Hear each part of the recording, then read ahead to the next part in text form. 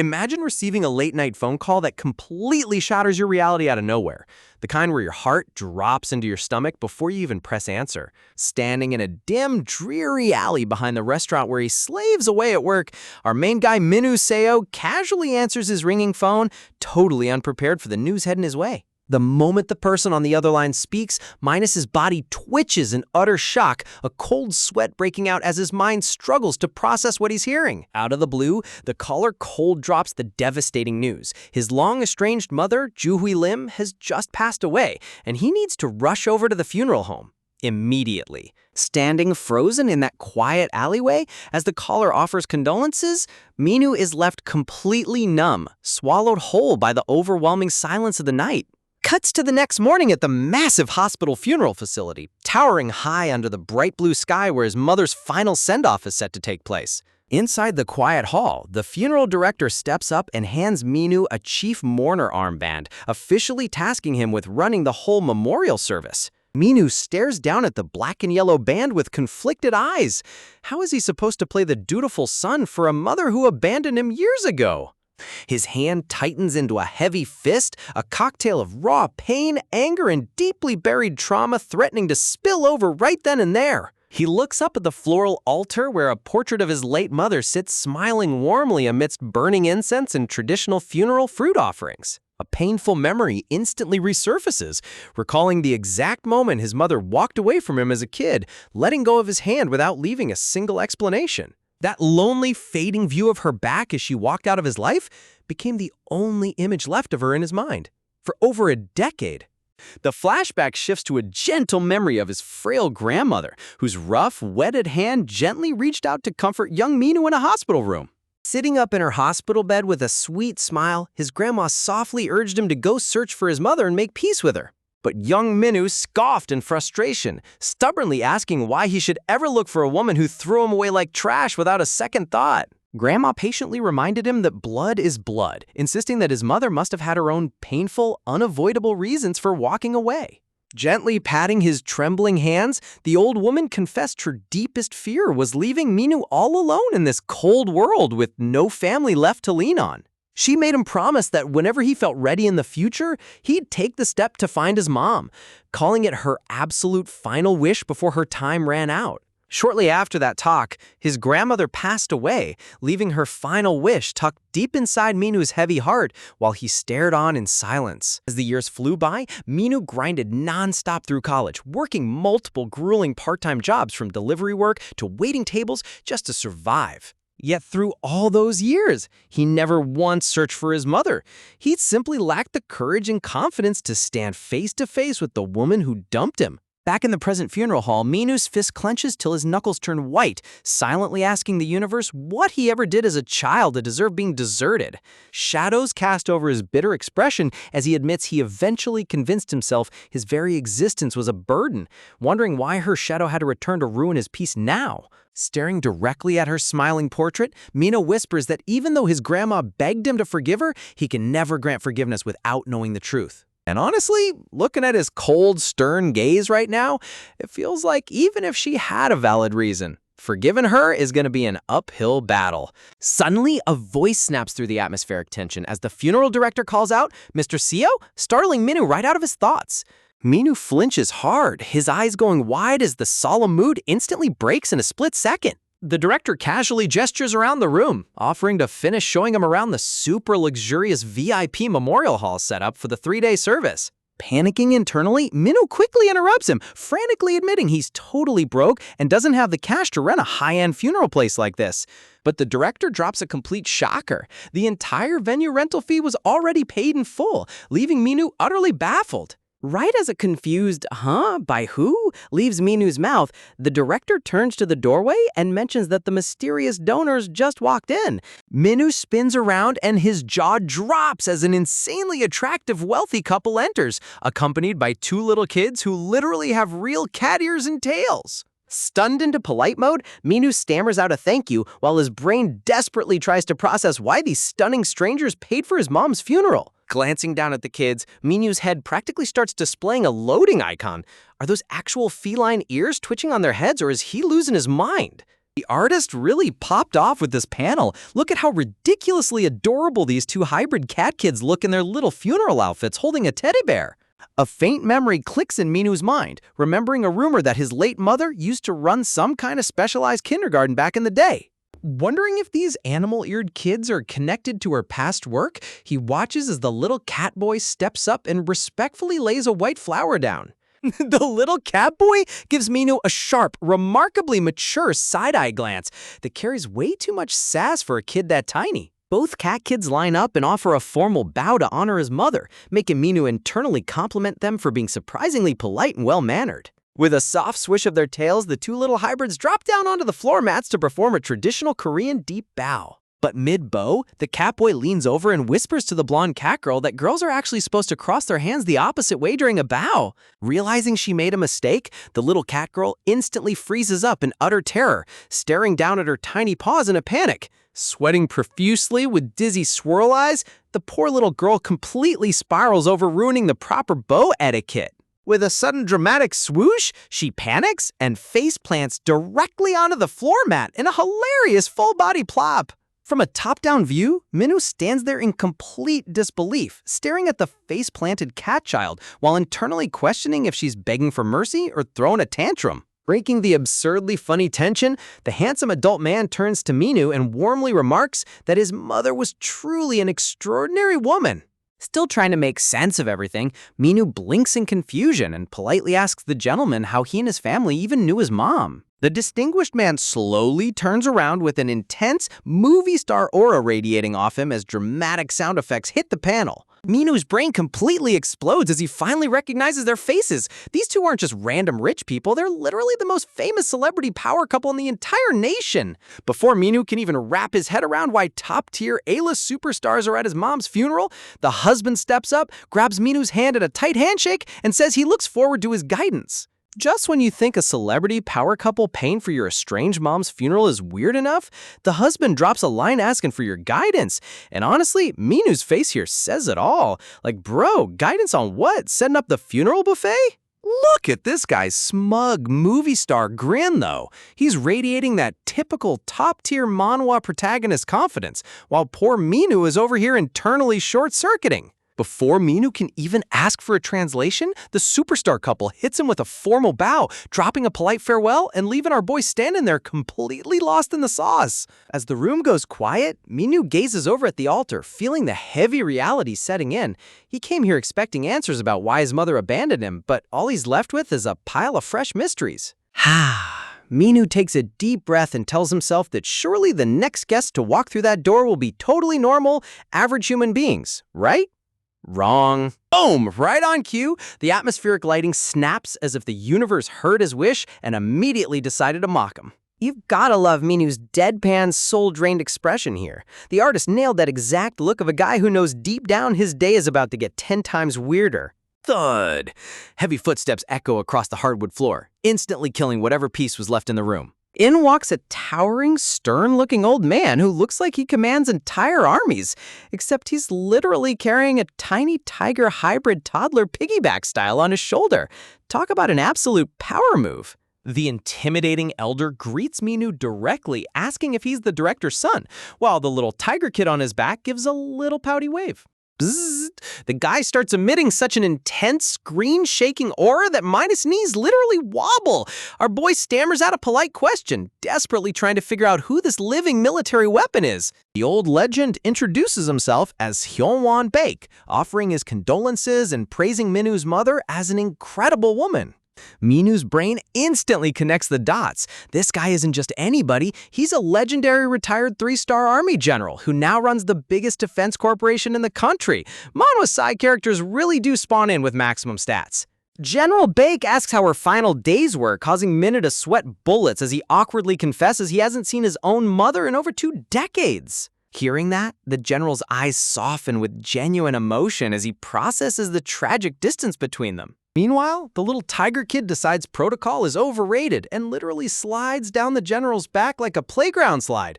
Minu can't help but stare, completely fascinated by this chaotic little creature. Stomp! General Baek and his tiny tiger companion drop to their knees together at the memorial altar to offer their respects. They stand side by side in deep reverence, with the little tiger kid's tail swishing back and forth in an adorable display of serious effort. Plop, the tiger kid tries to do a full traditional bow and ends up face-planting full force into the mat. Minu almost jumps out of his skin, praying the kid didn't just break his snout. The toddler lies there completely frozen in shame. Minu's wondering why he isn't getting up until he notices the kid's tiny fists clenching and trembling on the carpet. Spring! He pops up like a tiny fury-filled toaster, tears streaming down his face as he yells that he's only crying because his face hurts, not because he's sad.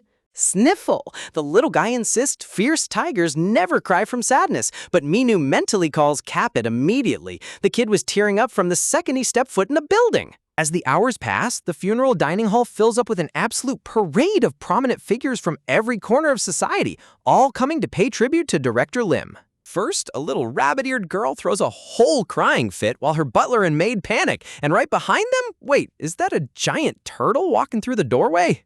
Yup, an actual turtle hybrid kid tucked safely inside his shell glides in alongside a bowing maid.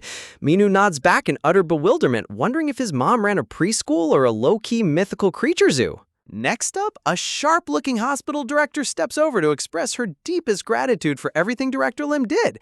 By this point, Minu's brain is so fried that a hospital chief attending barely registers as surprising.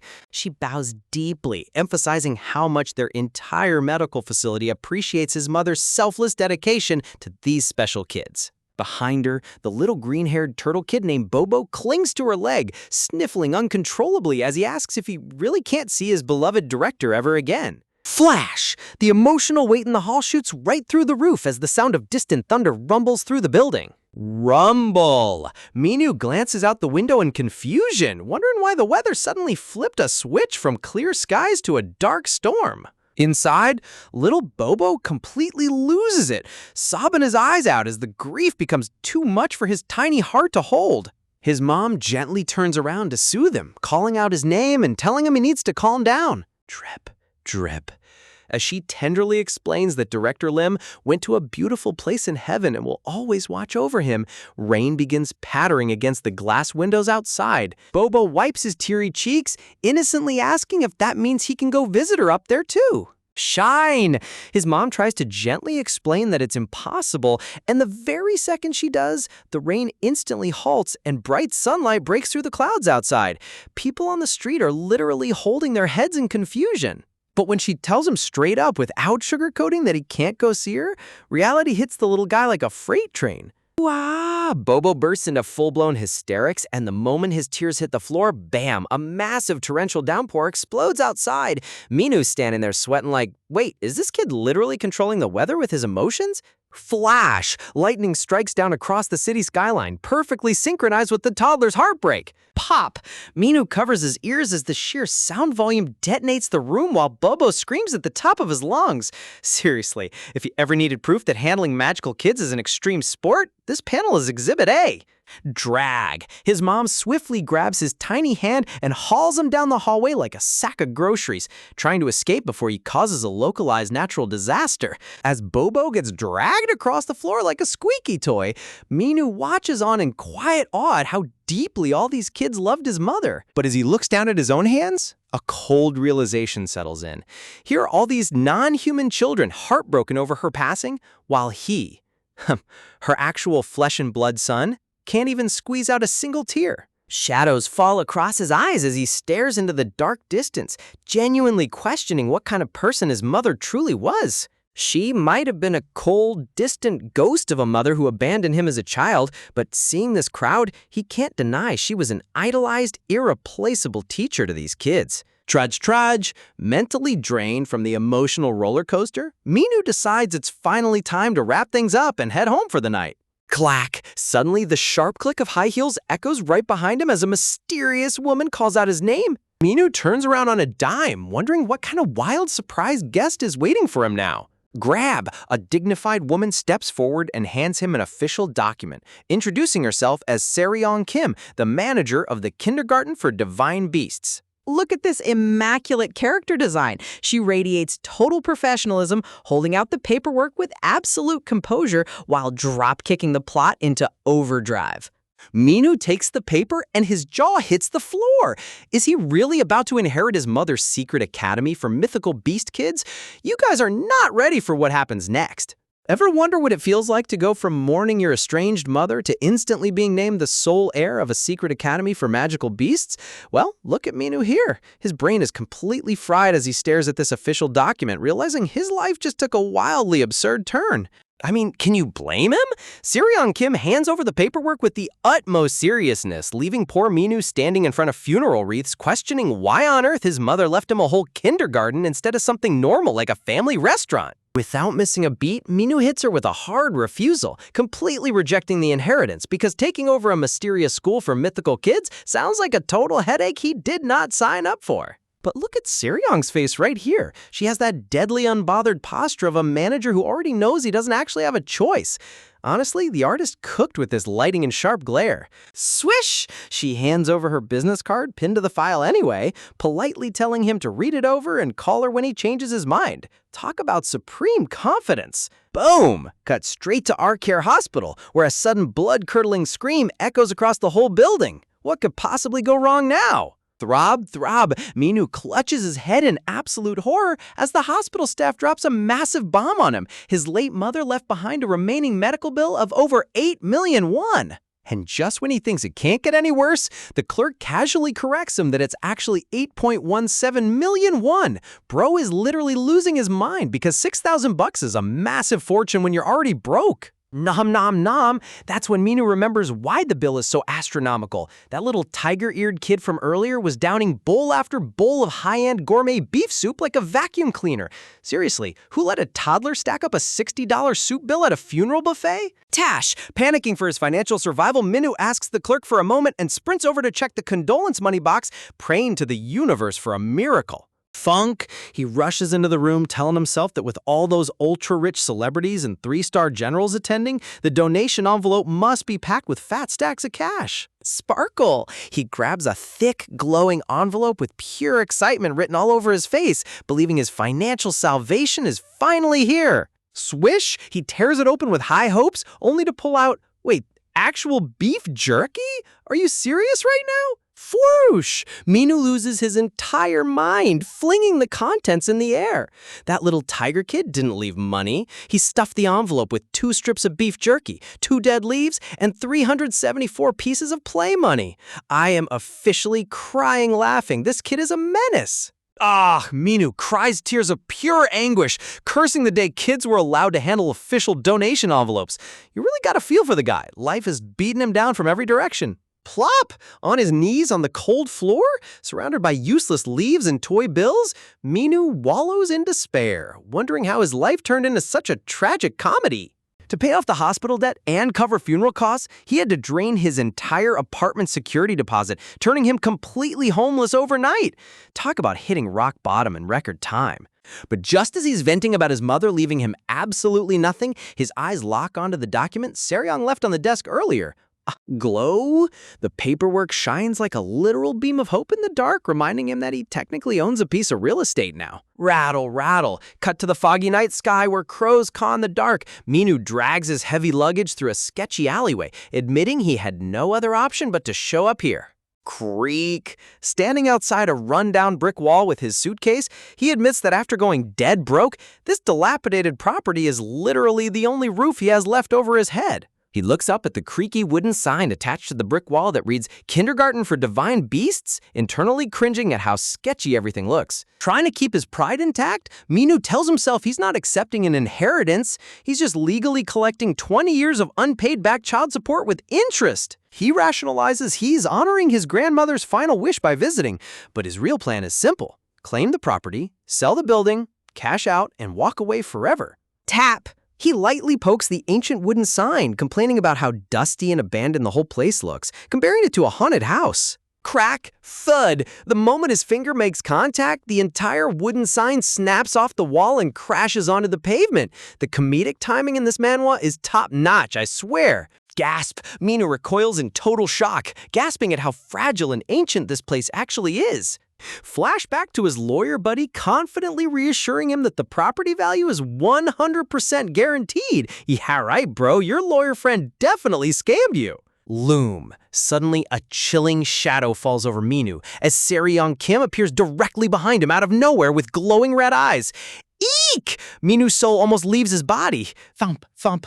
Minu clutches his wildly pounding heart, screaming in terror and asking her when on earth she snuck up behind him. Sweat dripping down his neck, he complains that she walks around like an actual ghost without making a single sound. Flinch! Seong gives him a stone-cold glare and casually points out that the sign he just broke was extremely expensive. Minu's face instantly drops.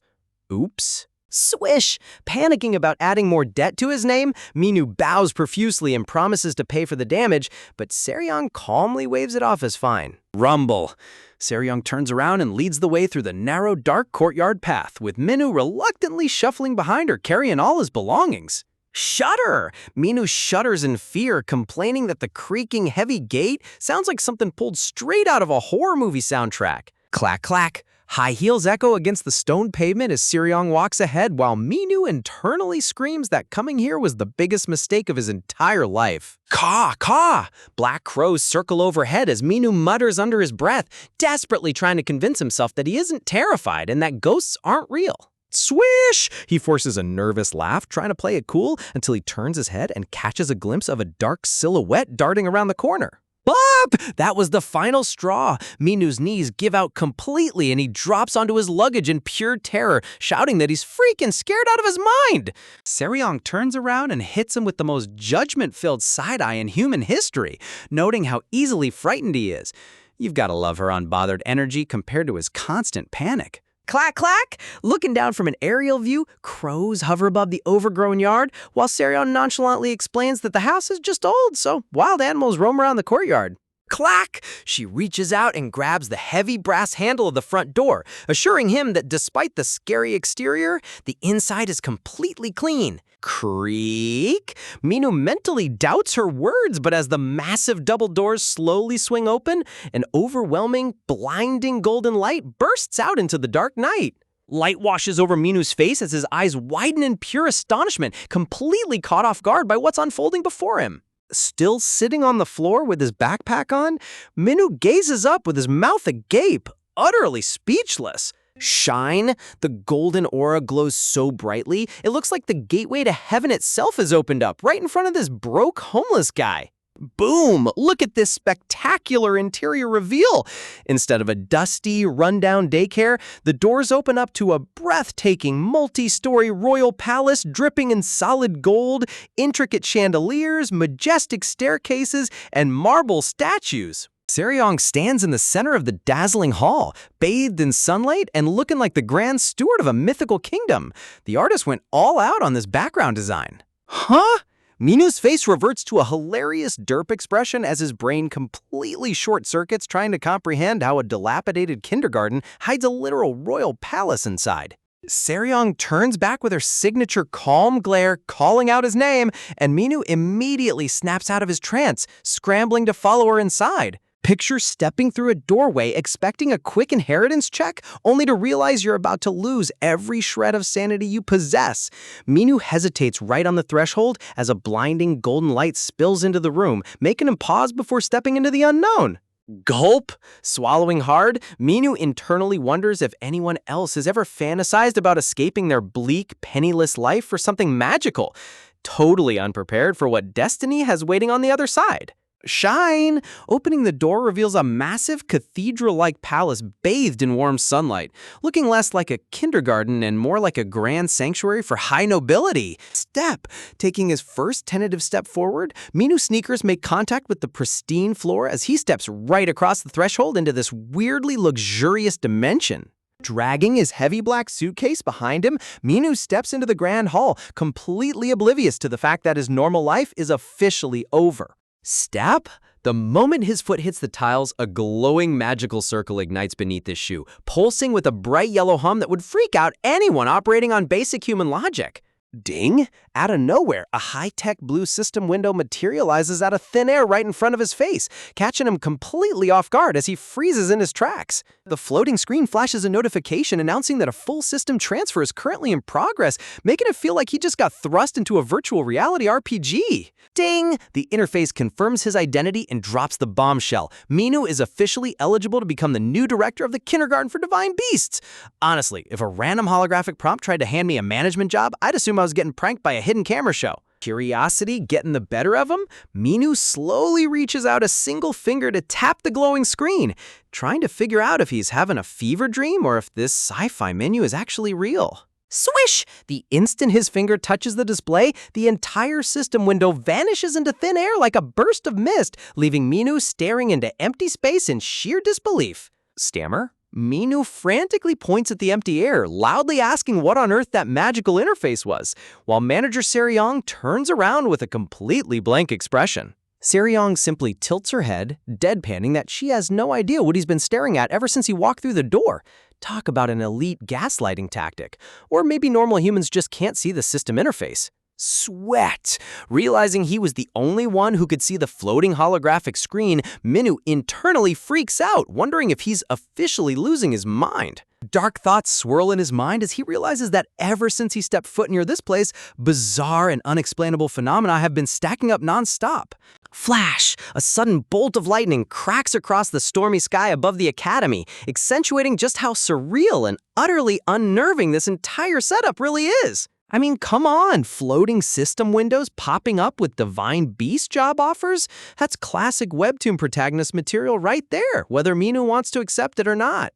Swish! Minu casts a sideways glance around the grand corridor, keeping his guard up as Seryong guides him deeper into the building. Stopping in front of a heavily decorated vintage elevator door, Minu stares in confusion, wondering why on earth a single-story building would even need a lift in the first place. Seryong explains that the former director custom-installed this piece, officially calling it the Arena Lift, or just the Arena for short, to facilitate rapid vertical transit. Minu incredulously questions why anyone would go out of their way to name an elevator in a one-story facility, privately concluding that the previous director was clearly throwing away money on useless flexing. Swish! Waving her hand smoothly, Seryong instructs him to follow her into the main office so they can review the finer details of his incoming inheritance.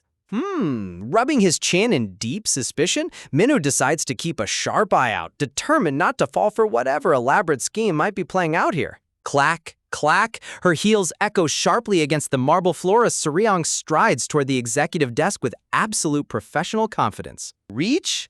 Admiring the lavish decor, Minu reaches out toward a stunning antique golden vase, marveling at how every single piece of furniture in this hallway oozes multi-million-dollar luxury. Glare. Before his fingers can even graze the porcelain, Seryong locks onto him with a terrifying stern gaze, silently reminding him that the antique sitting right there costs roughly 14 grand. You can practically hear his life flashing before his eyes in this moment. Swish! Lightening her demeanor in a flash, Seryong casually adds that he won't be billed if anything breaks, leaving a sweating Minu silently questioning if she's actually serious or just setting a trap. Clack! Sitting down behind a massive polished mahogany desk, Minu glances around the high-ceiling office, still baffled by how a place that looked completely run down from the outside could be so absurdly extravagant on the inside. Minu nervously asks if this institution is supposed to be some real-life version of Hogwarts, trying to make sense of the magical aesthetic surrounding him. Rattle? Unfazed by his bizarre question, Seryong calmly confirms that yes, for all practical purposes, you can consider this place one of Earth's few existing magical academies. Question marks practically hover over Minu's head as he stares at her, convinced this corporate-suited manager is pulling the most elaborate prank in history on him. Slide? Cutting straight to the point, Seryong slides an official clipboard across the polished desk, instructing him to thoroughly inspect the terms of the director contract. Minu quickly raises his hands in defense, insisting he has zero desire to run a school. He literally just showed up to collect his late relative's cash inheritance and call it a day. Bam! Seryong drops the real catch. One of the strict, non-negotiable clauses of the late director's will states that inheriting the property requires him to assume the role of director. Steepled fingers and a sharp smile, Seryong lays down the cold reality that if he refuses the director position, every single dime of the inheritance and all property claims become completely void. Glance, her gaze casually shifts down toward the massive black suitcase Minu dragged along, silently sizing up his financial desperation. She smoothly adds that accepting the position comes with complimentary luxury housing and meals directly on campus, noting that the former director lived in those exact quarters as well. Flinch. Minu's eyes widen in sheer shock as he internally screams, wondering how on earth she managed to figure out he was completely homeless and living out of a suitcase. Cheers! Immediately, Minu's imagination runs wild with visions of himself living like a billionaire playboy in a tuxedo, drinking fancy champagne under fireworks. Seriously, this guy's coping mechanisms and daydreams are top-tier comedy. Flip! Realizing he literally has nowhere else to sleep tonight, Minu tries to suppress his anxieties and begins skimming through the document page. The contract is suspiciously brief, explicitly stating two things. First, he gets full authority of the former director. Second, he inherits every single obligation and liability held by him. Reading those two simple lines sends Minu's soul floating into the cosmic abyss, instinctively feeling like he's about to sign away his entire life to something terrifying. Flip, flip! Minu frantically flips the clipboard back and forth, completely stunned that an official legal document conferring an entire magical estate consists of literally a single page. Still trying to wrap his head around the absurd simplicity of the document, Minu asks one more time what this establishment actually is, only for Seryong to plainly repeat, a kindergarten. Bzzzt! Seryong clarifies that it's a specialized educational facility designed specifically for divine beasts. The dramatic silhouette panel here with the glowing eyes makes these kids look like an elite villain squad rather than cute toddlers. She brightly adds that special animal-human hybrid children attend the academy, painting a cozy picture that sounds way too innocent given the dark aura we just saw. Sweat. Minu internally panics, desperately trying to discern whether divine beasts means he's going to be zookeeper to magical wild beasts or babysitter to overpowered super toddlers. When Minu asks about existing staff and qualifications, Seryong cheerfully drops another massive red flag. He needs 0 qualifications because she is currently the only employee working at the entire institution. Minu's face goes completely blank as the scam alarms sound loudly in his brain. No qualifications, single employee, magical kids. He's 100% convinced he's being set up. Zoom! Swoosh! Driven by pure survival instinct, Minu bolts toward the front exit like an Olympic sprinter, yelling that he'll let his non-existent lawyer review the contract first before getting back to her. Imagine being handed the keys to a multi-million-dollar estate, only for the manager to hit you with a tone that screams, "You're way out of your depth, kid."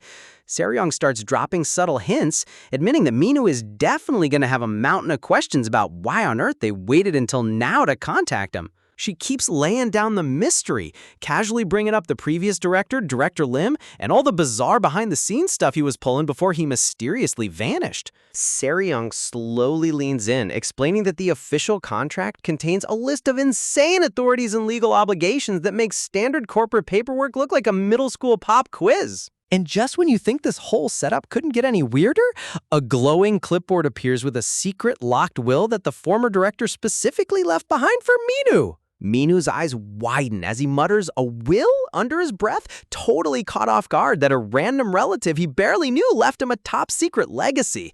Honestly, if my long-lost relative left me a secret magical will, I'd assume I was either inheriting a dragon or a massive tax debt. There's no in-between.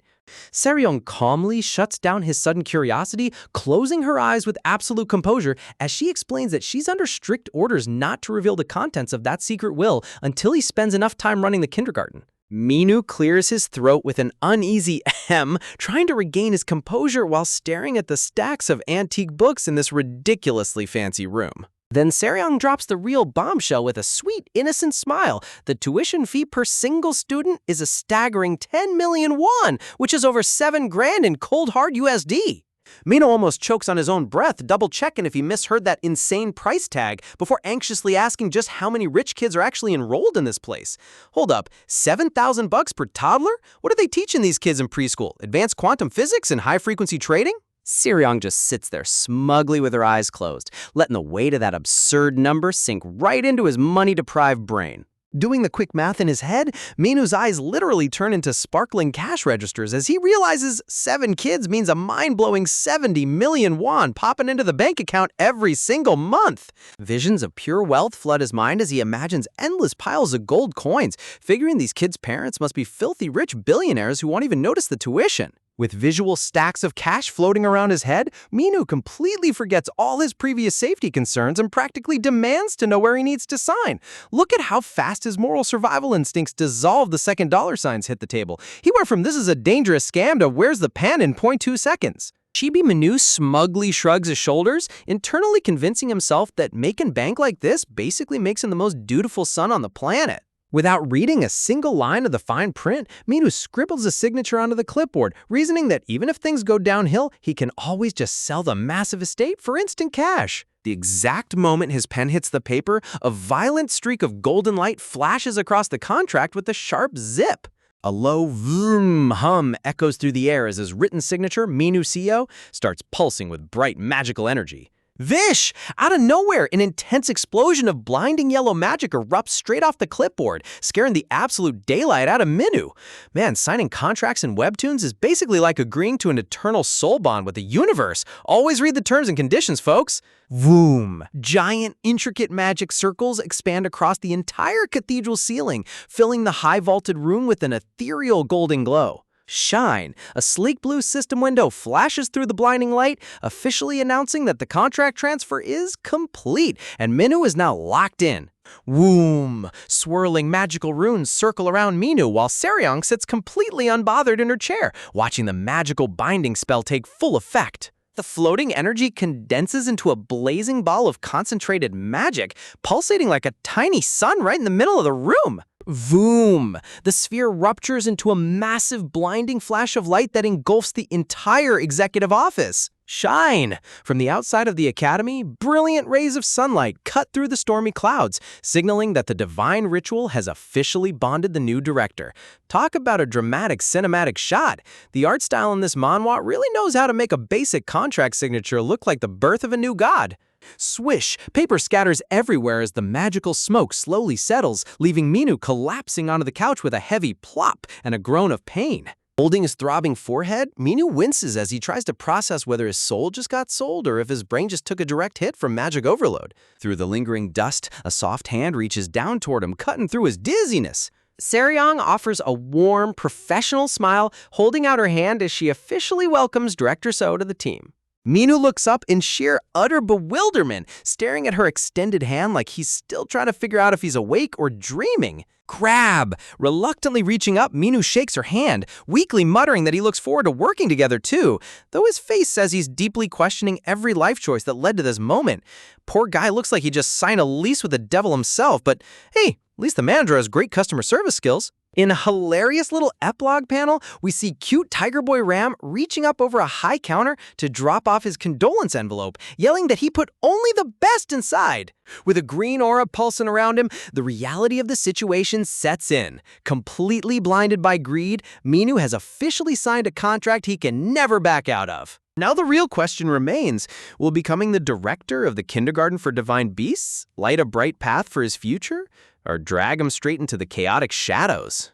Minu's romanticized imagination immediately takes over as a ridiculous shoujo background with blooming roses appears, picturing Seryong gazing into his eyes while pulling him up. Pro is already falling for the classic manager trope.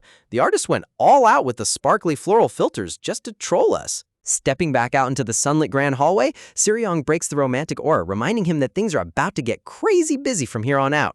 Step, step, as their footsteps echo along the marble corridor, Seryong casually informs him that their first urgent task is to recruit and hire a new teacher. Minu walks behind her with a totally deadpan drained expression, internally groaning that finding a teacher willing to deal with supernatural beast kids is going to be an absolute nightmare. Swish! Stopping before a pair of grand vintage wooden doors, Seryong introduces the portal room, casually mentioning that 2 of their enrolled students travel to school through this exact doorway. Minu's face completely flattens with question marks floating around his head as he internally screams, wondering if he just stumbled into an alternate fantasy dimension. Seryong gives him a sharp side-eye, dryly warning him not to pass out again when the portal opens, while Minu sweats bullets, promising to keep his feet glued to the floor. Seryong's casual sass is unmatched.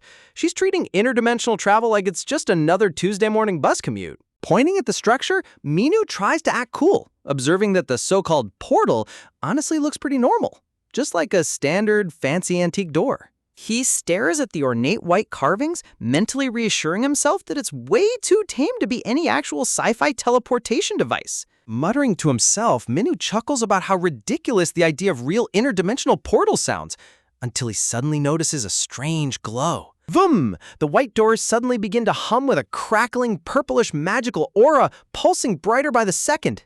Swish! With a dramatic burst, the heavy doors swing wide open as blinding white light floods the entire room.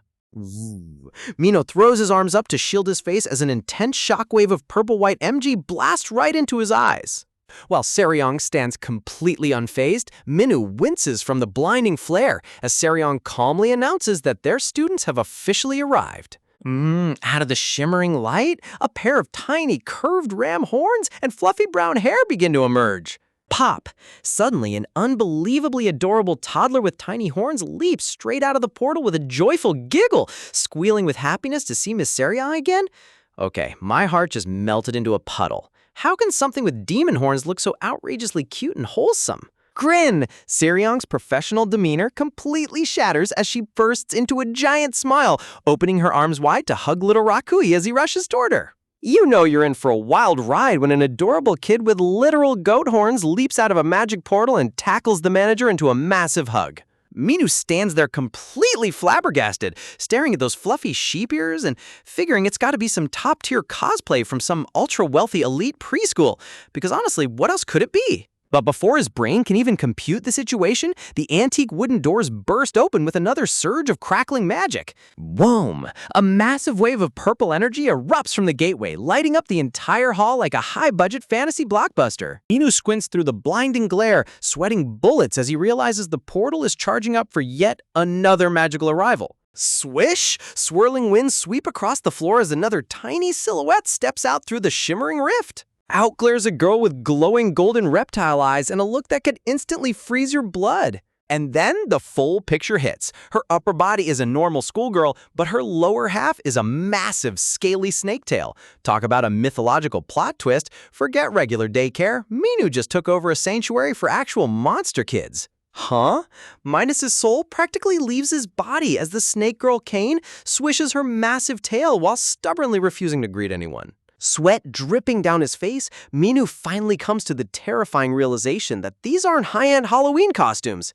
This is 100% real life. Both beast toddlers tilt their heads, unimpressed, casually inspecting Minu like he's an undercooked side dish rather than their new director. Little ram boy Rakui bursts into adorable confusion, while Kane flicks her snake tongue out in pure contempt. Honestly, her level of sass is an absolute mood.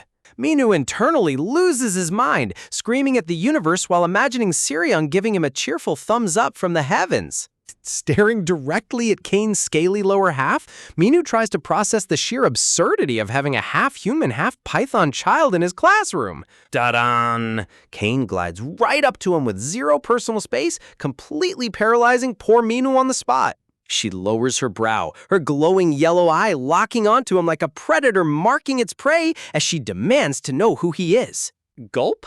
Minu swallows hard, trying his best not to show that he's low-key terrified of a toddler snake princess. Kane coils up comfortably on the wooden floor while Seryong plays with Rakui in the back, leaving Minu standing there like an awkward substitute teacher on day one. Kane casually points a finger at him, dryly declaring that she'll just call him Min. Question marks literally float around Minu's head as his authority as the new director is instantly demolished. Ticked off, Minu tries to pull rank and demand some basic respect, only for Kane to cross her arms and remind him that royalty doesn't bow to commoners. Fume! Flames of rage explode behind Minu as he yells at her to bring her parents right now. Though let's be real, arguing with a mythical snake toddler is definitely a new low point for him. Realizing he's fighting a losing battle, Minu awkwardly pulls Seryong aside for a quick private conference. He begs her for an explanation, but Seryong just hits him with the classic corporate line. Don't worry, you'll get used to it soon enough. A quick memory flashes through his head of walking into this trap with his suitcase, completely clueless about the chaos waiting for him. Replaying the last hour in his mind, Minu realizes his dream job of being a wealthy estate owner has turned into a total fantasy fever dream. Throwing his hands up in a hard pause gesture, Minu demands Seryong hold on for just 1 second. He freaks out, asking if these kids are literally the offspring of divine beasts, only for Seryong to judge him for phrasing it so rudely. Minu stammers that her vocabulary critique is not the main issue here. Flashbacks of the terrifying Tiger Boy rum covered in blazing spirit flames flash across his mind. He went from wanting to be a rich landlord to worrying about becoming Monster Chow. Seryong just casually brushes it off, picturing cute little Ram rolling around like a harmless house cat. Yeah, right? Tell that to his flaming aura. Minu yells that she should have disclosed the monster part before he signed, but Seryong smirks, pointing out she explicitly said it was an institution for divine beasts. He just assumed it was fancy marketing. Leaning in with a dark, devious smirk, Seryong reminds him that he swore on his mother's legacy never to back out. With a swift turn on her heels, she hands him his next assignment. Go pick up the rest of the kids using the preset GPS coordinates.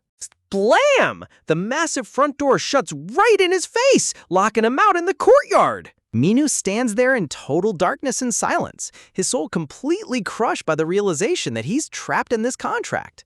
Looking up at the massive academy under the bright sun, he realizes there is no escape from his new life as a supernatural principal. Staring up at the telephone wires, Minu takes a deep breath and accepts that he just dug his own absolute grave. Back inside, little Rakui goes sprinting down the hallway shouting for Miss Kim, while Kane slithers along at her own relaxed pace. Rakui tilts his head, nervously asking if that weird guy is really their new boss, mentioning that they already have their beloved captain. Seryong looks down with a gentle, reassuring smile that instantly softens the room. She kneels down to comfort the sniffling kiddo, explaining that their captain had to step away for a bit, so Minu is just here to help run things. Kane lets out a heavy sigh, crossing her arms and blatantly announcing to the room that she already hates the new guy. Man, toughness runs deep in that snake blood. Seryong laughs it off and reminds them of the first rule of school, prompting Rakui to excitedly remember they have to wash their hands. Rakui dashes off to the sink in a high-speed race, while Kane maintains her smug demeanor, declaring that royalty never runs. Seryong watches them head off with a fond sigh before turning her attention to the back of the estate. Tap! She places her hand against a massive set of ornate wooden doors at the end of the corridor. Rumble! The giant doors creak open as an intense emerald green light erupts from within. Whoosh! Stepping into a breathtaking hidden sanctuary, the air fills with divine magic surrounding the sacred world tree Yggdrasil. Buzz! But deep within the glowing foliage, a massive swarm of deadly dark aura hornets begins to swarm around the ancient branches. Crash! Imagine trying to live a quiet life, only to find out monstrous giant hornets are ripping through dimensional rifts to steal your tree's sacred mana. Talk about a brutal Monday morning. Buzz! The sky tears wide open as an entire swarm of oversized, mana-starved bugs starts pouring through the cracks. Even high-tier perception-dampening magic isn't enough to stop these persistent pests. Clack-clack! Standing tall against the looming chaos, Seong Kim steps out into the courtyard, staring up at the ever-expanding void with absolute terrifying calm. Swish! A surge of brilliant green mana erupts around her as wind swirls through her hair. You can already tell she's about to make short work of whatever dares invade her sanctuary. Whoosh! Unveiling her sharp elf ears and glowing emerald eyes, Seryong cold-bloodedly vows to exterminate every single bug and retrieve the stolen scroll. Honestly, her suit and tie aesthetic mixed with high fantasy magic goes ridiculously hard. Cree! The giant hornets dive bomb straight toward her, screeching like absolute maniacs as they try to overwhelm the single target below. Rumble! Without breaking a sweat, Seryong thrusts her hand forward, summoning massive, thorned roots that shattering the stone pavement. Whoosh! She launches herself straight into the air like a lethal action hero, whipping giant vines around like weapons of mass destruction. Wham! Massive wooden stakes impale the swarm midair, blasting hornets left and right.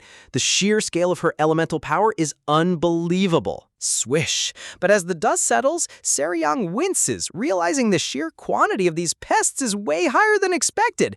Every 3 to 4 panels, this manhwa hits us with insane combat choreography, and I'm totally here for it. Slam! She slams her hand onto the ground, channeling another massive wave of green aura to keep the invasion at bay. Whoom! Colossal roots shoot up into the sky like natural skyscrapers, crushing everything caught in their path with absolute brutality. Smoke clears from the courtyard, revealing Seryong crouching low in a battle-ready stance while the area sizzles with lingering magic. Flinch, her sharp eyes suddenly widen as she senses something shifting in the air. These bugs aren't done yet. Whoosh! Out of nowhere, another wave of hornets breaks through the barrier, charge attacking with relentless momentum. Swish! She quickly forms a radiant bow out of pure vine energy, gritting her teeth as she realizes she needs to wrap this fight up before the kids arrive. Buzz! Aiming her bow at the incoming horde, she notes that the bugs aren't necessarily getting stronger, it's something far worse happening behind the scenes. Pull! Summoning the elemental spirit Sylph, she draws back the magical string, filling the arrow with a blinding green aura. Pew pew! She releases a barrage of luminous energy arrows that streak through the air like lethal homing missiles. Pierce! The glowing projectiles punch straight through the hardened carapaces of the giant hornets, dropping them out of the sky in droves. Shatter! Lowering her bow, Seryong confirms her terrifying theory. It's not that the enemies are leveling up, but rather the spirit world's protective barrier is rapidly decaying. Man, the artist really knows how to blend tense lore with epic combat visuals. Glow! Deep within the realm, the cursed world tree Yggdrasil stands enveloped in dark, decaying corruption, its condition deteriorating by the day. Pow! Seryong dodges another stray hornet while internally panicking. If the higher realm lores discover Yggdrasil is dying, the kindergarten will be instantly obliterated. Whoom! A hornet's razor-sharp stinger grazes right past her face, but her reaction time is absolutely top tier. Wham! She spins on her heel and delivers a devastating high kick coated in aura, obliterating the bug into literal dust. Talk about manager of the year energy. Cree! The remaining hornets pause in complete terror, realizing they picked a fight with the absolute wrong high elf today. Buzz! Suspended high in the air, Seryong glows like a vengeful deity looking down upon her helpless prey. Condensing her magic into a razor-sharp wind blade, she prepares her final strike to end the invasion once and for all. Glare! With a cold, unyielding stare, she resolves to protect Yggdrasil at all costs and purge every lingering spirit past from the premises. Slash, slash! She dashes forward at blinding speed, executing Wind Cutter to slice the remaining horde into microscopic pieces. Plop! Decapitated hornet corpses rain down from the sky, flopping onto the marble courtyard as the battle finally comes to a close. Swish! Seryong lands effortlessly on her feet, adjusting her suit jacket like she didn't just single-handedly massacre an entire army of extra-dimensional monsters. You've got to respect how unbothered she is after doing all that heavy lifting. Aerial view shows the aftermath. The giant roots dissolve back into nature while the courtyard returns to its peaceful state. Shine! Suddenly, a soft purple light flashes inside her pocket, signaling an incoming magical transmission. Float! She pulls out a floating geometric crystal device and calmly greets the speaker on the other end like nothing even happened. Float! Her colleague on the crystal asks if Director Minu is ready yet, but Seryong reminds him that the poor guy literally just found out about all this less than 24 hours ago. Shudder.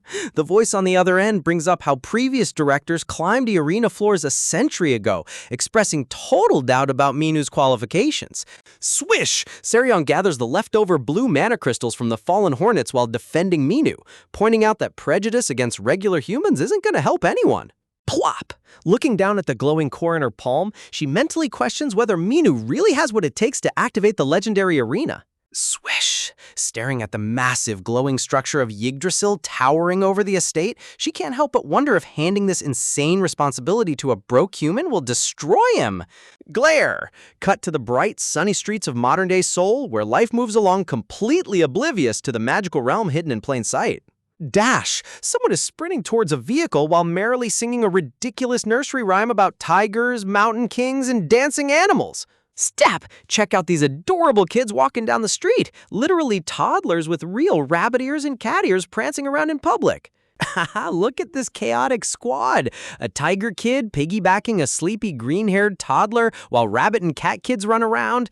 The contrast between terrifying high fantasy battles and cute slice-of-life daycare energy is hilarious. Cut back to the main Seoul overpass where the daily commuter traffic is crawling along under the bright morning sun. Vroom! A bright yellow kindergarten van cruises down the highway, carrying one very confused, deeply traumatized driver behind the wheel. It's poor Minu! He's gripping the steering wheel for dear life, losing his mind over portals, snake-tailed kids, and his late mother's insane secret legacy. Wow, flashback to the ridiculously sketchy recruitment flyer.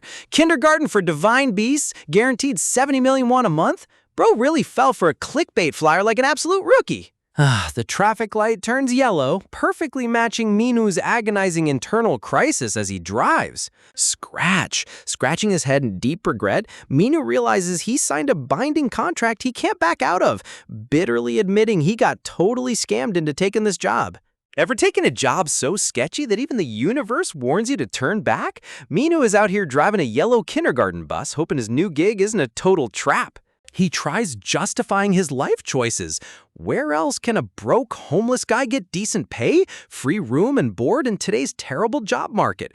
Sure, the job listing looked completely suspicious, but money talks. Sob, but as tears stream down his face, Minu internally panics, realizing he might have just sold his soul to a magical contract. Suddenly, he remembers that floating system notification mentioning he unlocked a brand new skill. He thinks to himself, there's no way a real-life video game menu actually pops up just because he says the magic word, right? Without hesitating, he yells out, "Skill!" Ding! A glowing blue holographic screen materializes directly in front of his face mid-drive. Talk about an OSHA hazard. Who thought spawning system windows while behind the wheel was a good idea? Scree! Thunk. Caught completely off guard, Minu slams on the brakes, sending the yellow van skidding across the asphalt like an action movie stunt driver. Beep beep. Furious drivers behind him start blaring their horns, screaming out their windows at him for stopping in the middle of traffic. Man, Korean road rage is no joke. Minu clings to the steering wheel for dear life, his heart practically leaping out of his chest. He had zero clue the game system would take his voice commands so literally. Staring at the floating text, he realizes it isn't an illusion. The window displays his new SS rank unique skill called Link, allowing him to copy the abilities of the staff and B students, if specific conditions are met, of course. Minu strokes his chin, pondering what kind of insane conditions he'll need to satisfy to steal powers from literal, mythical creatures. Honestly, this guy's progression path is shaping up to be ridiculously overpowered. Da-da! Cut to the pickup spot, where a feisty little tiger kid named Ram Beck stands tall with his hands on his hips, carrying a sleepy green-haired turtle kid on his back, while shouting that the captain is 11 minutes late. Shrug, Minu steps out of the van, bowing repeatedly to apologize to the crowd of waiting parents and kids for his accidental delay. Meanwhile, regular human onlookers nearby gush over how cute the kids look, wishing they could send their own children to this school. Little do they know, Minu is internally screaming that only literal divine beasts are allowed here. Ram's sweet mother chuckles softly, introducing her energetic son Ram and the 4-year-old turtle boy Bobo snoozing on his back. Look at how wholesome this moment is before the fantasy chaos inevitably strikes. Ram proudly introduces himself with a bright, razor-fang smile, while poor little Bobo is completely passed out, catching Z's like a champion. Minu awkwardly asks why a 4-year-old speaks like a seasoned military commander, and his mom laughs it off, explaining his dad is a soldier, so Ram loves playing military dress-up. Glance, she gives Minu a warm smile, letting him know that she'll also be accompanying the kids on the commute from now on to make sure everything goes smoothly. Shine! Suddenly, 2 ultra-adorable cat-eared siblings step forward, 5-year-old Siu and 3-year-old Miu hugging a plush teddy bear, politely greeting their new director. Ram's mom leans in to explain that the cat twins' parents are super famous celebrities, making it impossible for them to do public drop-offs without causing a media frenzy. Pew pew! Minu stares at the glittering cat kids, mentally noting that their celebrity pedigree gives them a literal main character glow. The artist really went overboard with these sparkle effects, but honestly, I'm not complaining. Minu crouches down to eye level, flashing a gentle smile as he greets the tiny cat girl and her protective older brother. Peek! Miyu hides shyly behind Sinu, peeking out with wide, innocent eyes. Realizing she's just a bit timid, Minu warmly ushers all the kids into the vehicle. The Guardian reminds Minu that today is Miyu's very first day at the kindergarten, asking him to keep an extra watchful eye on her. Stomp! Out of nowhere, a furious foot slams into the pavement, causing Minu to jump in surprise as a loud, demanding voice questions if he is really the director? Humph! Enter Ayang-jo, a sassy 5-year-old rabbit girl with twin tails and bunny ears, crossing her arms and declaring that she refuses to accept this random guy as her director. Instead of being intimidated, Minu puts on a villainous shadowed smirk, chuckling that it's too late because he's already officially hired.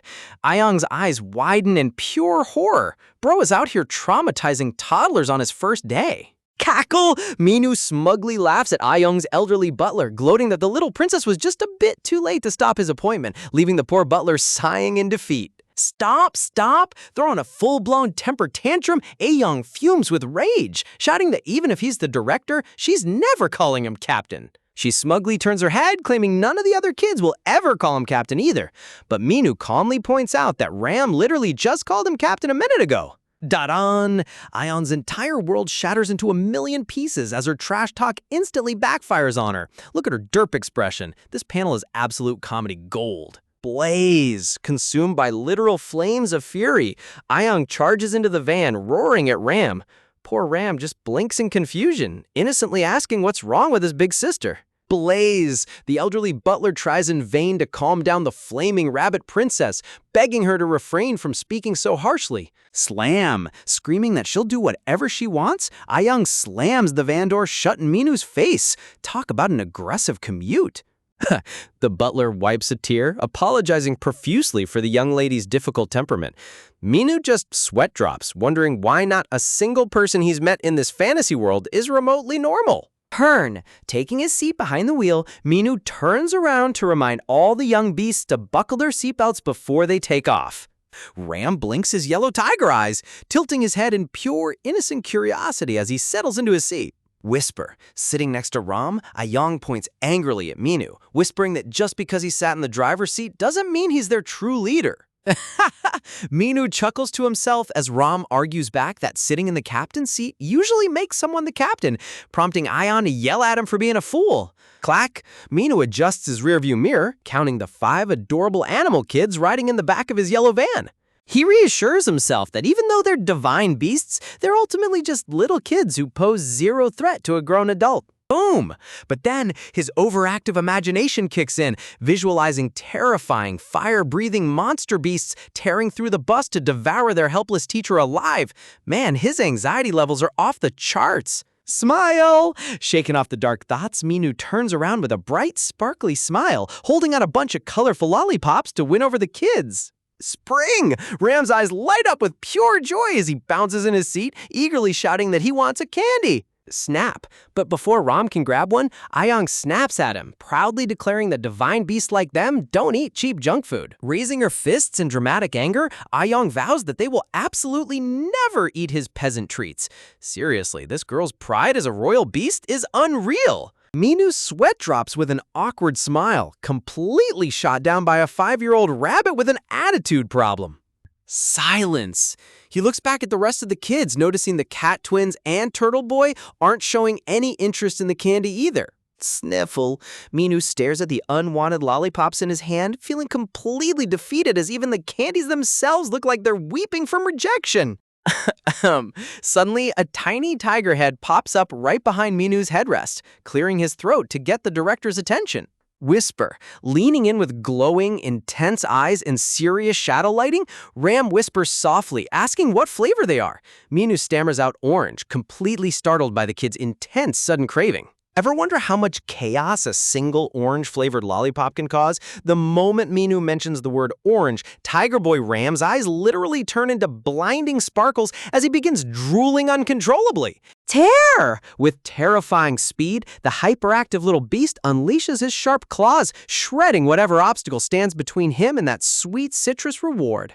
Ooh-ah! Minu shrieks in pure horror as Ram's claws rip straight through the heavy leather of the driver's seat. Talk about an extreme safety violation. The guy is literally 1 second away from getting impaled mid-commute. Sweat pouring down his face, Minu nervously glances back, begging Ram to return to his seat before he accidentally carves his new boss into human confetti. Ram reluctantly plops back into his chair, sulking in total disappointment, while sassy Rabbit Princess Ayong crosses her arms, looking like she utterly despises the driver. Swish! Taking pity on the dramatic tiger cub and low-key fearing for his life, Minu discreetly slides an orange lollipop onto Ram's lap like a top-secret contraband deal. Shh! Turning around with a smooth, mischievous grin, Minu places a finger over his lips, signaling the tiger kid to keep this sweet bribery strictly on the low. Internally, though, Minu is practically praying to every divine power that Ram decides to feast on the lollipop instead of gnawing on his bones later. Seriously, bribing toddlers with high-grade sugar while driving a bus? That's peak survival instincts right there. Sparkle! Ram stares at the glowing orange candy cupped in his tiny hands, completely mesmerized as delicate little flowers bloom around his adorable head. Smile! Forgetting all about his military commander persona, the thrilled little tiger flashes a massive fanged grin with a proud thumbs up. Drop. A single tear of emotional relief trickles down Minus's cheek as he drives, comforting himself that as long as the kids are happy, his terrifying ordeal is worth it. Ding! Suddenly, a bright holographic notification flashes beside him, revealing that his bond with Ram is slightly increased, officially unlocking his SS rank skill, Link. Ding! The system panel displays his new reward, Super Strength D, granting him 10 minutes of superhuman power with a 3-hour cooldown. Da-dun! But before he can even celebrate, a flashy system banner pops up, congratulating him for earning the grand right to enter the legendary arena. Ding! The quest panel abruptly issues a mandatory objective. Floor 1 of the arena is officially open, and Minu must ascend it alongside his young Divine Beast students. Gasp! Minu panics behind the wheel, staring at the floating text in complete disbelief as the game system keeps piling insane quests onto his first day at work. He remembers that mysterious, antique-looking elevator sitting quietly in the kindergarten lobby, wondering if that fancy lift is actually the entrance to this death trap. Tap, tap. Frantic, Minu aggressively taps the screen, demanding the interface give him a proper explanation instead of leaving him in the dark. But no matter how hard he presses, the screen completely freezes up, refusing to offer a single extra clue. Talk about awful customer service from a fantasy system. Minu groans in frustration, staring back at the windshield in total bewilderment over what kind of twisted game he's been dragged into. Plop! Cut to a box of fresh vegetables tumbling over, spilling ripe tomatoes, carrots, and potatoes all across the floor. Teacher Seryong stands frozen in the lobby as oranges roll past her heels, her sharp eyes fixed on the mysterious structure down the hall. Shine! A radiant beam of light bursts through the seams of the massive, ornate elevator doors, illuminating the entire lobby in a surreal golden glow. Ding! The vintage floor dial above the door shifts to number 1, accompanied by a dire system alert issuing a strict 24-hour time limit to complete the quest. A dark vision of a terrifying concrete labyrinth appears, with shadow crows circling over narrow, oppressive walls, while sinister text echoes how Minu was backed into a corner. Gulp. Minu envisions himself nervously walking through the pitch-black maze while holding hands with Ram and Ayong, swallowing hard as dread grips his chest.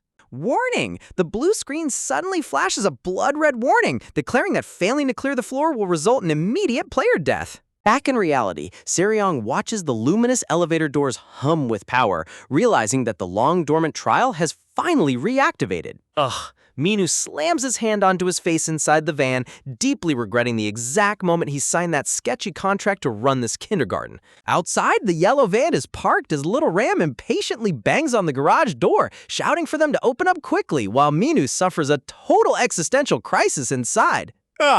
Clutching his head in agony, Minu stares at the red death threat, trying his absolute best to process the fatal stakes hanging over his head. Bang, bang! Losing his absolute mind, Minu repeatedly slams his head against the steering wheel, screaming out why the system has to drop life or death bombs without giving him an instruction manual. Knock, knock.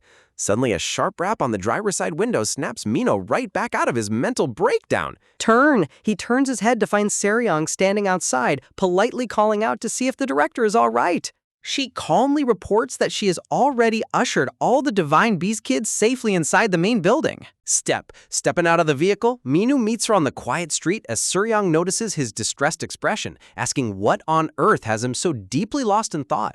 Minu glances sideways, his mind racing as he tries to figure out how to bring up the magical system screen without sounding totally unhinged. Scratch! Hesitantly scratching his neck, he asks if she happens to know anything about a mysterious place called the Arena opening up. Flash! Suryong's eyes widen in pure shock, her cheeks flushing red as she tightly clutches little Bobo the turtle in her arms. Sparkle? Minu's sweat drops, completely bewildered by why his stoic female colleague is suddenly glowing with intense excitement over a death trap. Gasp! Trying to stay focused, Minu casually asks her to spill all the details regarding that fancy elevator in the lobby. Ahem. Suryong clears her throat, instantly switching back to her formal, dignified persona as her expression grows solemn. She explains that the Arena lift is actually an ancient divine beast evaluation trial that reshapes itself once every 100 years. Glow. Rays of warm light filter through the intricate ironwork of the lobby's elevator doors, radiating an aura of ancient, forgotten magic. Roar! Illustrating her point, a majestic dragon-like beast roars toward the heavens as Suryong explains that each cleared floor unlocks the next, though no living soul knows what horrors lie inside.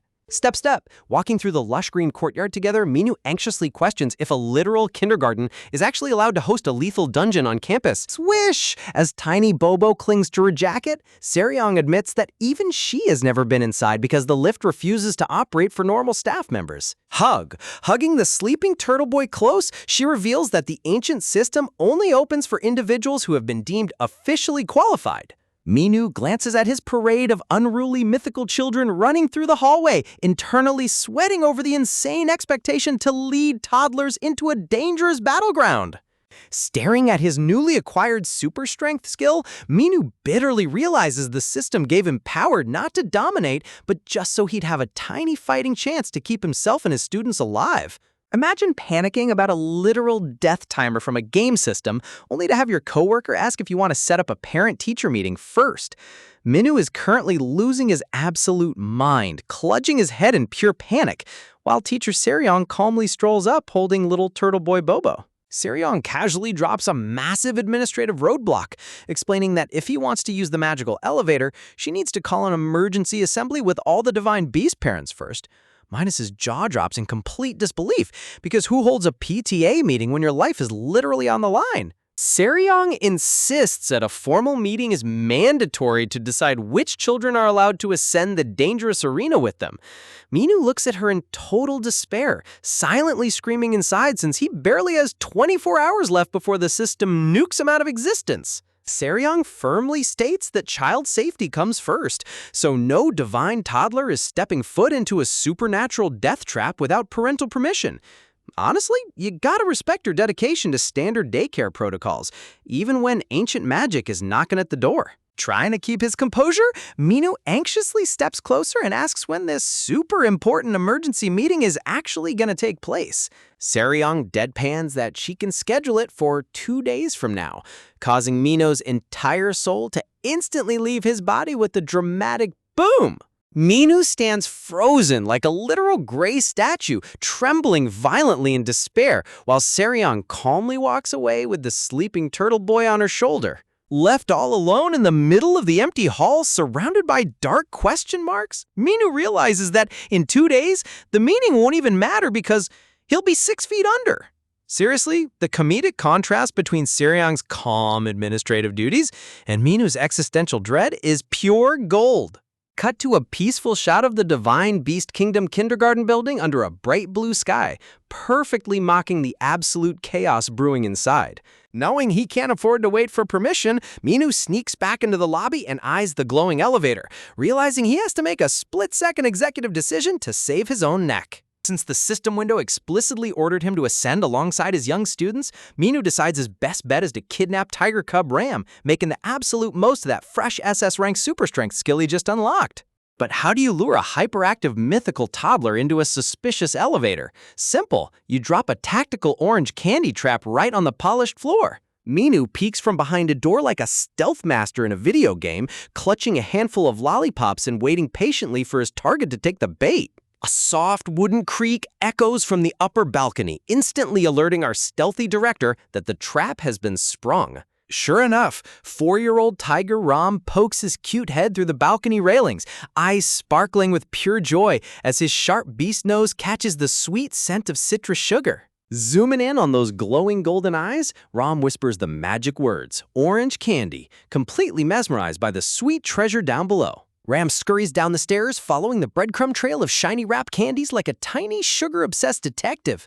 Scooping up the treats with a happy giggle, Ram feels like he hit the ultimate jackpot, blissfully unaware of the tall figure looming right behind him. Feeling a sudden shadow fall over him, the tiger cub stops dead in his tracks and slowly tilts his head up. Minu leans down with a shadowy, super suspicious villain smile, holding out his hand and asking the kid if he wants to take a little trip together. Man, if you saw a guy smiling like that in a dark hallway, you'd run for the hills. Ram stares at him with wide, unblinking eyes, his wild tiger instincts instantly going into high alert mode. Backing away with a protective growl, Ram flat out refuses, bluntly telling Minu that his face looks way too shady right now to be trusted. Realizing the kid's instincts are sharper than a razor blade, Minu aggressively tries to bribe him with 3 extra candies, but little Ram is a master negotiator and immediately demands 5 instead. Minu lets out a defeated sigh and agrees to the deal, sending Ram into a cheerful victory dance right in front of the vintage elevator dial. With the bribery complete, Minu and Ram step into the glowing elevator platform together until a sudden swoosh of wind makes Minu turn his head in total shock. Out of nowhere, sassy rabbit Princess Ayong flies through the air, screaming her battle cry and landing a brutal flying dropkick straight into Mina's face. With a painful crunch, Mina's jaw takes the full force of a divine rabbit kick, sending him flying back in pure cartoon agony. Behind them, the heavy metallic elevator gates suddenly slam shut with a loud, ominous thunk. Ayong pummels Minus's head like a speed bag, accusing him of trying to bribe Ram with cheap snacks, while Ram casually licks his lollipop, complaining that her grand entry scared him. She forcefully grabs Minu's cheeks and pulls his face every which way, demanding he state his business and screaming at him to get off the ride immediately. Talk about zero respect for the kindergarten director. Ayong dramatically vows to hold down the evil kidnapper while ordering Ram to run away, creating a massive nest of dust while Ram just stands there, cluelessly enjoying his orange treat. But in the middle of all the scuffling, a bright light illuminates the back of the elevator, highlighting a giant vintage mechanical control wheel and lever. Suddenly, a massive metallic thunk shakes the entire shaft as the floor beneath them violently locks into place, catching both Minu and Ayong completely off guard. Minu panics, holding the little rabbit girl in his arms like a shield while trembling in fear, asking if Ram just went and pulled the master lever.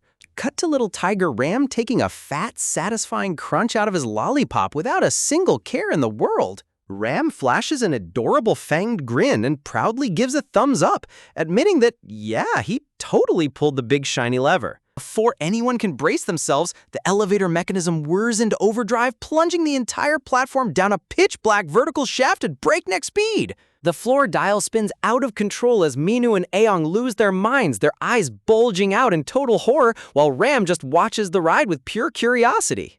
Minu and Ayong scream at the top of their lungs as wind rushes past them, creating the ultimate chaotic theme park drop experience. A blinding flash of golden light bursts through the bottom of the shaft as the lift finally hits its destination floor. With a sharp mechanical ding, the vintage floor dial locks firmly onto floor 1, signaling the end of their terrifying descent. Gasping for air, a traumatized Minu clutches both Ram and Ayong tightly to his chest, relieved that they didn't just crash and turn into human pancakes. The heavy iron elevator gates slide open with a loud thunk, revealing a cold, oppressive concrete wall right in front of them. Minu sits dazed on the wooden floor, holding both divine toddlers, while his dropped lollipop rolls away across the planks. Gulping nervously, Minu steels his resolve, knowing that whatever lies behind that door is going to test every single skill he's got. Stepping out of the lift, a massive dark overhead shot reveals an endless, grim concrete labyrinth stretching out into the gloomy shadows.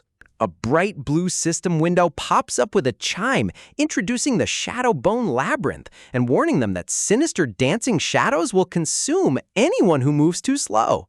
Minu gazes at the towering concrete walls with a sweat drop, while Ram excitedly pumps his tiny fists, thrilled to explore what he thinks is just a fun giant maze. Looking down a creepy, narrow corridor with torn red banners hanging from above, Minu anxiously wonders if they're even heading in the right direction. Ram confidently marches forward, explaining that all you gotta do in a maze is keep your right hand on the wall, proudly revealing that Captain Juhui taught him that top-tier navigation trick. Young confidently leads the way down the gloomy hallway with her tiny hand pressed against the cold concrete, insisting that her captain's golden rule for escaping mazes has never failed before. Minu trudges behind her with the toddlers in tow, heavily questioning this strategy after dragging their feet through identical corridors for over an hour while their stomachs rumble in total defeat. Just as hope completely fades, little Tiger Ram points his tiny paw down the corridor with a wild gasp, spotting a brilliant blue portal swirling right in front of them. Ram bolts straight toward the glowing gateway, cheering in victory, while Ayong furiously sprints behind him, shouting that she was actually the one who found it first.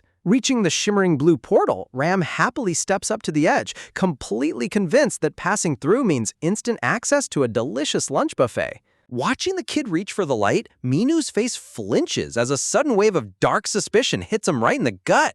Acting purely on survival instinct, Minu dives forward and yanks Ram back by his denim overalls just seconds before his tiny hand touches the swirling energy. Suspended in midair, the little tiger cub turns around with a massive pout, deeply offended that his snack break was just ruthlessly canceled. Right on cue, a bright blue system window chimes with a brutal reality check, revealing that this was a fake exit designed to trap victims in a 24-hour hallucinatory nightmare. Honestly, shout out to System UI notifications for coming through in the clutch, because taking a 24-hour magic nap with a death timer ticking down would have been an absolute game over. Minu wipes a bead of sweat off his face, wiping away the cold chill that just ran down his spine after realizing how close they came to utter disaster. Turning back to the kids, Minu breaks the bad news that the portal is a trap, ordering them to turn back and retrace their steps through the labyrinth. Ayong dramatically screams at him like he's an absolute villain for making them walk more, while Ram's stomach lets out a tragic growl of complete starvation. Minu forces a strained smile while screaming internally, realizing that keeping two divine toddlers happy while trapped in a death maze is harder than fighting actual monsters. Staring up at the towering concrete walls from a wide angle, Minu feels a surge of genuine panic as he realizes they are running completely out of time. Tired of playing by the maze's rules, a desperate idea pops into his head. Why spend hours looking for a path when he can just punch a hole straight through the walls? Eyeballing the thick concrete barrier, Minu pauses to wonder how a normal guy is supposed to manually trigger an SS rank super strength buff in real life. Concentrating with all his might, a blinding golden light flashes in his eyes as the system forcefully activates his brand new physical skill. Golden flames ripple across his palms as warm, explosive energy begins circulating through his hands and forearms. Raw magical power erupts around Minu in a fiery column of light, wrapping around his entire body like an invincible armor aura. Dropping into a classic shonen action stance with glowing golden eyes, Minu looks like he's about to power up to Super Saiyan right in the middle of a daycare field trip. Sensation surges through every single cell in his body, making him feel completely unstoppable for the first time since entering this crazy world. A system window chimes to inform him that being right next to his divine beast target maxes out his skill efficiency at a full 100%. Clenching his fiery fist, Minu literally feels like Tony the Tiger on high-octane fuel, grinning as he realizes this SS rank buff isn't just for show. Savoring the absurd power spike, Minu smirks devilishly and tells the kids to stand back, while he demonstrates some true adult force. With a high-speed wind-up, Minu pulls his glowing fist back and swings forward with pure, explosive momentum. Kapow! His fist slams directly into the reinforced wall with a deafening blast that shakes the entire corridor to its core. Ram cheerfully claps his little hands in pure awe, while Ayong just stands there completely unamused, casually waiting for the massive smoke cloud to clear. Deep fractures burst across the concrete surface, sending heavy stone rubble crumbling down into the dark abyss beyond. Leaping straight through the newly created opening, Minu prepares to triumphantly lead his students through the shortcut. But instead of a clean path to the exit, a terrifying army of glowing red-eyed skeletons emerges from the dark gloom on the other side. Minu and the kids freeze dead in their tracks, staring in utter disbelief as the reanimated Bone Squad lets out a bone-chilling collective screech. With a thunderous rumble, the skeleton horde surges forward like a tidal wave, forcing Minu to scoop up both toddlers and sprint for his absolute life. Deep mechanical thunks echo through the facility as the labyrinth's automated defense protocols suddenly trigger from the structural damage. Massive concrete ceiling blocks snap off and come crashing down, crushing the pathway behind them with violent cracks. Boom! The floor beneath them completely ruptures, launching Minu and the kids into the air amidst a shower of flying stone debris. While Minu screams in pure, unadulterated terror, Little Ram literally treats the chaotic explosion like a fun theme park roller coaster. You gotta love toddler logic. Falling to your potential doom is just high-tier entertainment for divine beasts. Hitting the ground running, Minu pushes his legs to the absolute limit as the relentless skeleton horde continues to gain ground behind them. His sneakers slam onto the concrete with heavy thuds, driving every ounce of super strength into raw sprinting speed. Gasping frantically for breath, Minu loudly complains that nobody ever put fighting reanimated undead legions in the official job description for kindergarten director. A system window pops up to classify the chattering mob as one-star skeletons, individually weak but downright lethal when swarming in massive numbers. Ram innocently asks why the spooky bones are playing tag, while Ayong proudly lectures him that this is a sacred trial every great divine beast must overcome. Whew. Huffing and puffing while carrying 2 human sandbags, Minu silently wishes he could swap places with the toddlers who are casually having a philosophy debate. Cut to a dramatic memory of Ayong's pristine butler, who apparently filled her head with majestic noble speeches about rising above life's hardships. Ram gets so inspired by the lecture that he literally imagines transforming into a military fighter jet, while Minu fumes inside over doing all the heavy cardio.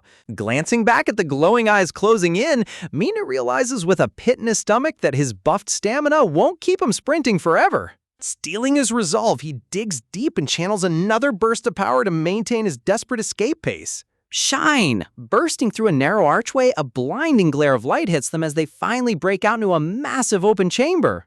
Minu skids to a sudden halt, taking in the gargantuan scale of the central arena and realizing it would take a full week just to map the whole room out. Before he can even process the view, Ayong furiously screams at him to stop sightseeing because the screeching skeleton army is currently tumbling right out of the tunnel behind him. If you thought taking a peaceful walk in a fantasy dungeon was easy, try doing it with 2 overpowered toddler gods on your hip while running for your life. With a sharp swish, Minu digs his sneakers into the floor and dashes forward at top speed, knowing every single second counts.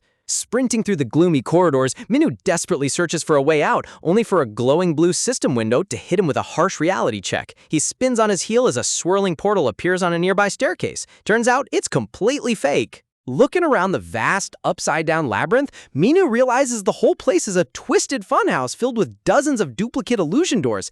Just as his stamina link is about to drain to zero, a sudden vroom echoes from below, revealing a blinding white gateway shining at the bottom of the void. Ding! The system UI chimes with glorious news, confirming that this glowing azure doorway is the actual exit to clear floor 1. Minu lets out a breathless shout of triumph, finally seeing a light at the end of this dark tunnel. Pause. Minu freezes in his tracks, tightly clutching Tiger Cub Ram and Bunny Girl Ayong under his arms like 2 adorable sacks of potatoes. Glancing back over his shoulder, a violent rumble shakes the suspended walkways as a literal ocean of black-boned skeletons comes pouring up the stairs with terrifying screeches. Talk about an absolute nightmare mob. They're moving way too fast and threatening to cut off their escape route completely. Realizing he can't sprint at full speed while holding 2 divine heavyweights, Minu sets the kids down and yells at them to stay back. Ram excitedly throws up a cute little military salute like a loyal soldier, while Ayong just huffs with her arms crossed, totally unimpressed by the drama. With a spine-chilling Cree, the horde of red-eyed skeletons surges forward like an unstoppable wave of clattering teeth and bones. Honestly, credit to the artist for making these basic 1-star mobs look genuinely intimidating, though they still look like they desperately need a milk intervention. Kapow! Channeling his freshly activated super strength, Minu leaps into the fray and unleashes a ferocious high-flying strike. Bones shatter with a deafening clack, sending skeletal debris exploding across the staircase while the kids watch from safety. Up on the platform, Ram sparkles with pure admiration, while Ayong continues her signature toddler side-eye. Meanwhile, Minu obliterates another wave of undead with a thunderous kapow, grinning as he realizes his buff timer is still holding strong. Golden aura crackles across Minu's face as a system window confirms he's operating at peak 100% efficiency thanks to Ram's proximity. Man, having an SS-ranked Divine Beast as a passive power bank is the ultimate cheat code. Vroom! Fiery golden magic wraps around his clenched fist as a wicked smirk spreads across Minu's face. He feels completely invincible, convinced he can just punch his way through the entire dungeon without breaking a sweat.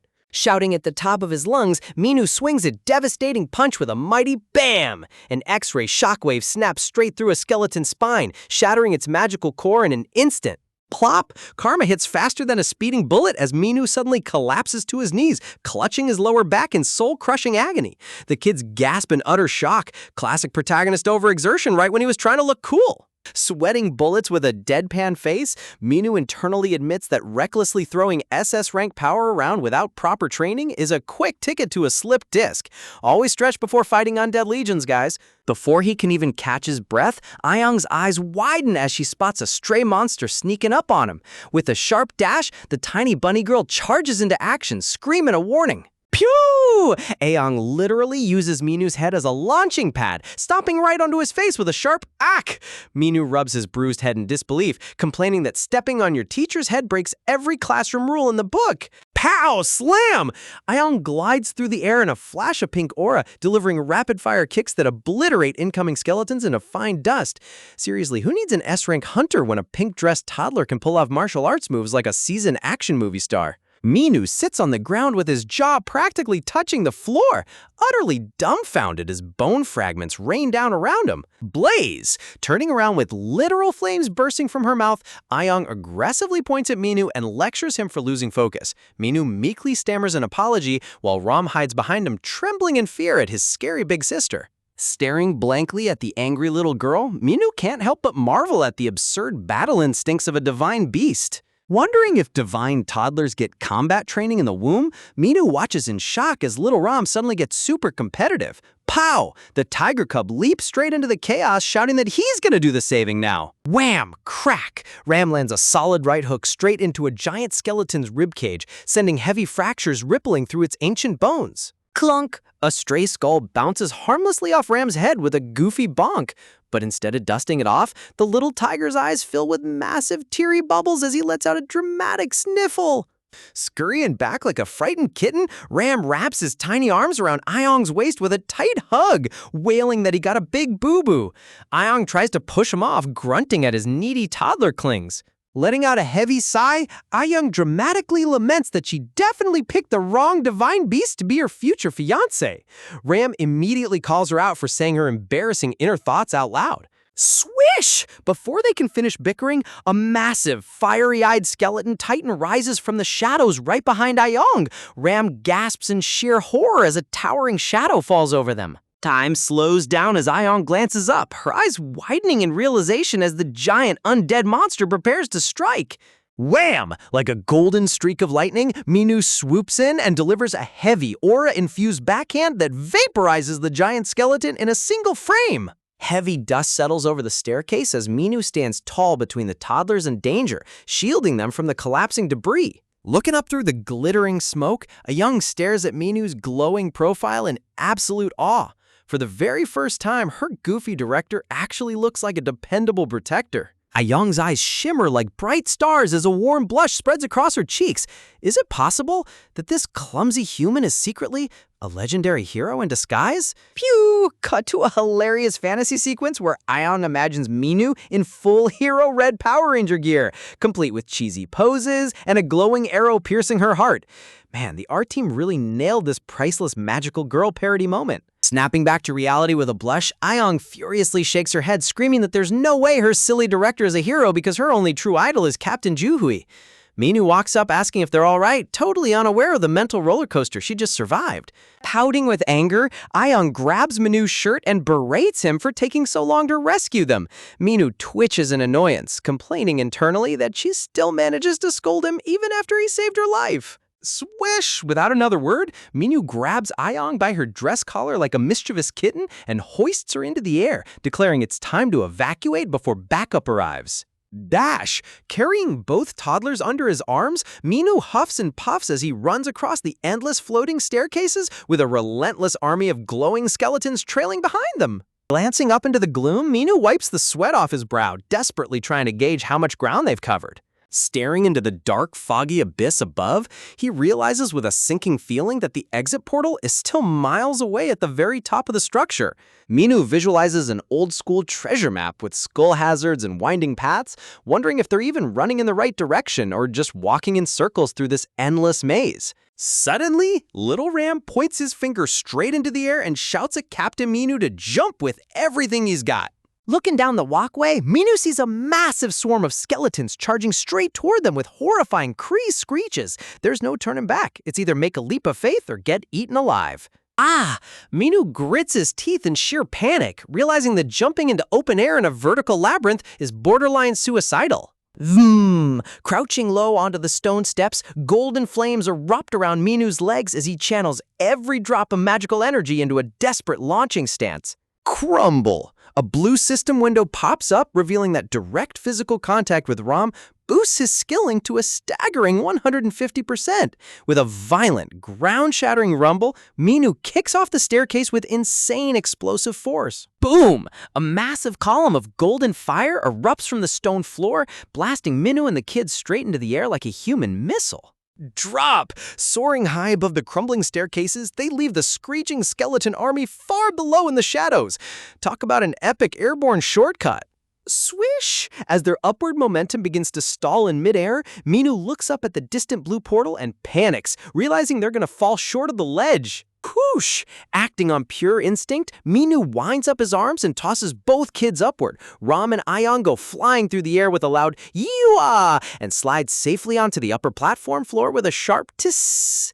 Hanging precariously off the edge of the floating platform, Minu reaches out his hand as the divine toddlers lean over the side, cheering him on to pull himself up and clear floor 1. Imagine pulling off a high-stakes escape from a horde of bloodthirsty skeletons, only to have the literal floor crumble right out from under you. Minu reaches frantically for the platform ledge, his eyes wide with sheer panic as his grip starts slipping. Clinging on by his fingertips with a desperate grab, Minu lets out a breathless laugh, convincing himself that he actually made it against all odds. Talk about celebrating way too early. Crumble! The ancient stone ledge instantly gives way under his weight, sending stone debris and a very confused Minu plummeting back down into the dark abyss. Staring up at the crumbling ceiling with a deadpan Minu realizes his grand victory moment just turned into an embarrassing slapstick downfall. Seriously, can this guy catch a break for even 2 seconds? Up on the broken ledge, little bunny girl Ayang and tiger cub Ram lean over the edge with terrified gasps, screaming for their director, as Minu finally remembers a very crucial detail about his overpowered cheat skills. Flailing helplessly in midair, Minu internally screams as he realizes he forgot to control his newly boosted SS rank strength, accidentally destroying the very platform he was trying to climb. Swish! Reaching out toward the platform in a dramatic last-ditch effort, Minu falls through the air while the 2 divine toddlers frantically reach back down to catch him. Grab! Tiny furry hands lock onto his fingers in the nick of time, stopping his fatal plunge in an absolute cinematic clutch. Little Ram strains with every ounce of his toddler muscle, his face scrunching up as he tries to hoist a full-grown adult back onto the ledge.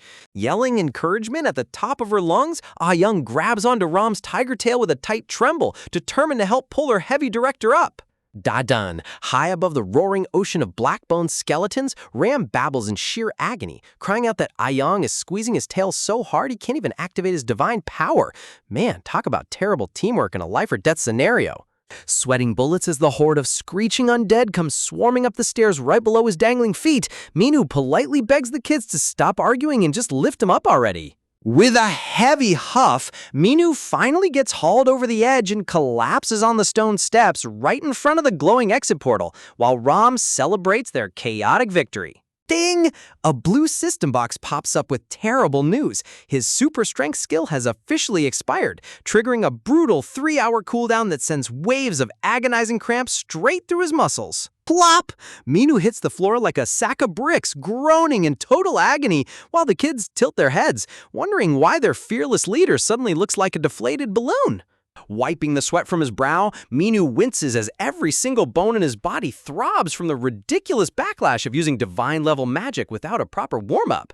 Grab! Just as he tries to catch his breath, a bony skeleton hand suddenly snaps onto the ledge right beside him. Minu's face twists in utter fury. These persistent boneheads really don't know when to give up. Swoosh! Red-eyed skeletal creepers come clambering up the broken stairs, forcing a completely exhausted Minu to yell at the kids to sprint straight for the portal. Ducking into the blinding blue light, Minu and the toddlers mockingly wave goodbye to the angry mob, gleefully shouting that they hope to never see those rotten piles of bones ever again. Fwhip! Before the portal seals behind them, Minu pulls off the ultimate childish flex, thrusting a hilariously pixelated middle finger right at the skeleton army. Absolute peak protagonist petty energy right here. Shine! The spatial gateway bursts with a radiant flash of blue energy, instantly wiping away the dungeon atmosphere and transporting our chaotic trio back to safety. Meanwhile, back in the real world, an urgent system alert flashes across screens, calling an emergency meeting for the Kindergarten for Divine Beast Committee after Arena Floor 1 unexpectedly opens. Clink. An elderly man calmly sips his tea while his phone buzzes on the table with the official notification from Seryong.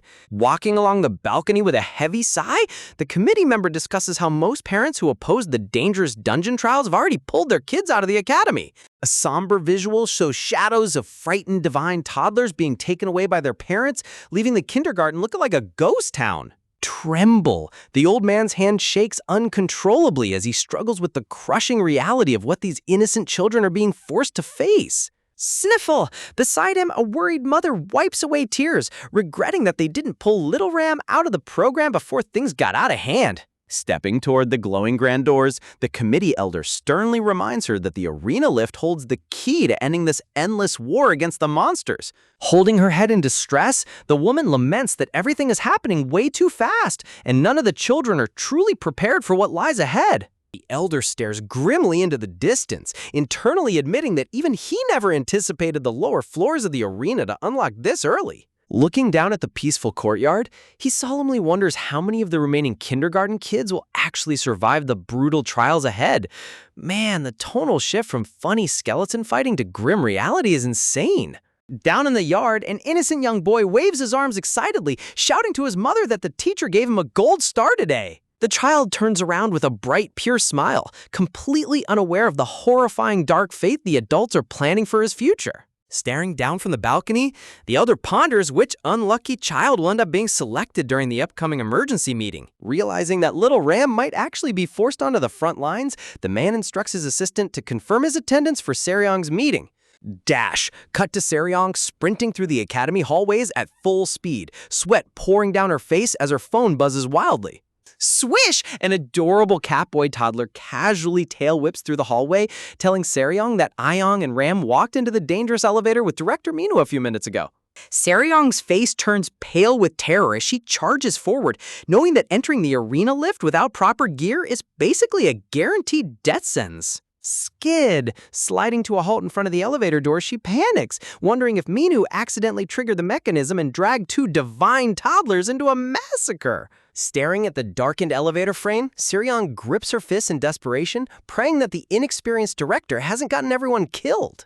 Suddenly, mechanical gears grind above as the ancient elevator counterweight begins moving back down toward the main floor. Ding! The floor dial clicks past the first floor mark, causing Seryong to freeze in utter disbelief. There's no way anyone could clear a dungeon floor that fast. Thump! Her heart hammers against her chest as horrifying thoughts race through her mind, fearing she's about to open the door to a bloody tragedy. Rattle! The heavy iron cage doors shake violently as steam escapes from the descending elevator shaft. Talk about maximum dramatic suspense. Crash! The doors burst open and Minu comes flying out face first onto the marble floor, with Ram and Ayong riding on his back like he's a human sled. While Minu lies face down groaning in pure physical exhaustion, both toddlers cheer with bright smiles, declaring that the dangerous dungeon raid was the best amusement park ride ever. Seryong stands completely frozen with her jaw on the floor, staring at the perfectly fine toddlers in total speechless shock. Leap! Ayong happily springs into Seryong's arms with open hands, while Seryong internally realizes that this goofy new director didn't just meet her expectation, he completely shattered him. Transitioning over to the director's office, the atmosphere quiets down as the chaos of Floor 1 settles. Sitting on the couch with his hands clapped together, Minu stares thoughtfully at the floor, realizing that the deadly arena was far more terrifying and unpredictable than anything he could have ever prepared for. Imagine signing up for a cozy job as a kindergarten director, only to realize your workplace comes bundled with life-threatening dungeon raids.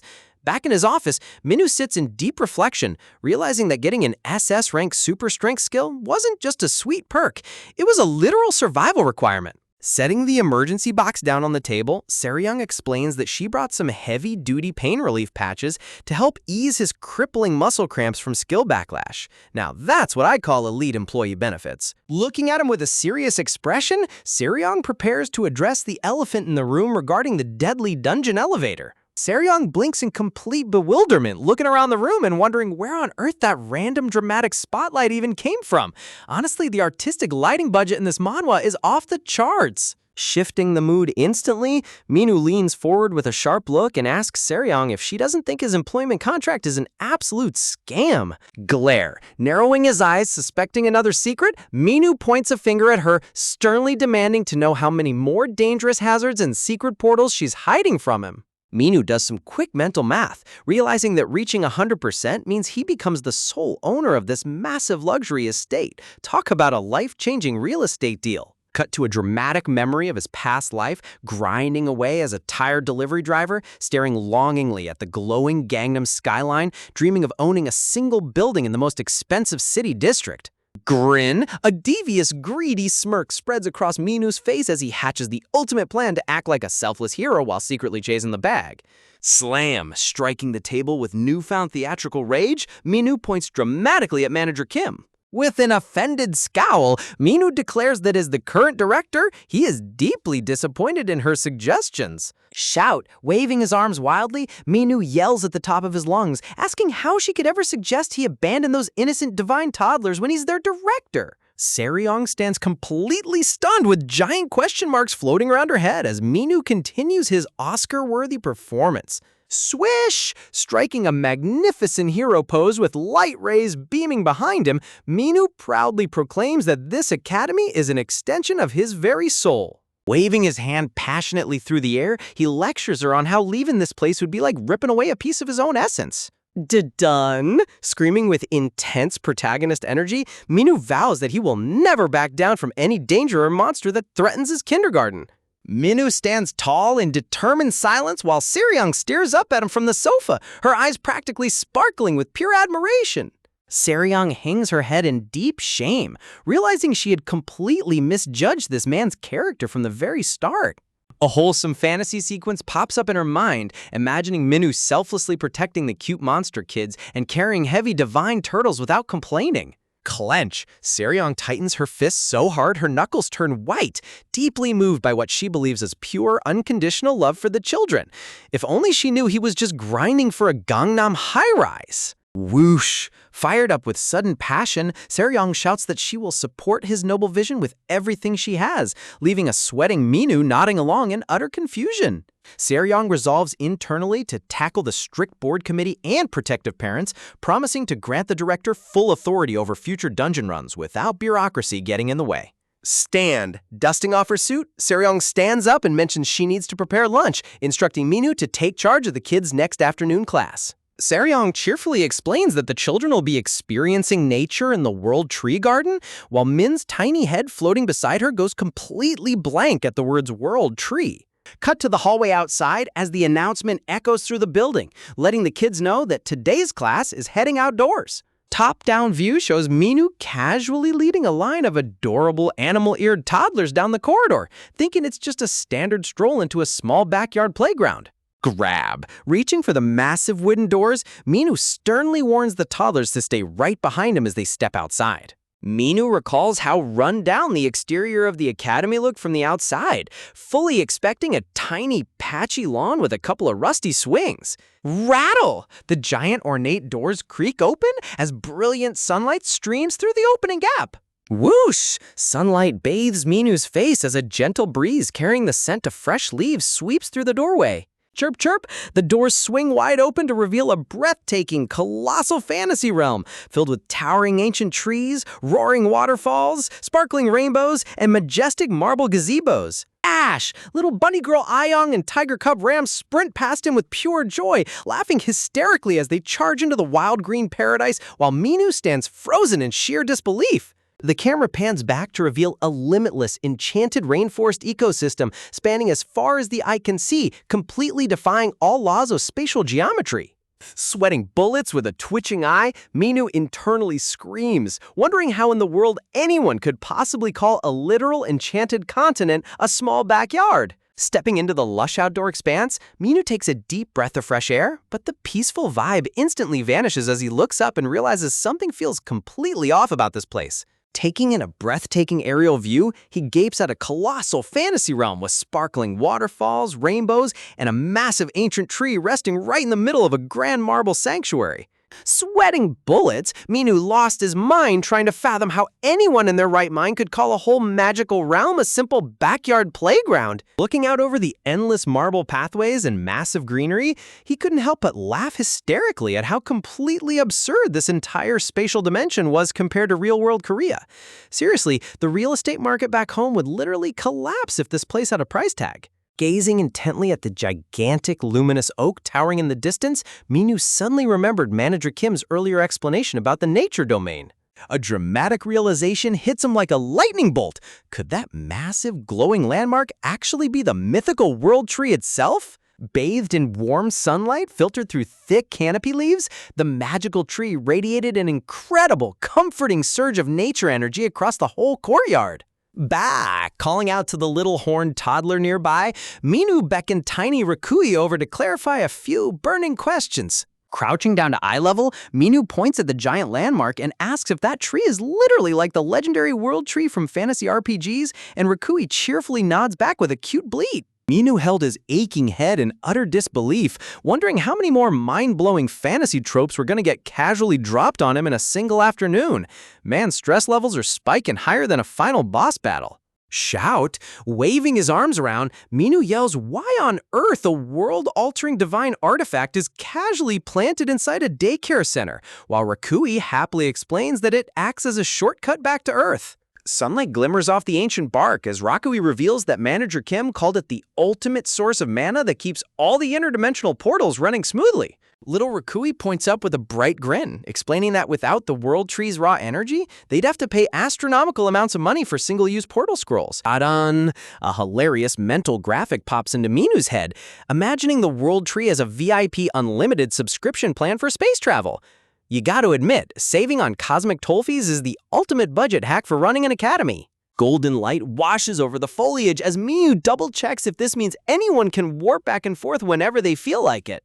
Softly shaking his head, Rakui reveals that because the tree is currently sick, only about 10 people can travel back and forth without consuming extra mana, making Minu wonder if 10 people isn't actually a huge crowd. Ta-da! Striking a cute pose surrounded by magical sparkles, Rakui proudly declares he hails from the grand continent of Arsene, leaving Minu staring blankly at where that's even supposed to be on a map. Throb! Feeling a headache coming on, Minu rubs his temple and decides to just swallow his logic and roll with whatever crazy fantasy lore these kids throw at him next. A solemn memory flashes through his mind of his mother's funeral portrait surrounded by white flowers, making him wonder how she ever discovered this wild place and became its director in the first place. Scratch! Scratching the back of his neck, Minu mutters to himself that if he can unravel his mother's secret past, he might finally understand why she left him behind all those years ago. The emotional depth hiding behind this goofy comedy really hits you right in the feels. Wham! Out of nowhere, Ram tackles Minu's back like a wild tiger cub leaping on its prey, knocking the wind out of him. Vroom! Giggling with delight, Tiger Boy Ram wags his tail and orders his human taxi to start driving toward their destination. Dud-on! Dark veins pop on Minu's forehead as he growls a stern warning for the little cub to get down before he counts to 3. Slide! Snake Girl Siyu glides past with her arms crossed, giving Ram a sassy side-eye, causing the poor tiger cub to deflate like a pop balloon onto the floor. Minu lets out a long, weary breath, taking a second to compose his patience. Smile! Softening his posture, Ninu gently asks Rom where he actually wants to go, causing the little cub's face to light up with giant starry eyes. Shine! Rom dramatically points at Siyu, who is posing majestically on the marble railing like a diva surrounded by glowing anime roses, only for Rom to yell that he definitely didn't mean her. Whack! Whack! Clinging to Minu's shoulders, Rom starts repeatedly bonking the director on the head while yelling that his directional vision is absolutely terrible. Whack! As Ram keeps pounding on his cranium, Minu shields his eyes in pain, realizing this tiny tiger cub hits way harder than a freight train. Honestly, who gave these toddlers physical stats that rival S-rank hunters? Pointing eagerly toward the giant foliage, Ram shouts that he was trying to point out Rata the whole time. Squeak! The camera zooms in on a ridiculously fluffy, chubby squirrel named Ratatosker clinging adorably to the bark of the giant tree trunk. Carrying Ram on his shoulders, Minu strolls down the elegant marble corridor toward the tree where the other kids are already congregating. Ayang and Rakui jump up and down with hearts in their eyes, squealing over how overwhelmingly cute the tiny squirrel looks sitting up on the branch. Droop. Ram slides down Minu's leg with a pout, while Minu wonders how a regular wild rodent managed to slip into a high-security divine realm. Sparkle! With big, shining puppy dog eyes, Ram begs Minu to let him keep the squirrel as a pet, leaving Minu deadpanning at the weird irony of a beast man wanting a pet animal. Looking down at the eager toddlers, a warm smile creeps onto Minu's face as he realizes that despite their terrifying powers, they really are just sweet, ordinary kids deep down. Grrr! Suddenly, a low, menacing growl echoes through the hallway from behind a giant stuffed teddy bear, making Minu freeze in his tracks. Leaning over slowly, Minu softly asks Catgirl Miu if something is wrong or if she needs help with her plushie. Shudder. A spine-chilling cold sweat breaks out across Minu's face as he sees Miu's eyes glowing with pure, unhinged predatory instinct from behind the teddy bear. Clench! The aura around her turns completely pitch black as her locked-on gaze zeroes in like an apex predator stalking its prey in the dark. Talk about a 180-degree turn from cute to absolutely terrifying. Grab! Scooping her up instantly, Minu frantically yells at Miu, asking if she seriously views that harmless little squirrel as her lunch. Streamers of comedic tears burst from Minu's eyes as he takes back every single wholesome thought he just had about them being normal children. Shine! Unbothered by his panic, Miu lets out a cute meow as her feline features fully take over her adorable face. Clinging to her teddy bear, Miu innocently claims she just thinks the little creature is a snacker, a friend, while Minu desperately tries to explain that it's a living rodent. Stop! Minu dives across the polished marble floor with his hands outstretched, screaming at the top of his lungs for her to halt. Swish! Slam! Zooming around the corridor like a red laser beam, cat form Miu zigzags at Mach speed while Minu eats the floor in a brutal crash. The animation speed lines in this scene are so intense, you can practically hear the sonic booms.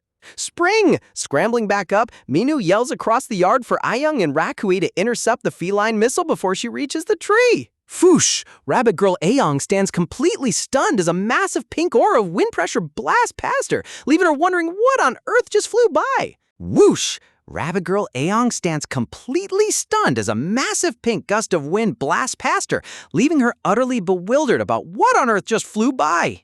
Whoosh! Moving at light speed, Catgirl Miu rockets across the courtyard like a homing missile locked onto its target. Swish! Slam! Miu pounces from above, unleashing a terrifying shockwave as she tries to swipe at the tiny squirrel, completely demolishing the marble floor in the process. Smoke and shattered debris fill the air as leaves fluttered down from the chaos. Honestly, this kindergarten play area has a higher destruction budget than a Hollywood blockbuster. As the dust gradually settles around the grand outdoor gazebo, all the kids stand frozen, completely speechless at the absolute destruction left in Miu's wake. Crack! Slide! Minu peeks out from behind a cracked marble pillar, shaken like a leaf as he realizes he barely survived a literal toddler missile. Swish! Crouched high up on the ancient tree trunk with glowing eyes, Miu growls softly in frustration, realizing her slippery little target managed to vanish into thin air. Splash! The camera cuts to tiny Ratatosker casually doggy paddling through the crystal clear water under the bridge, completely unaware he almost became a feline appetizer. Lowering her head, Miu lets out a salty huff, clearly offended that a piece of fast food managed to outsmart her apex predator instincts. Flipping back down to the floor, she nonchalantly acts like nothing happened, while Minu stands nearby trembling in utter psychological ruin. Tremble. Sweating buckets with a strained smile, Minu internally screams, wondering how in the world he's supposed to manage a group of pint-sized demigods without dying. Clack, clack, right on cue, manager Seryong steps into the hallway, announcing that afternoon snacks are ready, sending Minu collapsing onto his knees in sheer exhaustion. The moment the word snacks drops, all the kids forget their bloodlust and swarm around Seryong like happy puppies, begging for extra treats. Wide-angle view of the majestic sanctuary as Minu lies face down on the tile, begging Seryong to just let him stay melted onto the floor for a few more minutes. Golden sunlight washes over the grand Academy estate as evening approaches, bringing a brief moment of calm to this chaotic dimension. Dash! Noticing Minu's soul leaving his body, Seryong kindly offers to handle drop-off duty for the day, guiding the kiddos toward the school bus. Tremble! Clutching the doorframe for dear life, Minu offers a weak, tearful thank you, practically weeping with gratitude for surviving day one. Minu double-checks about Rakui and Kane, but Seryong assures him they'll be escorting back home through the primary portal with her. Clench! Snake Boy CU tugs gently on Seryong's jacket, letting her know that little Miu is still missing from the group. Meow!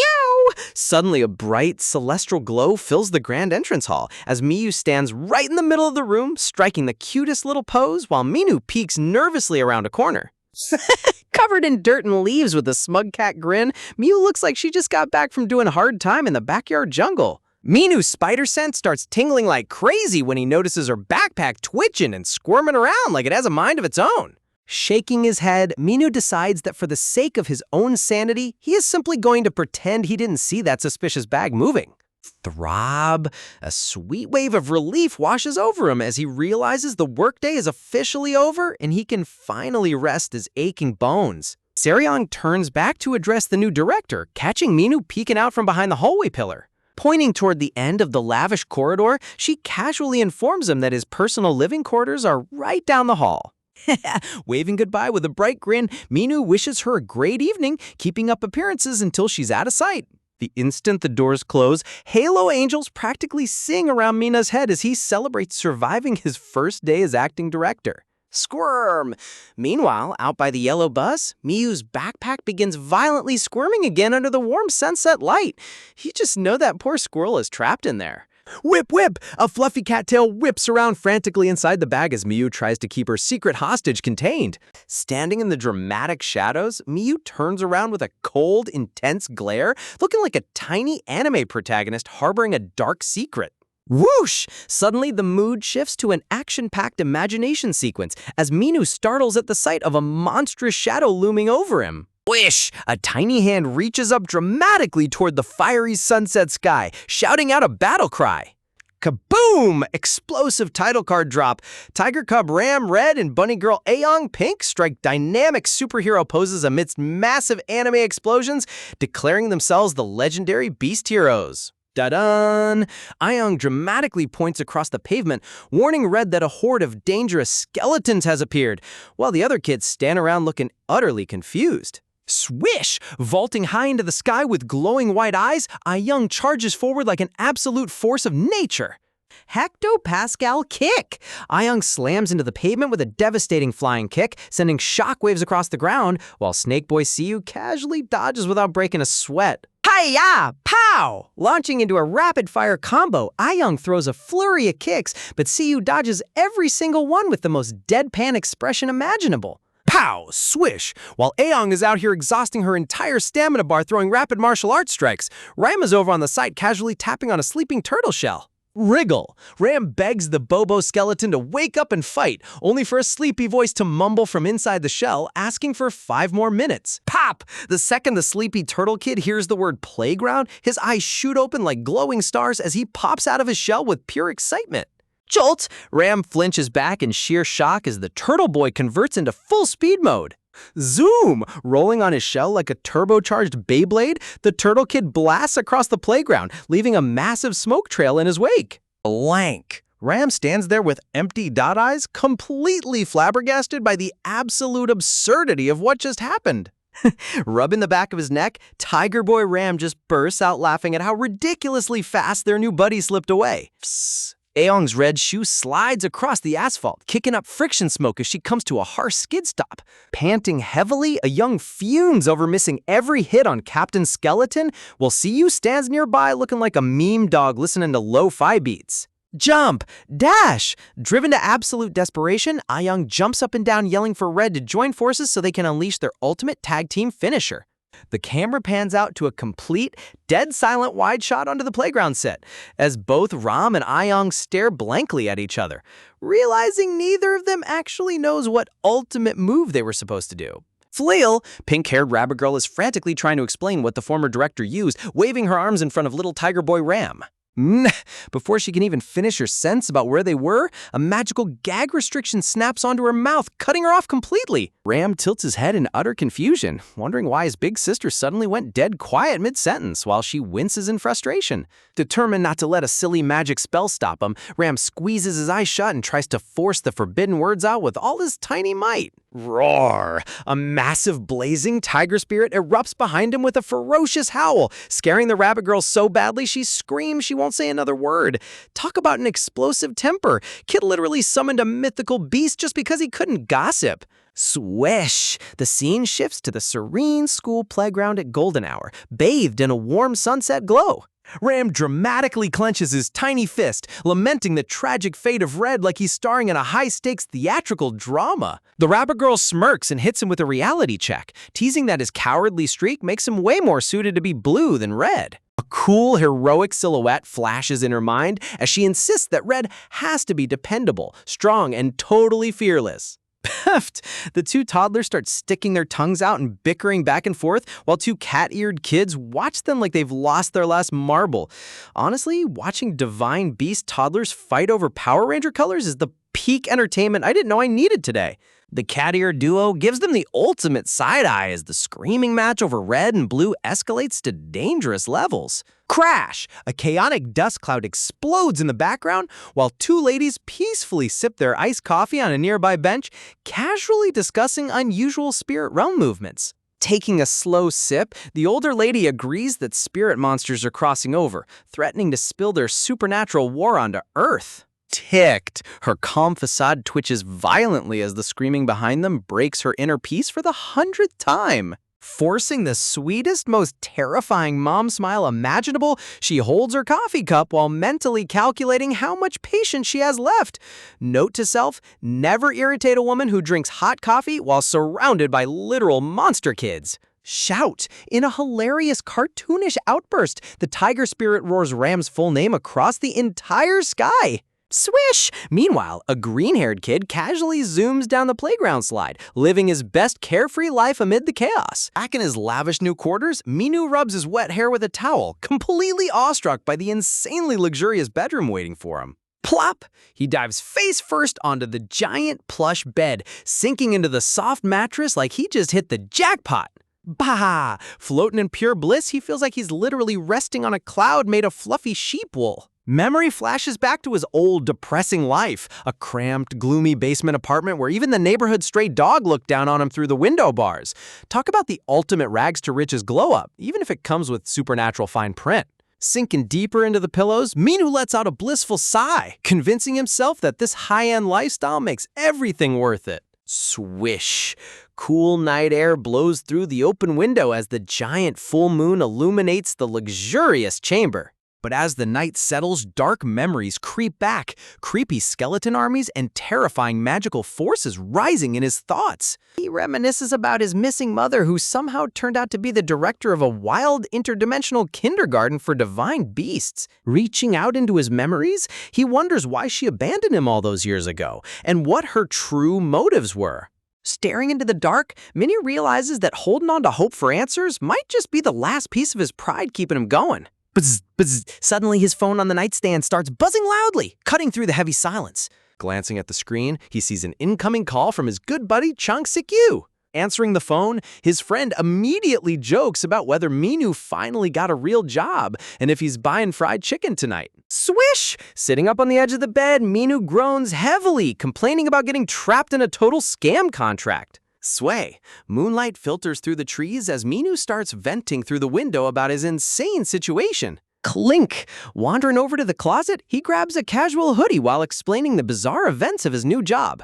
Changsik points out that Minu was the dummy who signed the contract in the first place without reading the fine print. Sweat! Minu wipes nervous sweat from his brow, sheepishly admitting that the physical contract actually got incinerated. Stab! Changsik completely loses his mind through the receiver, roaring in pure fury at Minu's absolute stupidity.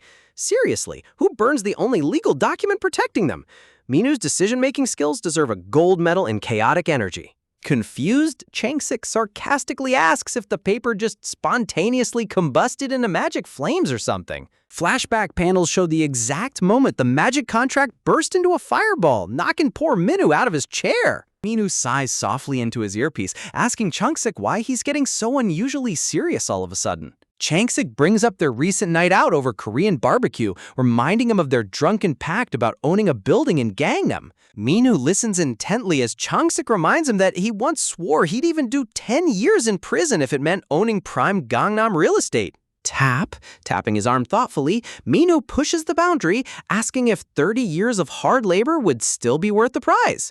Changsik drops his jaw on the other end, bewildered as to why Minu is even hypothetically entertaining such a nightmare scenario. Clack! Standing tall before his wardrobe, Minu firmly decides that taking massive risks is totally justified for that level of wealth.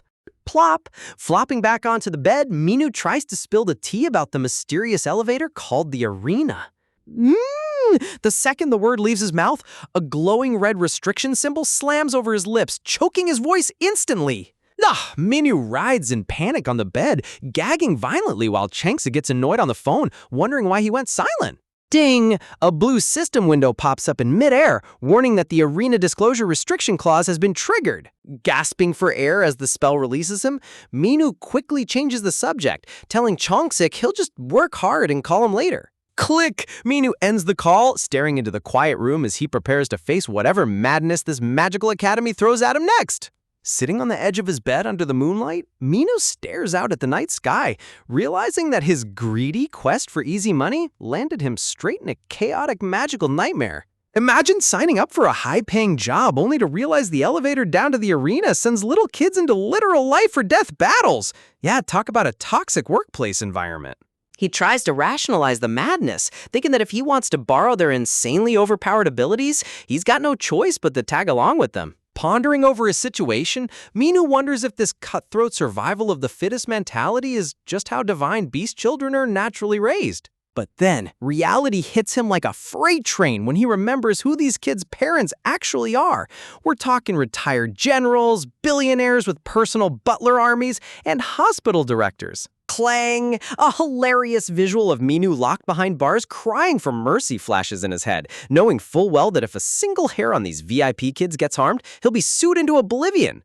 Honestly, worrying about a lawsuit while managing divine monsters is peak relatable panic. Wiping away a cold sweat, he realizes he can't survive without their power either, meaning he has to tread extremely carefully from here on out. Dusting off his anxiety, he sits back up and resolves to survive this crazy gig so he can finally enjoy all the sweet cash waiting for him at the end. Determined, with a shadowy glare, Minu reminds himself that money isn't the villain here. His missing mom was the one who dumped this mess on him. Thud! Roughly, a heavy thud echoes from outside his room, instantly breaking his dramatic villain origin monologue. Flinching, Minu nervously calls out, asking if Seryung is walking around in the middle of the night. Creak! The heavy ornate door slowly creaks open on its own, casting an eerie glow down the corridor. Step. Barefoot and cautious, Minu creeps out into the vast, dimly lit hallway, his heart beating out of his chest. Thud! Above him, the dark chandeliers sway gently as another heavy vibration rattles the entire ceiling. Thud! The eerie noise echoes down the endless carpeted corridor, making the quiet estate feel like a classic horror movie setup. Man, the artist really nailed the spooky atmospheric lighting here. Gulp, Minu swallows hard, his sweat dripping as he realizes he's completely alone in the dark. Step! Clad in classic striped bathroom slippers, our brave hero takes another trembling step forward into the unknown. Shout! Unable to take the suspense, Minu starts yelling into the empty lobby, aggressively demanding whatever's creeping around to show itself right now. Thud. A sudden sound from the upper balcony catches his eye, sending a chill straight down his spine. Glance! He glances up toward the massive stained glass windows, tracing the origin of the mysterious disturbance. Realizing the noise isn't coming from upstairs, he pinpoints the heavy vibrations as coming directly from the garden doors below. Thud! He freezes in the center of the hall as the giant double doors begin to shake violently. Gulp! Tensing every muscle, Minu braces himself for whatever nightmare is about to burst through. Slam! With an explosive crash, the giant double doors shatter completely as a terrifying wave of magical force bursts into the room. Whoosh! The wind pressure hits Minu like a battering ram, knocking him backward as debris flies everywhere. Talk about a 0-star welcome package for the new principal. Swish! Through the dense cloud of dust, a massive, shadowy figure looms ominously over the shattered entrance. Thunk! Giant razor-sharp claws slam onto the marble floor with a terrifying sizzle of dark magical aura. Swish! Minu stumbles back in horror as the giant shadow towers above him, radiating pure hostility. Grrr! The dust settles to reveal a giant, glowing-eyed mole beast sporting a tiny gold crown right on its head. Meet the King Mole. A blue system window pops up detailing the King Malaya, 1-star monster that flees from the strong but viciously slaughters anyone it deems weaker. Minu's face completely collapses into a panic-stricken meme as he screams about how this kindergarten was supposed to be a safe zone. Meanwhile, the giant mole lets out a deafening roar. Leap! The beast lunges forward with lightning speed, swinging its glowing claws in a lethal arc that barely misses Minu's head. Dodging for his life, Minu curses the ridiculous nature of this job, completely baffled as to why a boss-level monster is casually roaming the halls. Slash! The King Mole isn't giving him a second to breathe, tearing through the floor with relentless, bloody slashes. Whoosh! Minu scrambles frantically across the polished floor. His slippers do an absolute 0 to help his traction.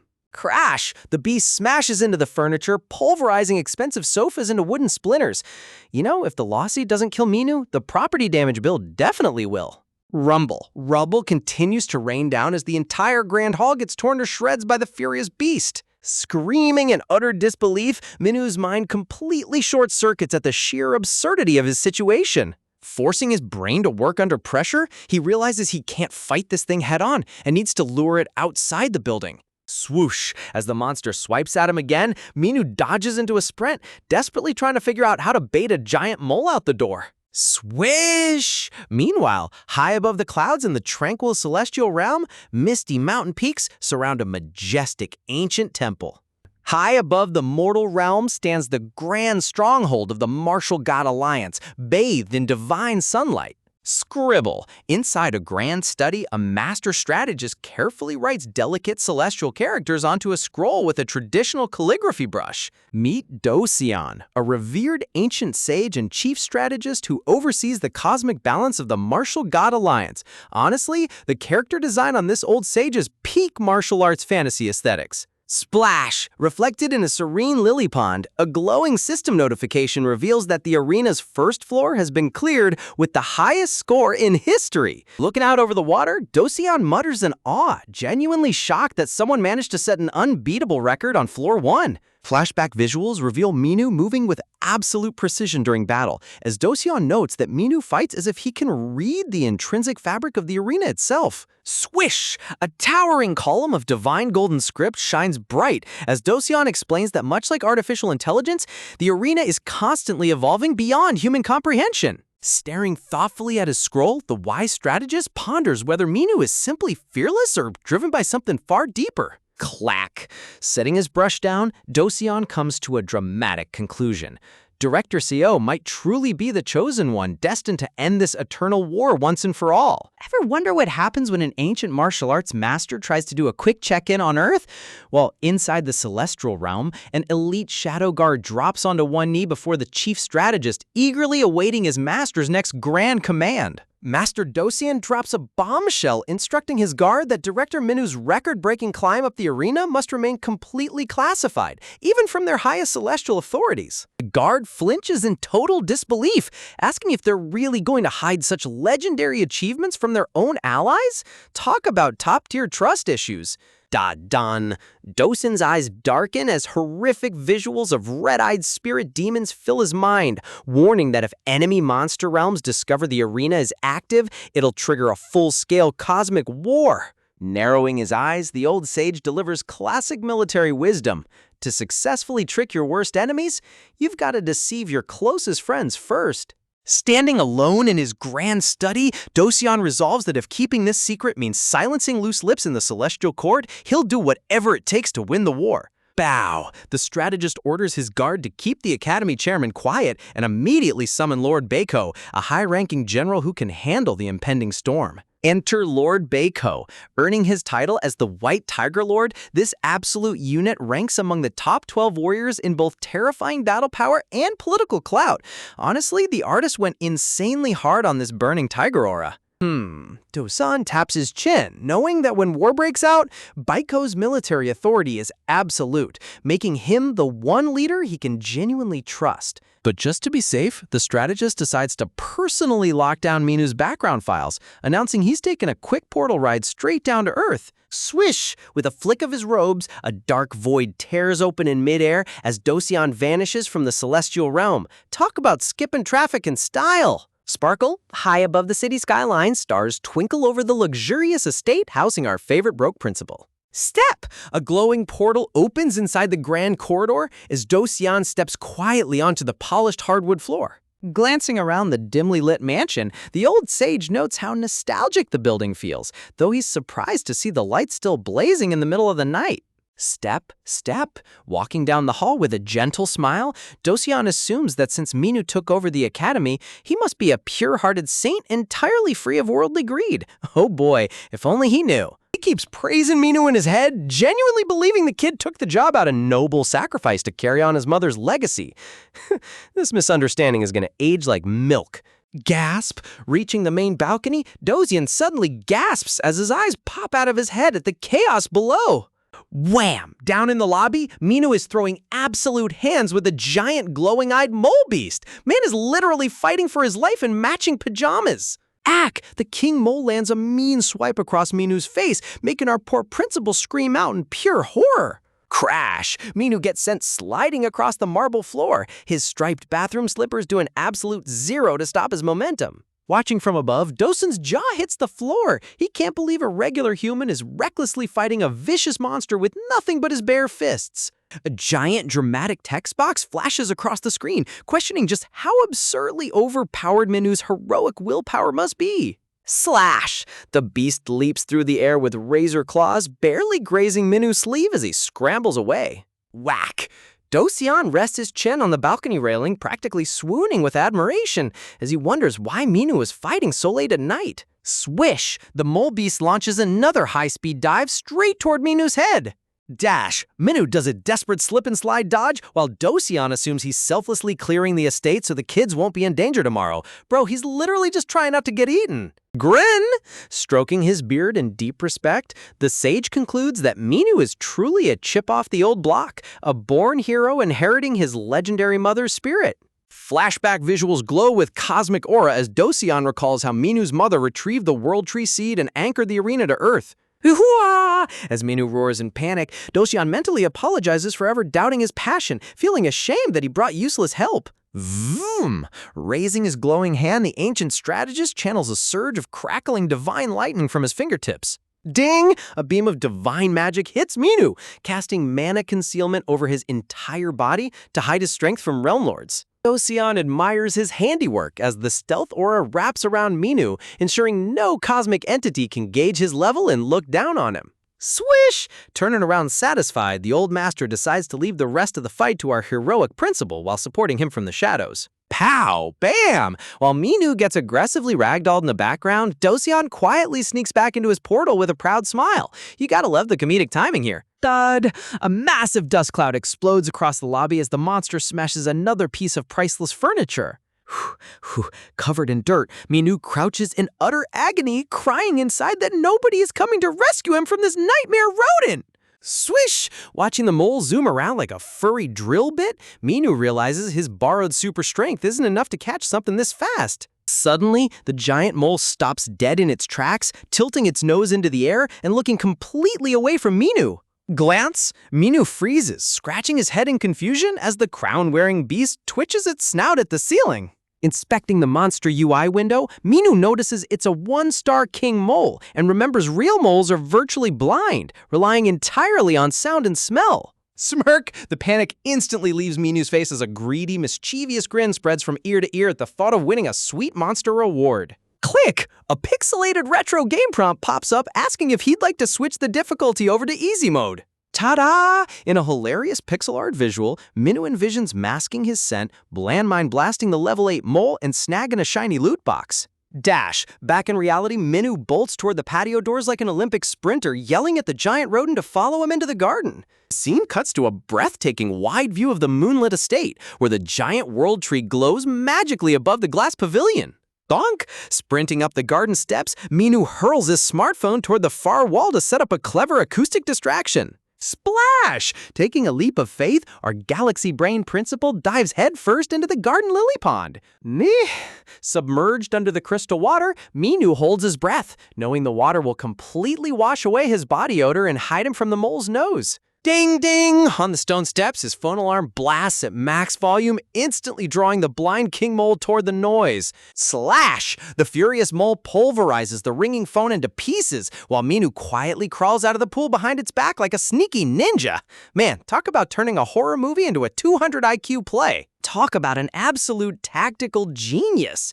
After diving headfirst into the garden lily pond to wash away his scent, Minu watches from the water with a smug smile as the furious king mole pulverizes his noisy phone on the patio steps. Rip to the real hero of the night. Minu dramatically bids farewell to his trusty 5-year-old smartphone, thanking it for its brave sacrifice. Honestly, losing your phone to a giant monster is bad, but losing 5 years of browser history is the real tragedy here.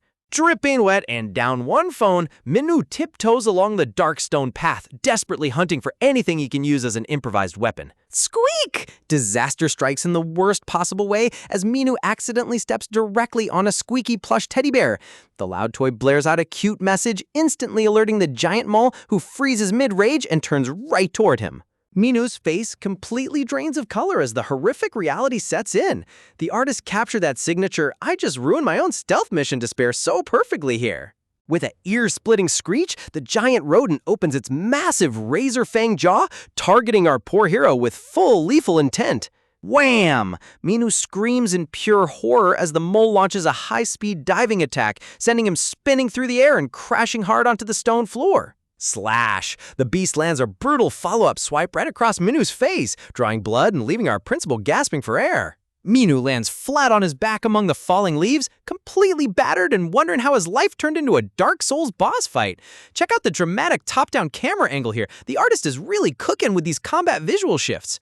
Panting heavily in the grass, a bright glowing system window chimes into view above his head, bringing some urgent news. The digital HUD displays a flashing countdown, exactly 10 seconds remaining on his temporary super strength buff.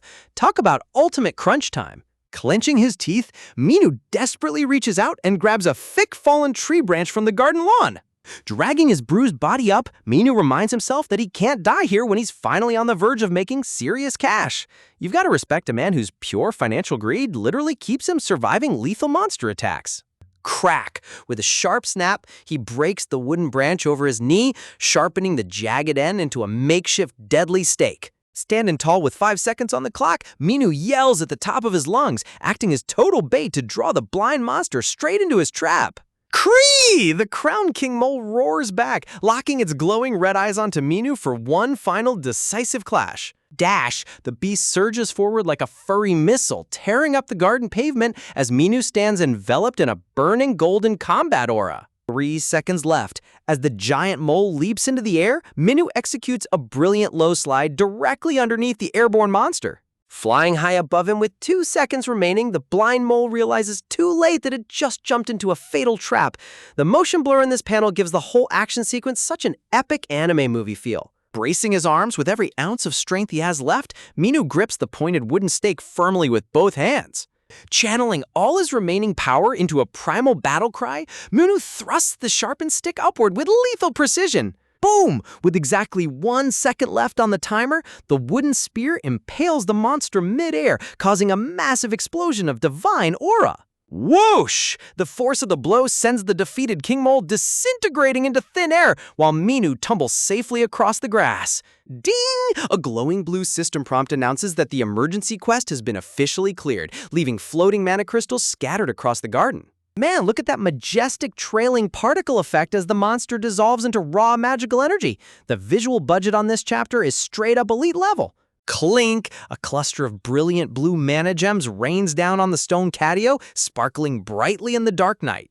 Covered in scratches and dirt, Minu lies gasping for breath, his eyes glowing with the fading remnants of his divine buff. Plop! Sprawled out flat on the lawn, Minu groans in total exhaustion, debating whether he should just sleep on the grass until morning. Another system notification chimes beside his face, reminding him that he earned an unopened quest reward box. Tap. Too tired to even care about gacha loot, Minu weakly taps no on the floating menu screen, deciding to open it later. Closing his eyes, our exhausted principal promises himself he'll get up in just 5 minutes, right after a short catnap on the lawn. But as he blinks his eyes open, a radiant blue glow catches his attention from the edge of the grass. Scanning the item with his system UI, he learns that these blue gems are E-rank mana stones, which function as dense energy sources for spirit monsters. Squirm! The moment Minu realizes these shiny rocks might be worth serious cash, his fatigue instantly vanishes as he army crawls across the grass like a worm to hoard them all. Priorities, right? Grab! Scooping the glowing crystals into his fist, Minu resolves to consult Manager Kim tomorrow to figure out their exact market value. Wah! Suddenly, the mana stones react to his touch, erupting with a blinding blue light that catches Minu completely off guard. Flap! A massive column of divine light blasts into the night sky, scattering wild birds across the entire neighborhood. Talk about subtle. Bro just lit up the whole city sky. Tremble! Holding the blazing stones in his hands, Minu shakes like a leaf as the chapter title screen drops in with immaculate comedic timing. Cut to the next morning inside the luxurious Academy office. Manager Kim walks down the hall in her sharp suit, finalizing consultation schedules over a floating magical communication artifact. The caller on the line suddenly asks if she heard about the urgent new security directive handed down by the Martial God Alliance. Whoa, plot twist. What did that be about, right? Vroom! The floating crystal cube hums as it projects official news. All information regarding the mysterious arena is now classified as top secret. Miss Kim's eyes widen in absolute shock as the caller reveals that Lord Baiko, the legendary White Tiger Lord, has personally placed Director Minu in charge of all arena ascents. Remembering how Minu cleared floor 1 on his very first attempt while casually carrying cute Spirit Beast kids, Miss Kim realizes his insane talent naturally caught the attention of cosmic higher-ups. Walking thoughtfully through the sunlit corridor, she notes how unusual it is for celestial lords to intervene like this, unless something big is brewing. She pauses in her tracks, wondering what kind of secret threat could trigger such extreme military precautions from the Alliance. The caller drops a chilling bomb, explaining that a suspicious patient believed to be a rogue spirit monster recently breached Earth's realm, prompting elite beast families to mobilize. Twitch! Miss Kim tightens her fist in concern, taking in the terrifying news that dangerous spirit monsters are actively escaping into the human world. Click! The floating crystal artifact powers down as the caller warns her to stay extremely vigilant whenever she leaves the academy grounds. Standing alone in the quiet hallway, Miss Kim bites her lip, worrying that Earth might no longer be the safe zone it used to be. Rattle. Opening the office door, she smiles to herself, relieved that Minu earned high-level celestial backing all on his own, saving her the hassle of dealing with annoying committee meetings. Imagine waking up to find out your boss just soloed an apocalyptic threat overnight while you were peacefully sleeping in your bed. Manager Kim gets a smug smirk on her face, convinced our main guy Minu somehow handled the situation all by himself. But the second she opens the heavy wooden doors with a slow creak, her smile completely dies on the spot. The whole grand lobby looks like a straight-up war zone. Furniture flipped upside down, dirt scattered everywhere, and potted plants smashed to pieces. Talk about an interior decorator's absolute worst nightmare. Huh? She freezes in place, taking in the chaotic wreckage below. I mean, look at this mess. It looks like a wrecking ball paid an unannounced visit to a 5-star hotel. Panicking big time, Manager Kim's eyes widen as she gasps for air. Her brain instantly leaps to the worst possible scenario regarding her boss's survival. Bang, bang, bang! She bolts down the corridor and starts furiously hammering on Minu's office door like a crazed landlord collecting rent. Seriously, if those heavy wooden doors were any weaker, she would have busted straight through them. With a lazy creak, the door slowly swings open, revealing Minu covered head to toe in bandages and letting out a giant yawn. He casually rubs his eyes, asking if she's already here, while complaining about how stiff his body feels. Man, he really acts like he just slept on a slightly lumpy mattress instead of barely surviving a giant monster attack. Manager Kim practically jumps out of her skin, demanding to know what kind of catastrophe happened to him. Minu casually drops the news that some random beast broke in last night, which immediately sends her into a furious rant about how he needs to communicate better. She points out that thanks to the powerful mystical beast protecting the garden, monsters have literally never breached the kindergarten before. Cue a cute flashback of a chubby squirrel happily nibbling on an acorn. Meanwhile, Minu just angrily mutters that the little guy was clearly slacking off on the job. Honestly, blaming the cute mascot for a monster raid is peak comedy. Still trying to process the damage, Manager Kim asks what kind of terrifying monster could have left him looking like a mummy. Minu tries to explain it was just a mole, but she's already lost in her own wild imagination. She dramatically asks if a colossal stone golem crashed down from the sky. A massive rocky titan appears in her head, leaving Minu standing there with the most deadpan expression ever. The artist's exaggeration here is top-tier content. Before he can even clarify, she shouts if a fiery demon Balrog breached the ceiling. Da-dun! A massive flame-covered demon roars in her vivid daydreams, causing poor Minu to scream in absolute terror, praying a flying demon doesn't actually show up. Suddenly, Manager Kim's eyes lock onto Minu with laser-focused intensity. She catches a mysterious blue magical glint reflecting off his pupils and freezes. Vv. She activates her sensory aura, internally noting that as an elf, she's naturally attuned to magical energy. She can feel an overwhelming shift in his atmosphere, like he's an entirely different person now. But here's the crazy twist. As she tries to read his power level, she comes up completely empty. Minu just stands there rubbing his aching neck, totally oblivious to the spiritual deep dive happening right in front of him. Her mind starts racing as she reflects on her original assumption. She originally thought he was just a regular human, which was why she couldn't detect any mana from him in the first place. Dun-dun! A shadowy, monstrous leviathan looms over her thoughts as she realizes the terrifying truth. It's not that Minu lacks mana, it's that his power level is so astronomically high that her elven senses can't even register it. Talk about failing upward into legendary status. Connecting the dots, she remembers his legendary mother was a god-tier powerhouse, so there's no way her son is average. While Minu aggressively scratches an itchy bug bite on his arm like a scrub, Manager Kim is convinced he's been secretly hiding his true godlike strength all along. Bow! Dropping into a deep bow, Manager Kim formally apologizes for failing to protect the premises herself. Minu just waves it off with a gentle smile, saying it's fine as long as none of the kids got hurt. Seeing him smile despite his severe injuries, her heart practically melts. She internally swoons over how incredibly selfless he is, prioritizing the children's safety above his own life. A dramatic, shadowy halo surrounds Minu's heroic figure in her mind. She wonders how anyone could possibly be this devoted solely for the sake of cute little kids, unless there's a deeper, darker motivation at play. Twitch! A light bulb instantly goes off in her head as her imagination spirals entirely out of control. In a dramatic shattered glass visual, she remembers that Mina's mother was struck down by a spirit monster's curse. She convinces herself that Mina's true motivation isn't just teaching, but an unquenchable thirst for bloody revenge against the spirit realm. She tallies up the evidence, ascending the mysterious arena at breakneck speed and single-handedly slaying a lethal monster at the break of dawn.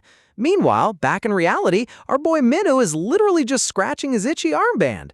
The contrast between her dark anime backstory and his goofy reality is hilarious. Plop!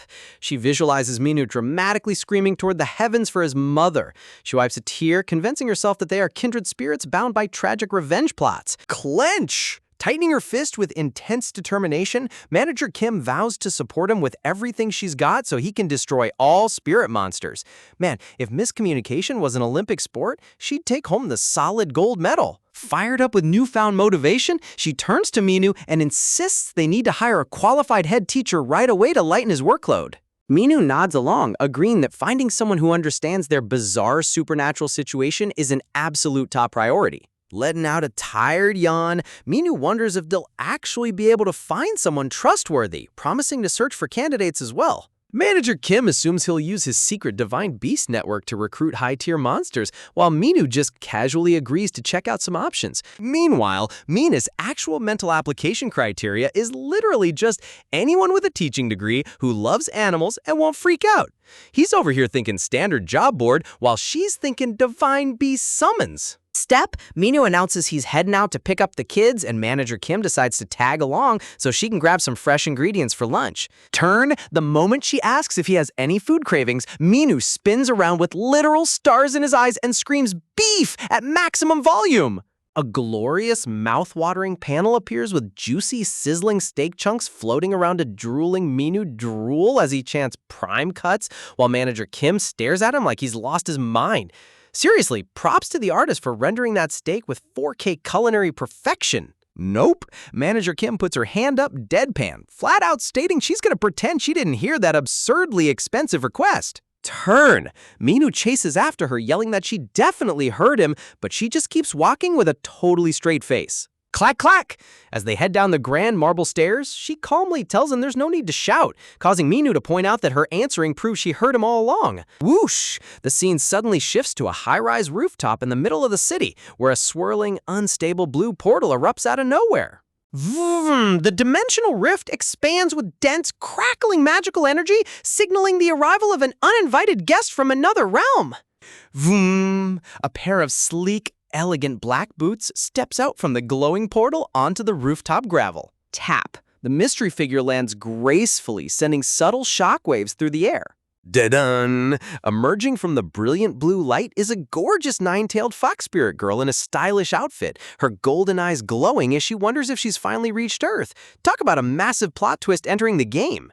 Swish! Back at the academy, a heavy broom sweeps a pile of smashed drywall and dust across the floor. Swish, swish! Minu and Manager Kim are hard at work cleaning up the trashed lobby, bagging up broken furniture and leaves like a pair of underpaid janitors. Tap, tap! Stopping her broom, Manager Kim tells Minu to leave the remaining mess to her and go pick up the kindergarten kids. She adds that she's already organized his entire schedule for the upcoming week, announcing that he's now in charge of all afternoon classes. Mina's soul instantly leaves his body. Babble, babble! She launches into an endless rapid-fire list of administrative tasks, parent-teacher conferences, garden supervision, financial reports. Minu shrinks into a helpless little chibi character drowning in corporate despair. Throb! Holding his throbbing forehead, Minu listens as she reminds him how impossible things are without a head teacher. In his head, he's screaming at the top of his lungs that they need to hire a head teacher right this second before he dies of overwork. Clack! Stepping outside through the front gates, Minu finally catches a moment of fresh air. Ah! He tilts his head back and groans loudly to the sky, complaining about the mountain of work on his plate and stressing over when the next lethal arena quest will trigger. Step, step. Walking toward the yellow school bus, Minu suddenly remembers that he still hasn't received his final performance grade or rewards for clearing the arena's first floor. And with that lingering mystery, the grind never stops. Just when our boy Minu thinks he's about to collect his hard-earned loot after clearing the arena's first floor, the system hits him with the classic "please wait" loading reward screen. Standing there in his code, he can only sigh as the floating blue panel takes its sweet time calculating his grade. Ding! Right on cue, the system chimes with a sleek notification letting him know his evaluation is finally complete. Mina's face instantly lights up. Talk about immaculate timing right before his school bus duties start. Tap! Giggling like a kid on Christmas morning, Minu eagerly presses the glowing screen. He's hyping himself up big time, wondering what legendary artifact or game-breaking skill the system is about to drop into his inventory. His eyes literally sparkle with greedy dollar signs as he pictures mountains of shimmering gold coins and sparkling jewels.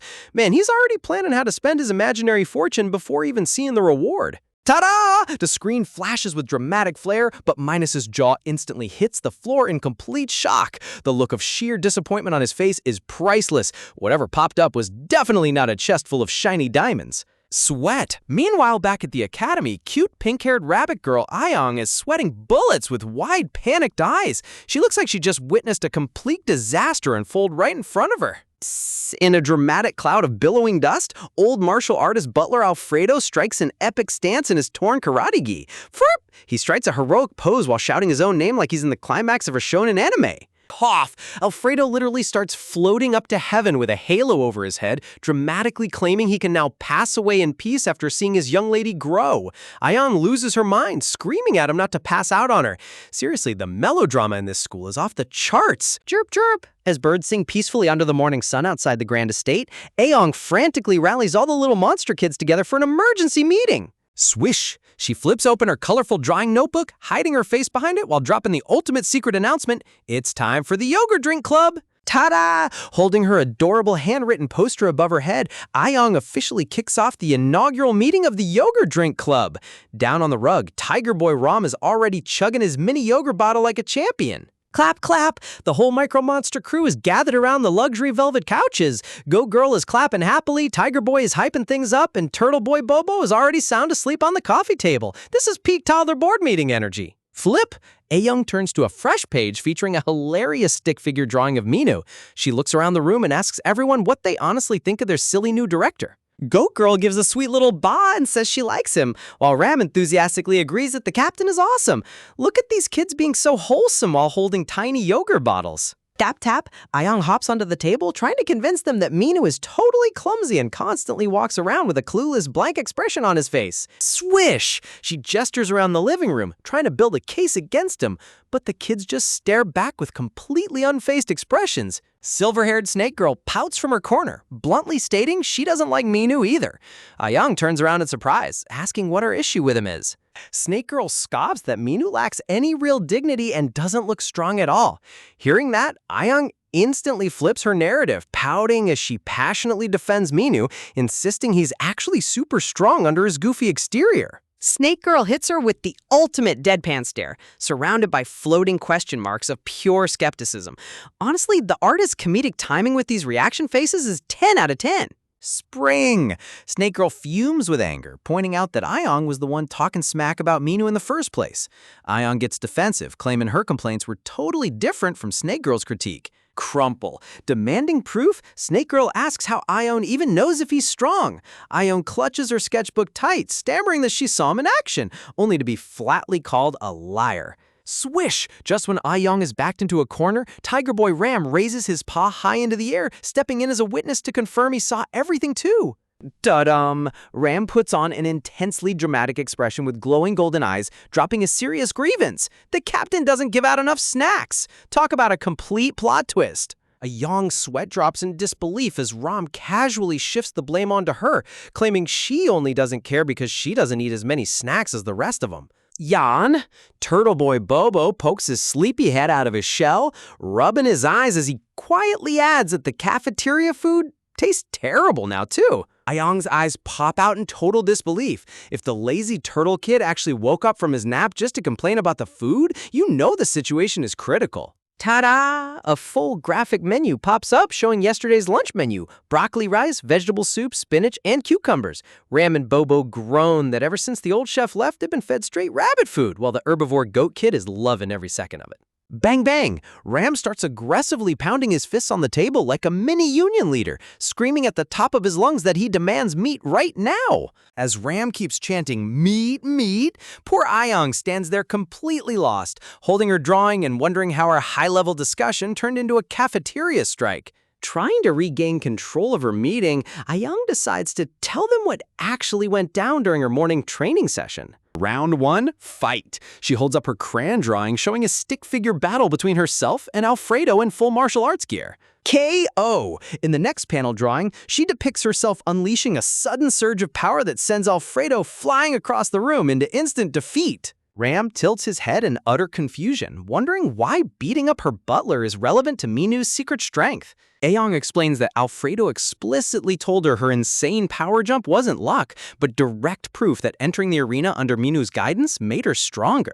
Look at Alfredo's drawn, bruised face giving a thumbs up. The child artwork style is top-tier comedy. Proud. She stands proud with a triumphant smile, showing off her drawing while the kids listen intently to her breakdown. Pointing her finger into the air, Ayan proudly concludes that the true reason behind her epic power upgrade is none other than their silly director. But just as she's enjoying her victorious speech, she catches Snake Girl giving her another doubtful glance. Hiss. Snake Girl flicks her tongue out, stubbornly insisting that no matter how you spin it, Minu acts far too foolish to be legendary material. Dun-dun! Snake Girl dramatically declares there's no way someone this goofy could be related to the prestigious former director, causing Ayoung to panic and shock. Tremble! Ayoung nervously clutches her drawing, defending Minu's lineage by shouting that he's still Director Lim's official son regardless of his quirks. She stammers and backpedals hard, trying to justify that Minu isn't a total idiot. He's just a little bit silly around the edges. Ram tilts his head innocently, calling out Ayoung by asking if she secretly hates the captain too, since she always calls him silly. Ram keeps digging her grave, assuming Ayoung was just salty because the school lunches don't taste good anymore. Swish! Ayoung opens her mouth to clear her name, totally unaware that Minu himself has just casually strolled into the library carrying boxes right behind her. Minu glares over with deadpan eyes and a sweat drop, agreeing with the kids that food is indeed extremely important. In a quick inner reflection, Minu thinks back to how hard it is to crawl out of bed every morning, appreciating how the kids drag themselves to school like functioning members of society. Kya! Minu suddenly leans right over Ayoung's shoulder, declaring they should at least feed the kids proper food, sending poor Ayoung into a high-pitched scream of terror. Frozen. Ayoung literally turns into a frozen block of ice, asking when he snuck up on her, only for Minu to deadpan that he just got there. Sweat. Ayoung's mind goes into hyperspeed panic. She's internally crying, terrified that Minu thinks she despises him, while Minu casually crouches down to play with Ram and the kids. Sniffle. Reduced to a tiny weeping chibi character, Ayoung despairs over how her innocent club meeting transformed her into the ultimate bad guy. Talk about backfiring in the worst way possible. Just when poor Ayoung thinks she's about to regain control of her chaotic toddler, I'm just a language model and can't help with that. Hear those heavy, ominous footsteps echoing down the hallway? That sharp contrast between casual sneakers and expensive high heels tells you everything you need to know about the power dynamic walking into this room. Sweating bullets, Minu nervously tugs at his collar as he tries to remember if he committed any severe directorial violations today. Man, no matter how strong you get in an action series, parent-teacher meetings will always be the ultimate final boss. He frantically turns to his assistant, desperate for any insider info on why this parent suddenly showed up unannounced, but receives nothing back except a helpless shrug. Clack! That crisp, expensive heel hitting the tile floor signals that the VIP has officially stepped onto the premises. Stepping out of a luxury ride, a drop-dead gorgeous blonde mother in dark sunglasses makes her grand entrance, flanked by two cat-eared kids who look like they're being dragged to court. Tick-tock. Back inside the office, the desk clock ticks away as the tension in the room builds to an absolute breaking point. Minu is fidgeting so hard his knuckles are turning white, completely suffocating under the silent aura of the woman sitting across from him. Look at that strained, desperate customer service smile plastered on his face. Honestly, this artist captured peak awkward corporate anxiety with his panel. Unable to endure the suffocating silence for another second, Minu clears his throat to initiate basic conversation before his lungs collapse. He musters up all his courage to politely ask what brings her to the academy today, doing his best to ignore the fact that she's glowing like a runway model. Internally, Minu is screaming in pure confusion, wondering why on earth she's wearing designer sunglasses inside a dimly lit office while her kid sniffles in the corner. Suddenly, the mom sharply turns around and orders her teary-eyed daughter to stand in timeout facing the wall. Seriously, the casual harshness here is both hilarious and terrifying. Tap. She drops a heavy black backpack straight onto the coffee table, offering a cool apology for her daughter's recent misbehavior at school. Minu grabs the bag, assuming this is just about some misplaced playground toy, completely unprepared for what actually lurks inside. Zip! As he slides open the zipper, a trembling, terrified little wild animal gazes right back up at him from the dark compartment. Minu's brain completely short-circuits as the mysterious, fluffy creature makes tiny, squeaky cries from inside the bag. The mom calmly reassures him that she made sure the stolen forest squirrel was properly fed and rested while in her daughter's custody. Look at this glowing, sparkly animal panel. The sheer absurdity of this situation is top-tier comedy. Bowing her head slightly, she apologizes for her daughter literally committing animal grand theft auto on academy grounds. Sniffle, the little cat girl, pouts through her tears, whimpering that the kidnapped squirrel was actually her best friend before being ordered off to class. Swoosh! Embarrassed beyond belief, the tiny feline vanishes through the doorway in a literal cloud of cartoon dust. Left alone in the room, the elegant mother lets out a long, heavy sigh that carries the weight of a tired parent everywhere. She softly breaks down her kids' true personalities, how her daughter's wild curiosity leads to chaos, while her catboy secretly stars for praise behind his cool headphone persona. A dark, solemn silhouette reveals a heavy glimpse into her past, showing a lonely figure wandering through cold shadows. But seeing her two children walking together side by side gives her a reason to keep moving forward through all the hardship. Smile! Lifting her sunglasses slightly, her glowing blue eyes shine through as she admits that having a reliable director like Minu finally lets her rest easy. A breathtaking flashback visual of Minu's late mother, Director Lim, surges forth in brilliant blue lightning energy, reminding us of the massive shoes Minu has to fill. Minu awkwardly rubs the back of his neck, humbly thanking her while assuming she's just making basic polite conversation. She chuckles at his cute, clueless modesty, finding his grounded attitude genuinely refreshing for someone in his high position. Reaching into her jacket, she slides a sleek velvet jewelry box across the table as a formal gesture of gratitude for his hard work. Shine! Unveiling a polished silver ring inside, she explains that the piece carries special charms meant to ward off negativity and attract good energy. Minu stares down at the plain metallic band with an absolute meh expression, silently judging its complete lack of flair or obvious value. Deciding that accepting gifts will only bring unnecessary pressure, he raises his hand to politely decline the humble token. Ta-da! But the moment she casually drops that the ring costs nearly 20 million won, over 14,000 US dollars, Minu's face completely freezes into absolute shock. The mom sits back silently observing his sudden transformation, completely unaware of the financial gremlin awake inside his soul. She fondly reminisces how Director Lim never accepted lavish gifts either, assuming Minu possesses the exact same noble integrity as his mother. Lift, as she begins pulling the ring box back off the table, assuming he's sticking to his refusal. Grab! Minu moves with godlike speed, slamming his hand down and clamping onto that box like a starving predator. With intense, blazing flames erupting behind him, Minu aggressively declares that out of pure respect for her generosity, he simply cannot turn down her gift. The mother's jaw drops behind her sunglasses as she stares into the burning inferno of pure monetary greed consuming his eyes. Don! Instead of catching on to his greed, she misinterprets his shamelessness as peak heroic determination, seeing him as an absolute pillar of strength standing tall above the children. Smile! Fully convinced he's a legendary leader of unyielding resolve, she smiles softly and thanks him for accepting her token. Rise! Gracefully standing up from the couch, she bids him farewell and entrusts the future of her children into his capable hands. Minu maintains his ultra-polite, distinguished director pose until the second the door heavy clacks shut behind her. The absolute instant she leaves, Minu drops all composure, rolling around on the carpet while cuddling the 14,000 ring box like a total maniac. Ding! A blue window pops up, revealing the item as a C-grade silver ring of healing, boosting passive health regeneration and luck. Minu hits the jackpot twice over. Suddenly, a bitter realization hits him.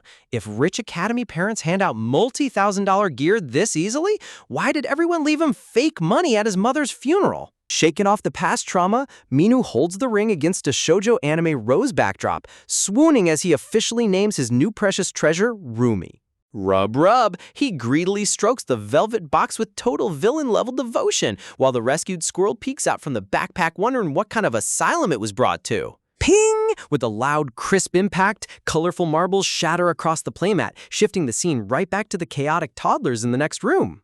Back in the play area, the kids are getting super serious over a game of marbles, with the bunny girl strictly warning Ram not to flick his marble too hard, or it's considered total cheating. Taking that warning as a personal challenge, Ram gets down on all fours and locks his target in, charging up his finger like he's about to launch a tactical missile. Flick! With a dramatic release of raw kinetic energy, Ram snaps his finger and sends that marble flying at absolute light speed. Pew! Kaboom! That was not a marble throw. That was a full-blown orbital laser attack that literally detonates the play circle. Man, someone get this kid into an action anime already. Rumble. As the thick smoke clears across the library, Ayong and the kid stand completely frozen in shock, staring at the absolute war zone left behind on the carpet.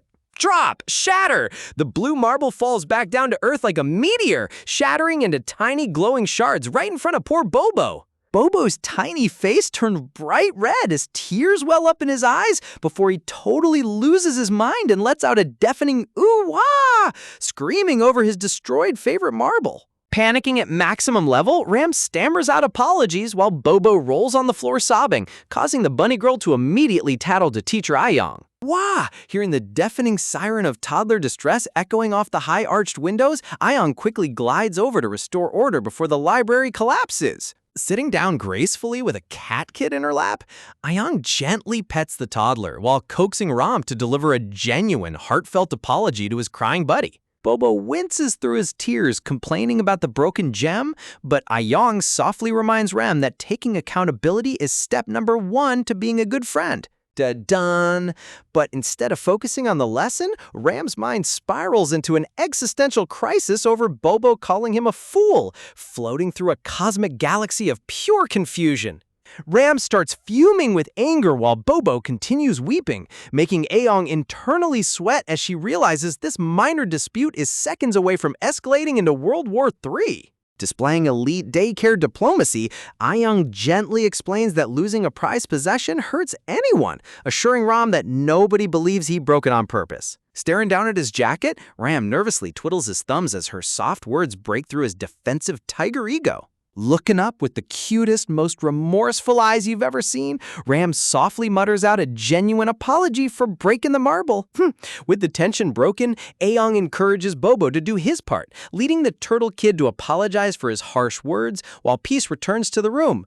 Honestly, Ayong deserves a massive raise for handling toddler drama better than most corporate HR departments. Shine! To make up for the broken marble, Ram pours a fresh handful of sparkling blue gems into Bobo's hands, lighting up the kid's entire world. Wow, look at those glittering starry eyes. Bobo's face lights up with pure, unadulterated awe at his sparkly new treasure haul. Watching the kids happily bonding over the shiny blue stones, Ayong lets out a sigh of pure relief, proud of how quickly they patch things up. Yawn! But just when Ram gets amped up to play another round, Bobo lets out a massive yawn and declares he's ready for a nap, leaving Ram completely deflated. Zzz! Carrying the sleepy turtle kid wrapped up in his shell, Ayong marches back through the quiet library while the other kids burn off their remaining energy. Thunk! Just then, the heavy double doors swing open as Minu strolls into the room, casually checking in on how the daycare operations went. Shine! Minu hits her with the snobbiest, most shameless posture imaginable, casually lifting his hand to flash that brand new 14,000 silver ring like a total diva. Sparkle! Surrounded by shoujo anime rose petals, he pretends to brush back his hair while hyper-flexing the high-grade jewelry on Ayong's face. Swish! Ayong deadpans so hard her soul almost leaves her body, silently judging this grown man aggressively showing off his shiny new ring while holding a sleeping toddler. Plop! Seeking an extra opinion, Minu drops one of Ram's blue stones into his palm, asking Ayong if the kids were just playing with random glass beads. Oh? Minu inspects the crystalline structure up close, his sharp senses detecting something far beyond standard toddler toy material. Shine! He casually mutters that it looks exactly like a mana stone, sending a shockwave of confusion through Ayong, who wonders how a normal guy even knows what a mana stone looks like. She glances back at him, suddenly remembering how he came home last night covered in bruises after clashing with high-level monsters in the shadows. Minu mumbles to himself about needing a proper appraisal, asking where on earth mana stones are even utilized in everyday society. But the moment Ayong hints at their commercial value, Minus's eyes bug out in absolute shock as he yells, "Wait, these things are worth actual cash?" A glowing E-grade mana stone hovers in midair as Ayong clarifies that even low-rank mana crystals command huge sums on the open market. A quick conversion pops on screen showing that a single basic E-grade stone fetches around 1 million won, roughly $700 US. Crawl? Flashback to last night, Minu remembers crawling on all fours through the grass like a feral goblin, picking up shiny drops from the golden mole he beat up. Talk about accidental wealth generation. Rummage. Reaching into her suit jacket, Ayong notes that official realm currency looks quite distinct from ordinary Earth bills. Fwip! She pulls out a crisp, ornate banknote, casually explaining that a single bill like this holds a face value of 1 million won. Glance. Minu takes the interdimensional cash into his hand, examining the intricate magical watermark running through the paper. But as his eyes lock onto the pattern, his brain suddenly hits a brick wall of horrifying realization. tremble. His hands start shaking uncontrollably as the familiar design triggers a core memory he desperately buried in his brain. Foosh! Flashback to his mother's funeral. Minu remembers violently tossing away stacks of white condolence envelopes, screaming in rage at the fake toy play money left behind by aristocratic mourners. Da-dun! The absolute nightmare realization hits him like a freight train. Those funeral envelopes weren't filled with fake play money, but millions of real interdimensional cash. Crash, thud, slippers, books, and sofa pillows go flying into the air as Minu suffers a complete mental breakdown and trashes his own office. Shake, shake! He grabs a massive cardboard box and violently shakes it upside down, dumping old archives and notebooks onto the floor in a frantic treasure hunt. Tap! Holding the sleeping turtle kid, Ayong looks on with utter bewilderment as Minu desperately asks where he can convert these realm bills into local currency. Minu tries to play it off with a totally fake, sweat-dripping smile, stammering that he's asking for no particular reason at all. Rummage? Throwing all composure out the window, Minu drops to his knees and wildly digs through piles of papers, internally screaming as he calculates the fortune he almost threw into the trash. Suddenly, his eyes lock onto a thick white outline tucked under a heavy leather-bound tome on the bottom shelf. Ta-da! He lifts the book to reveal a pristine white funeral envelope bursting at the seams with untouched high-value realm bills. Huff, huff, clutching the cash envelope to his chest like his life depends on it, Minu hyperventilates in pure, greedy relief. The financial gremlin has secured the bag once again. Gasp! Minus eyes widen in absolute disbelief, sweat rolling down his face as the gravity of his realization finally hits him like a freight train. Plop! Dropping to his knees like he just won the ultimate lottery, he roars out in pure euphoria while a literal shower of cash rains down around him. Clench? Clutching that crinkled paper envelope with a grip tighter than a vice, he thanks every lucky star in the universe that he didn't throw this literal fortune into the trash. Whoosh! Standing tall among the floating banknotes, Minu counts through the stack to find a mind-blowing 384 high-value realm bills. Talk about an instant upgrade from broke director to secret millionaire. Tears of pure joy well up in his eyes as he does the mental math. 384 bills converts to roughly 380 million won, or over $250,000 US. Yes! Throwing his arms wide open under the golden rain of cash, Minu revels in the feeling of having a massive financial cushion fall directly into his lap. Chirp! Shifting over to the peaceful morning outside, birds sing sweetly above the daycare walls where a mystery blonde girl stands waiting at the entrance. Sniff, sniff. Raising her head with delicate curiosity, the stranger twitches her nose, catching a faint scent drifting through the air. Shine! Under the morning light, we get a full view of this stunning fox-eared girl in traditional attire, looking equal parts adorable and lost.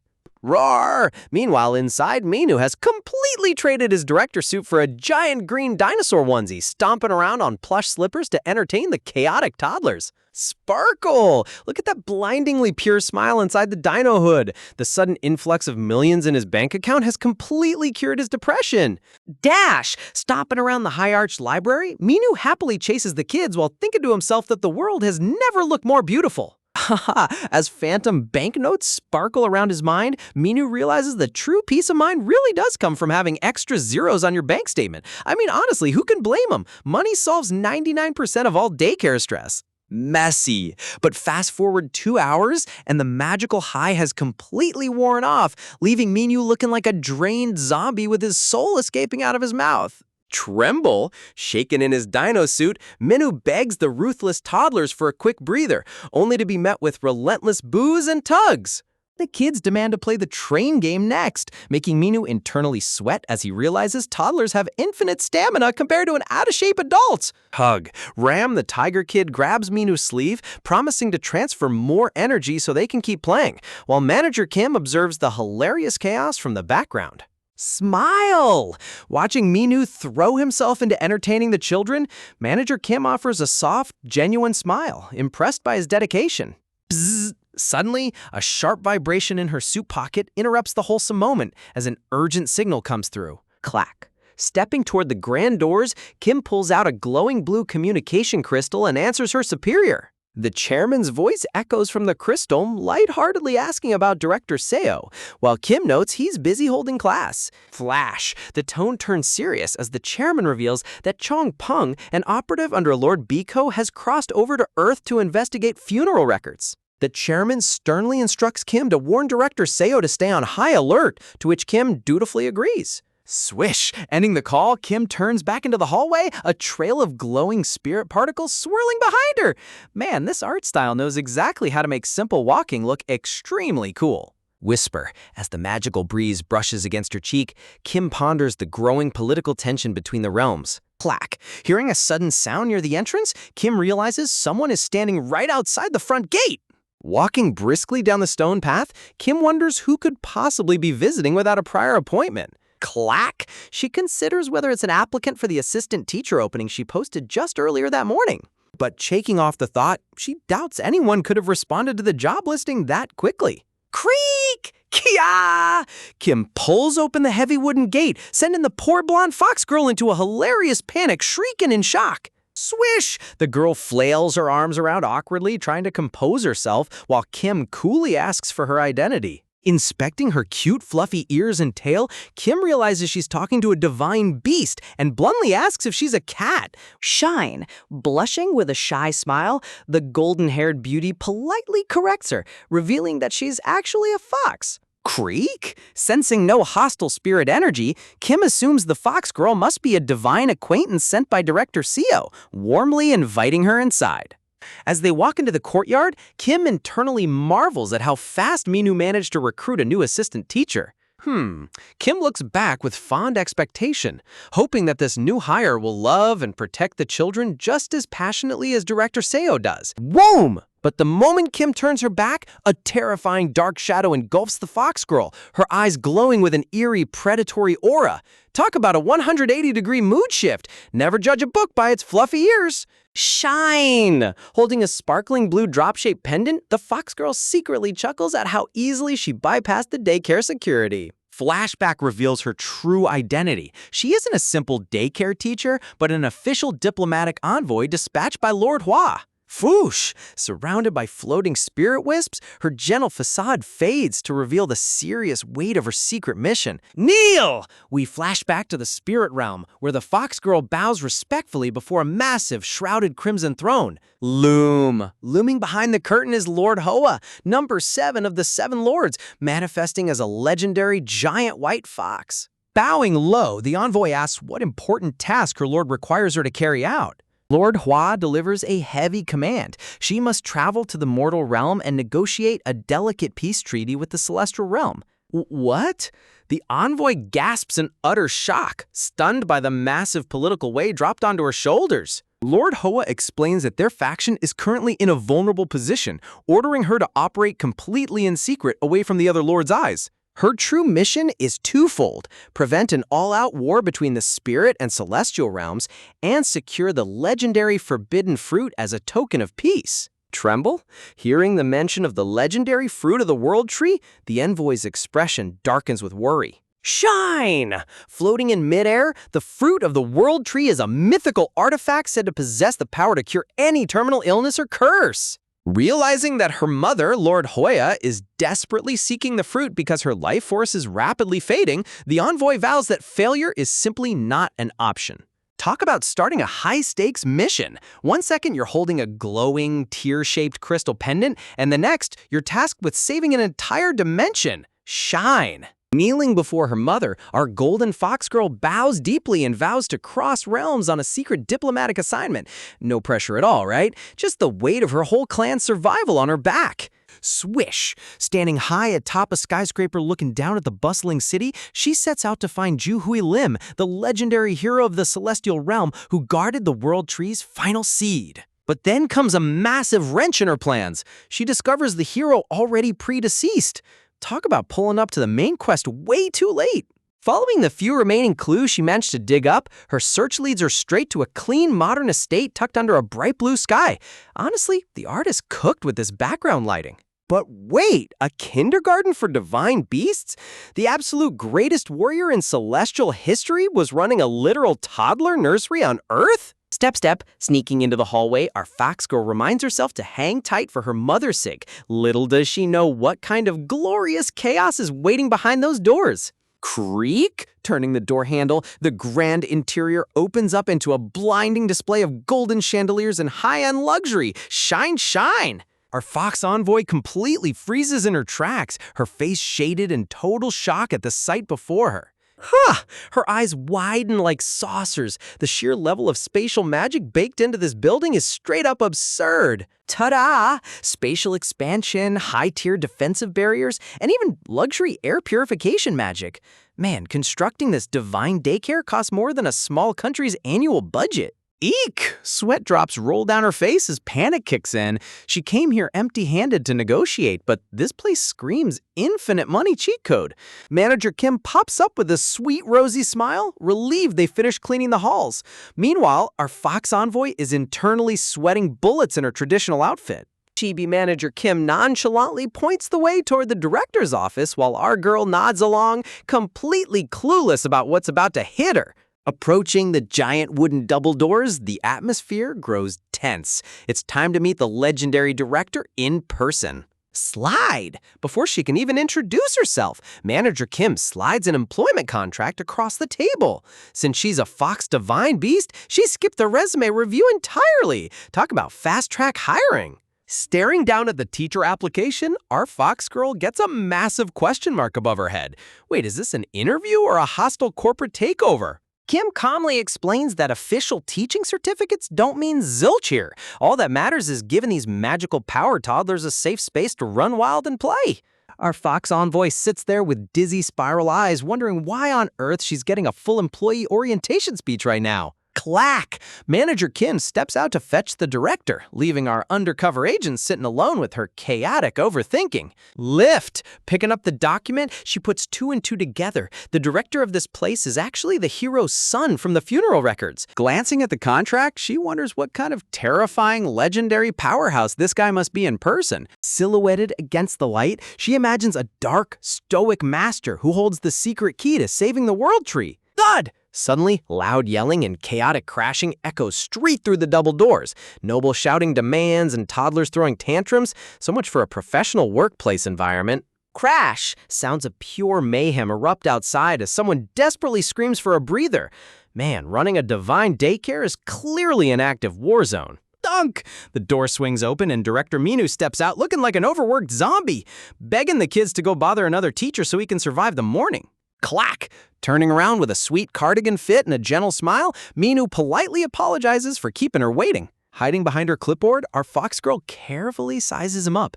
He looks totally normal, but you know the golden rule of webtoons. The more average a guy looks, the more insanely overpowered he usually is. Minu takes a seat across from her, casually asking if she's had a chance to read over the employment contract.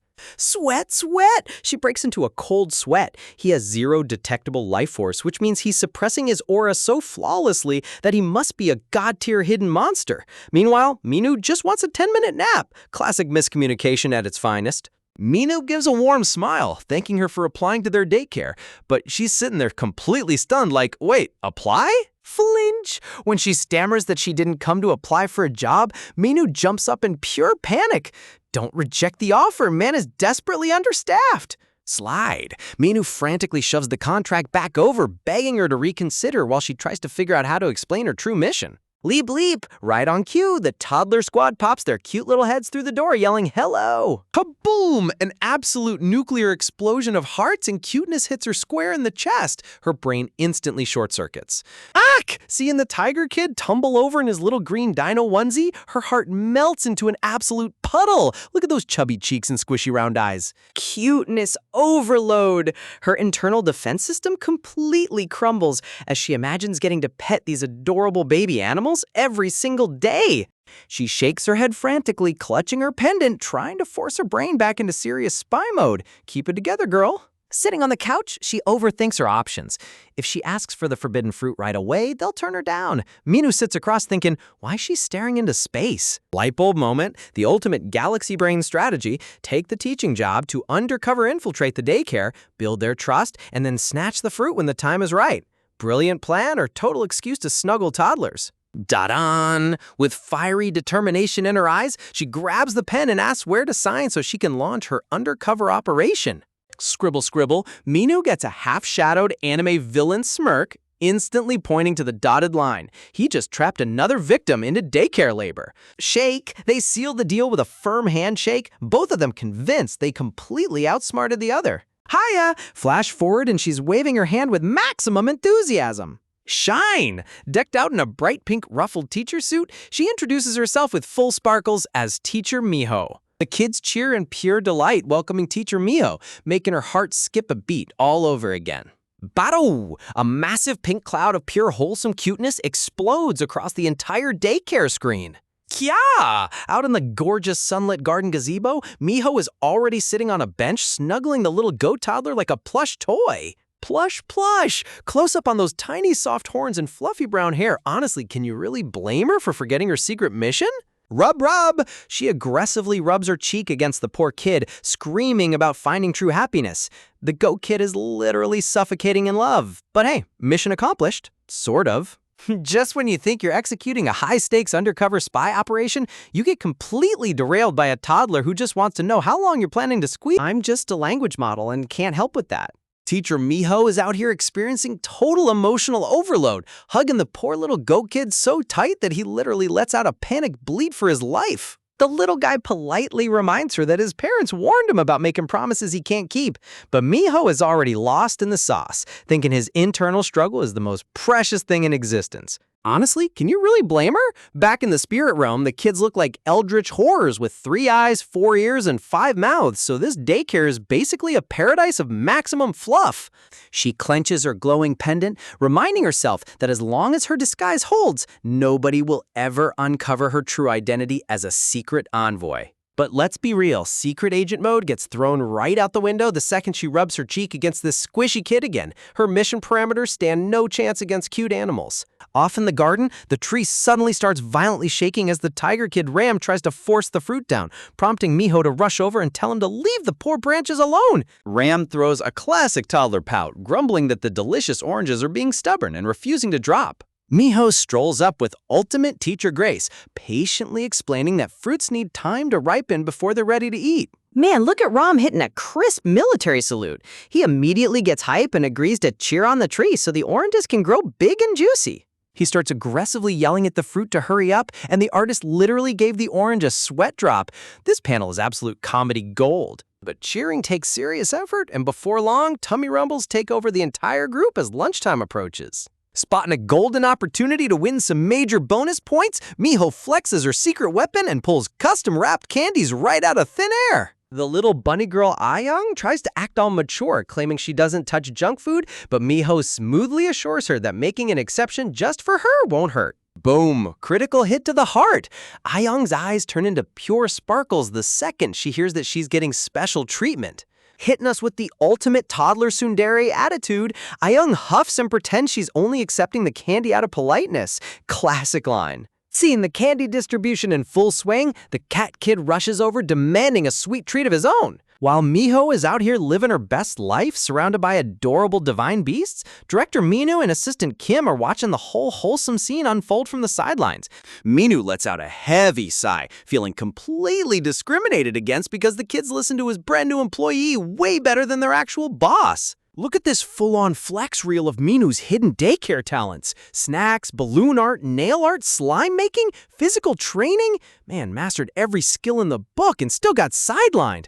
Talk about brutal disrespect. Assistant Kim casually rubs salt in the wound, praising Minu for hiring such an insanely talented new teacher.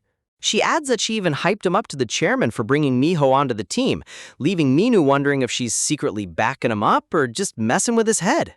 Realizing that having Miho handle the kids actually cuts his daily stress in half, Minu decides to take advantage of the quiet moment to handle his main quest line.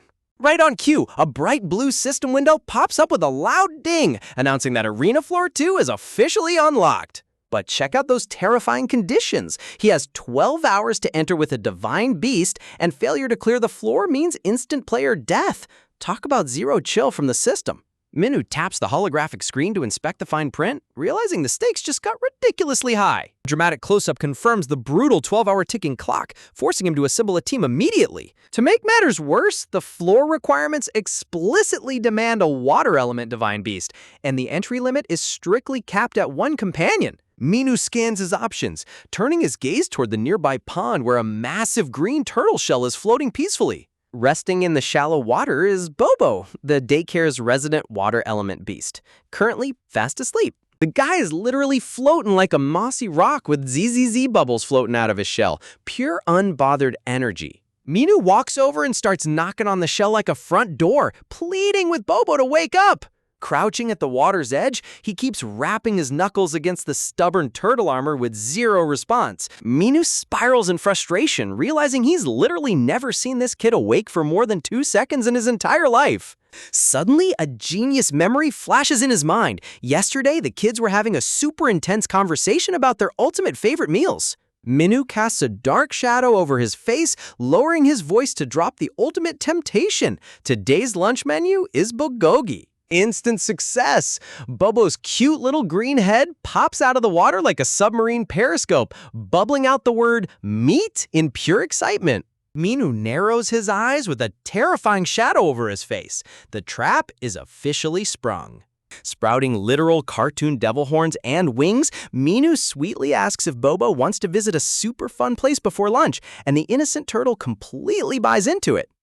The scene abruptly shifts to a dense, untamed wilderness filled with looming ancient trees and thick foliage.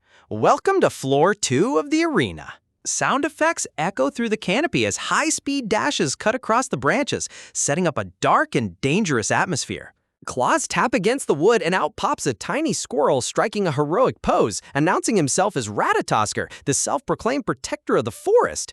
Ratatoskr darts through the leafy shadows, boasting about his daily duty to patrol the woods and shield the weak from unknown threats. Down below, the kids mention that the director took Bobo away, completely unaware that the squirrel is eavesdropping on them from above. Ratatoskr puffs his chest out with supreme pride, declaring the forest safe thanks to his vigilance, right as a dark, menacing outline looms up directly behind him. A blood-curdling screech echoes through the treetop canopy as danger strikes without warning. The feline Divine Beast leaps through the air with crazy pounce energy, while the poor squirrel bolts in absolute panic. Ratatoskr hits a full-speed sprint, glancing back with wide, terror-stricken eyes as his protector persona completely shatters. The cat kid gives chase like a predator on full demon mode, roaring through the trees with glowing eyes and razor claws flared out. Close up on Ratatoskr's hilarious face of pure nightmare terror, man thought he was the apex guardian, but he just became the main dish on a feline hunting spree.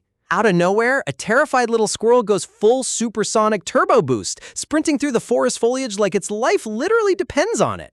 We snap back inside the grand mansion, where the huge double doors burst open with a heavy thunk as something comes hurtling through the air. Eek! The helpless little squirrel tumbles head over heels off the top stair railing, plunging straight down into the main hall. Meanwhile, the sneaky cat kid stands by the entrance with wide, innocent eyes, gulping nervously after chasing the poor creature inside. Man, this feline toddler has zero chill when it comes to hunting small animals. He spots director Minu standing down in the foyer and points from the balcony like a toddler calling in an airstrike. Minu is down there peacefully cradling Bobo in his turtle shell form, blissfully unaware of the flying rodent heading toward him at high velocity. Smack! Direct hit! The squirrel slams face first into Minu's cheek with zero warning, sending him stumbling backward. Crash! Minu completely loses his balance, slamming hard against the elevator wall in a cloud of dust while still clutching Bobo tight.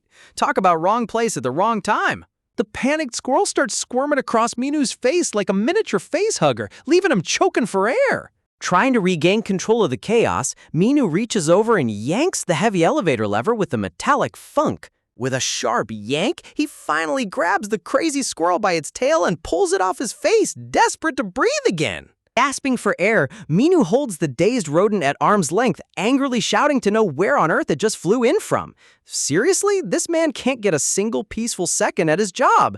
Right on cue, the heavy iron elevator door rattles open, revealing a terrifying glimpse of molten rock and blinding heat outside. Welcome to the Waste Crater, an absolute burning wasteland where rivers of magma flow freely and searing heat devours everything in sight. Stepping out into the furnace, Minu wipes his brow in frustration while Bobo stays fast asleep inside his shell like an unbothered rock.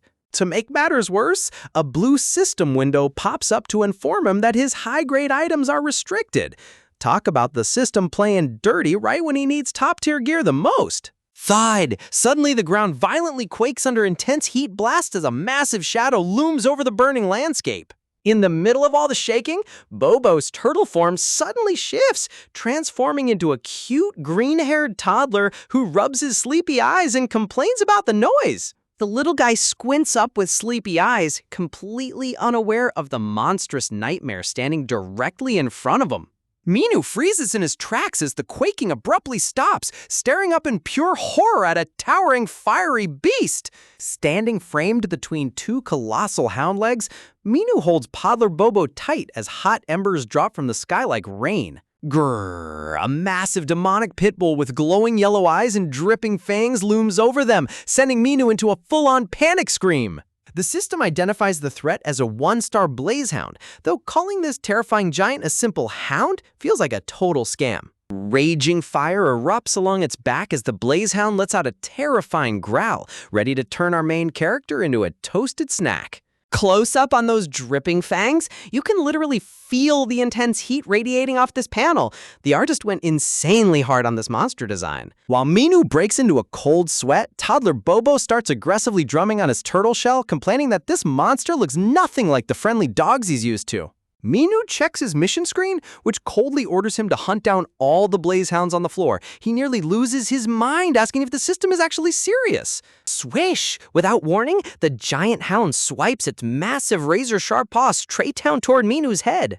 Minu's eyes widen as his survival instincts instantly kick into maximum overdrive. Thunk! The giant paw smashes into the ground, shattering the terrain into pieces right where Minu was standing a split second ago. Reacting with insane speed, Minu executes a rapid side dash, clutching Bobo tight as flames explode around them. Realizing he can't win a direct brawl while carrying two toddlers, Minu yells for Bobo to hold on tight as they sprint across the burning ground. Bang! Minu skids to a sudden halt at the edge of a steep cliff, realizing with dread that they've run completely out of land. Below them lies a massive river of bubbling magma with zero bridges or paths in sight. Talk about being trapped between a rock and a fiery death. Dash! The blazehound comes charging down from behind at full speed, closing the distance in a matter of seconds. Clenching his fist, Minu realizes this monster is way bigger than anything he fought before, questioning if raw physical power alone can even put it down. Just as the gigantic jaws snap open behind him, a blue system notification flashes on screen, announcing that Ayong Joe has unlocked a brand new skill. Minu blinks in utter confusion. Why is a notification popping up about the bunny toddler back at the daycare right in the middle of a life-or-death boss fight? A massive rank notification bursts across his vision. SS rank unique skill, Link, has been activated. Shine! A blinding surge of radiant pink aura explodes out, enveloping Minu's entire body in raw power. Knowing he's only operating at 80% capacity, Minu focuses the surging energy directly into his right foot, coating his sneaker in a blazing destruction aura. Hi-ya! Channeling the bunny kid's martial art technique, Minu leaps high into the air and unleashes a devastating meteor kick right onto the blazehound's snout. Toddler Bobo watches in wide-eyed amazement as his director delivers a full-on superhero finisher maneuver. Thunk! The brutal impact shatters the ground, slamming the giant hound into the earth with an incredible shockwave. The system confirms the D-rank meteor kick execution, and Minu lets out a deep breath of relief, completely wiped out but victorious. Minu gently sets Bobo back on his feet, with the little squirrel perched safely on top of Bobo's green hair like a mini crown. Reaching down into the crater, Minu picks up a brilliant, glowing blue crystal lying in the dirt. He grins ear to ear, realizing this shiny loot piece is an E-rank mana stone worth a whopping 100 million won on the open market. The system details the E-rank mana stone as a rich energy source, but Minu scratches his head, wondering why the clear notification hasn't popped up yet. Suddenly, toddler Bobo flaps forward and wraps his tiny arms around Minu's leg, clinging on tight as Minu realizes their arena run isn't quite over yet. Just when you think a boss fight is over, a tiny turtle toddler named Bobo wraps his arms around your leg with zero warning. Minu almost jumps out of his skin, completely caught off guard while standing on literal molten rock. Look at those massive teary eyes. Bobo whimpers that he's scared out of his mind, with the dazed little squirrel Ratatoskr sitting on top of his green hair like an emergency helmet. Honestly, who wouldn't be terrified when surrounded by bubbling lava? Minu flinches in sheer disbelief. Man was just celebrating his 100 million won loot, but now he's got to play full-time babysitter in a literal active volcano zone. Minu's brain instantly flashes back to the previous floor, where the other kids were throwing hands like seasoned martial artists. But looking around this burning wasteland, he realizes bringing a crying toddler near rivers of lava was probably not his brightest parenting move. Trying to keep his composure, Minu tells the little guy to hang tough for just a bit longer while he finishes up. But let's be real. Reassuring a toddler while standing in hellfire is easier said than done. In a hilarious inner monologue, Minu begs Bobo to give him some breathing room so he can actually swing a weapon, but Bobo ain't having it. He clings on like superglue because fear logic always wins over tactical positioning. Thud! Out of nowhere, a colossal dark paw smashes directly into the lava right beside them. The shockwave shakes the ground, proving that their little chat session just got abruptly canceled. Minu turns around and his soul practically leaves his body. A whole massive pack of giant red-eyed demonic blaze hounds is standing right there, growling in chorus. Talk about an absolute nightmare scenario. Gasp! Check out their synchronized panic faces. Minu, Bobo, and the squirrel all hit the exact same hilarious reaction image pose. You know you're in deep trouble when even the forest guardian squirrel goes bug-eyed. Screaming at the sky, Minu finally realizes why the system never gave him a floor completion message after beating the first hound. It wasn't a boss fight, it was just the vanguard of an entire army. Tremble! The camera zooms out to show an endless sea of fiery pit bulls surrounding Minu's sneakers. The artist really decided to drop a Dark Souls-level mob horde on a guy carrying 2 kids. Poor little Bobo looks up with tears streaming down his chubby cheeks, whimpering if they're ever gonna make it back home. Man, this panel breaks your heart while keeping the tension at a maximum. Wow, the floodgates open. Bobo lets out a legendary toddler temper tantrum sob, squeezing Minu's leg like his life depends on it. Panicking even more, Minu pats the kid's back, trying to quiet him down before the monsters decide to make them lunch. The sheer contrast between epic monster horde and toddler crying fit is pure comedy gold. Glance. Minu glances back with sweat running down his temple, suddenly realizing that making loud noises in front of a pack of feral hunting hounds is rule number 1 of what not to do. Rumble! Right on cue, the entire flaming pack snaps their heads toward the noise and starts stampeding forward like a freight train. Swish! No time to reason, Minu scoops Bobo up like a football under his arm, throwing tactical caution out the window as he prepares to sprint.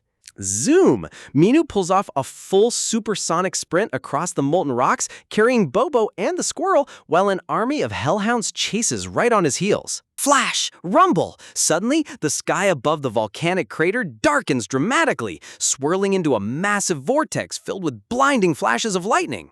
The entire burning environment starts shaking as pitch-black storm clouds swallow the scorching sun. Talk about the atmosphere turning dark and apocalyptic in a split second. Drop. A single cold drop of liquid falls straight from the dark sky, landing right on top of Minu's forehead. Minu stops dead in his tracks, blinking in complete confusion as he touches his forehead. How on earth is there water falling in a floor literally designed as a blazing furnace? Swah! Before he can even process it, a full-blown torrential downpour erupts over the entire crater. Rain comes crashing down in sheets over the burning ground. A quick memory sparks in Minu's mind. He remembers Bobo crying hysterically in the past and causing an unexplainable rainstorm out of nowhere. Gasping in shock, Minu looks down at the crying toddler in his arms, finally putting 2 and 2 together. Bobo isn't just a turtle kid, he's a walking weather control cheat code. Sweat drips down Minu's nose as he realizes that while Rain in a lava zone is completely insane, they're still stuck in a high-stakes chase where one slip means game over. Wait, look at the hounds. As the cold rain hits their backs, the roaring flames on the blaze hounds start hissing and completely going out. The giant beasts start panting, visibly weakened without their fire aura. Dash. Minu's eyes light up with pure genius. He instantly changes his strategy, hyping up Bobo to keep crying at top volume so the rainstorm keeps smothering the monsters. Minu lets out an absolute supervillain laugh. Man went from total despair to realizing he has a cheat code rain machine attached to his hip. Thud! One weakened hound tries to leap at him through the mud, but without its fire buff, it looks like a soggy, oversized bulldog. Wham! Channeling his inner martial artist, Minu leaps forward and delivers a brutal, aura-infused meteor kick right into the hound's jaw. Crash! The hound hits the dirt with a heavy thud, and Minu lands gracefully with the slickest smirk on his face. Seriously, the art transition from panic to total badassery here is top tier. Bobo gazes up from Minu's arms with absolute starstruck eyes, sniffling as his tiny brain processes the sheer epicness of what just happened. Shine! Framed in a sparkling anime aura, Minu looks like the ultimate cool heroic leader in Bobo's eyes. The kid is practically glowing with respect. Dash! Minu charges forward across the wet earth, ready to clean up the rest of the weakened mob while the rain is still active. But even without fire, a horde of giant dogs is still a horde of giant dogs. Minu starts sweating as he notices the raindrops slowly starting to thin out. Pause! Minu freezes mid-step, looks down and sees Bobo rubbing his eyes, completely cheered up because he thinks his director is the coolest guy ever. Yeah! Bobo giggles happily, totally forgetting his fear. But in this environment, a happy Bobo means no tears. And no tears means trouble. Shine! Grow! The storm clouds instantly vanish. Sunlight breaks through, and the flames on the blaze hounds burst back to life with a terrifying roar. Whirr! Ah! The enraged pitbull pack explodes back into roaring fire mode, locking their glowing eyes right back on Minu. Talk about a backfire of epic proportions. Squeak! Shake! In absolute chaotic panic, Minu starts aggressively shaking the toddler back and forth, begging him to start crying again. Desperate times call for insane measures. Minu starts yelling sad thoughts at the kid, telling him to picture losing his favorite toys or having his snacks stolen. Bobo tilts his head with a blank, adorable expression, genuinely trying to process what his favorite toy even is. Kids really pick the most dramatic moments to get thoughtful. Flash, dash, with flaming jaws snapping inches behind his heels, Minu sprints for his life while screaming at the top of his lungs for Bobo to open up the waterworks. Swah! It works! Bobo bursts into tears again, and a massive wall of rain instantly pours down, snuffing out the hound's fire mid-charge. Minu wipes his face, realizing that relying on a toddler's emotional stability isn't a long-term combat strategy. He needs to wipe out this mob fast before Bobo smiles again. Suddenly, an out light bulb goes off in Minu's head as a brilliant idea strikes him. He remembers a reward sitting in his inventory menu, a D-rank random box he won from defeating the King Mole boss earlier. Press. Without wasting a single second, Minu reaches out and slams his finger onto the floating blue yes button on his system interface. Shine! Glowing with pure gacha hype, Minu clenches his fist, ready to gamble on whatever weapon or skill pops out to clutch this fight. You know your luck in a high-stakes fantasy world is completely cooked when your big mid-battle reward turns out to be a passive skill that makes local rodents feel comfortable around you. Seriously? Minu stares at the system notification in absolute disbelief, looking around the burning volcanic crater, wondering where on earth he's even supposed to find a rat in literal hellfire. Right on cue, the little forest guardian squirrel, Ratatosker, pops up on his shoulder with an overly dramatic superhero pose, as if announcing he's ready to single-handedly carry this entire boss fight. Ding! The system double-checks and confirms that yes, this tiny fluff ball is indeed the sole beneficiary of Minu's shiny new rodent buffing passive skill. Talk about a total gotcha scam. Even the squirrel himself looks back with a deadpan, extremely skeptical expression, silently judging Minu's underwhelming luck as a dungeon hunter. Swish! Minu loses his mind completely, screaming at the floating system screen while clutching toddler Bobo, demanding to know how a squirrel charm skill is going to save him from getting eaten alive. Dash! Sprinting for his absolute life across the scorching rocks, Minu curses his fate, wishing the system had given him something actually useful like flight or supersonic speed instead of frickin' rodent therapy. Whoosh! With Bobo temporarily calming down and drying his tears, the rainstorm dies out, allowing the terrifying demonic hounds to instantly recover their fiery aura and lock right back onto their heels. A massive blaze hound snaps its razor-sharp jaws literally inches away from Minu's ankles.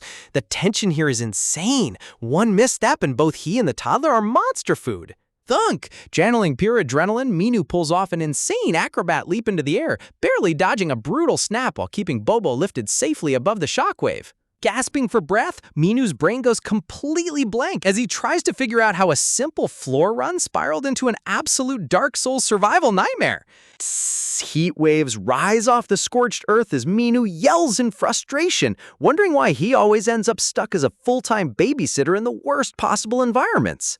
Glare. Just as he lands, Minu's instincts flare up and he freezes in his tracks, realizing he's run straight into a dead end. Whoosh! His sneaker slides right onto the edge of a massive drop-off overlooking an endless bubbling sea of molten lava.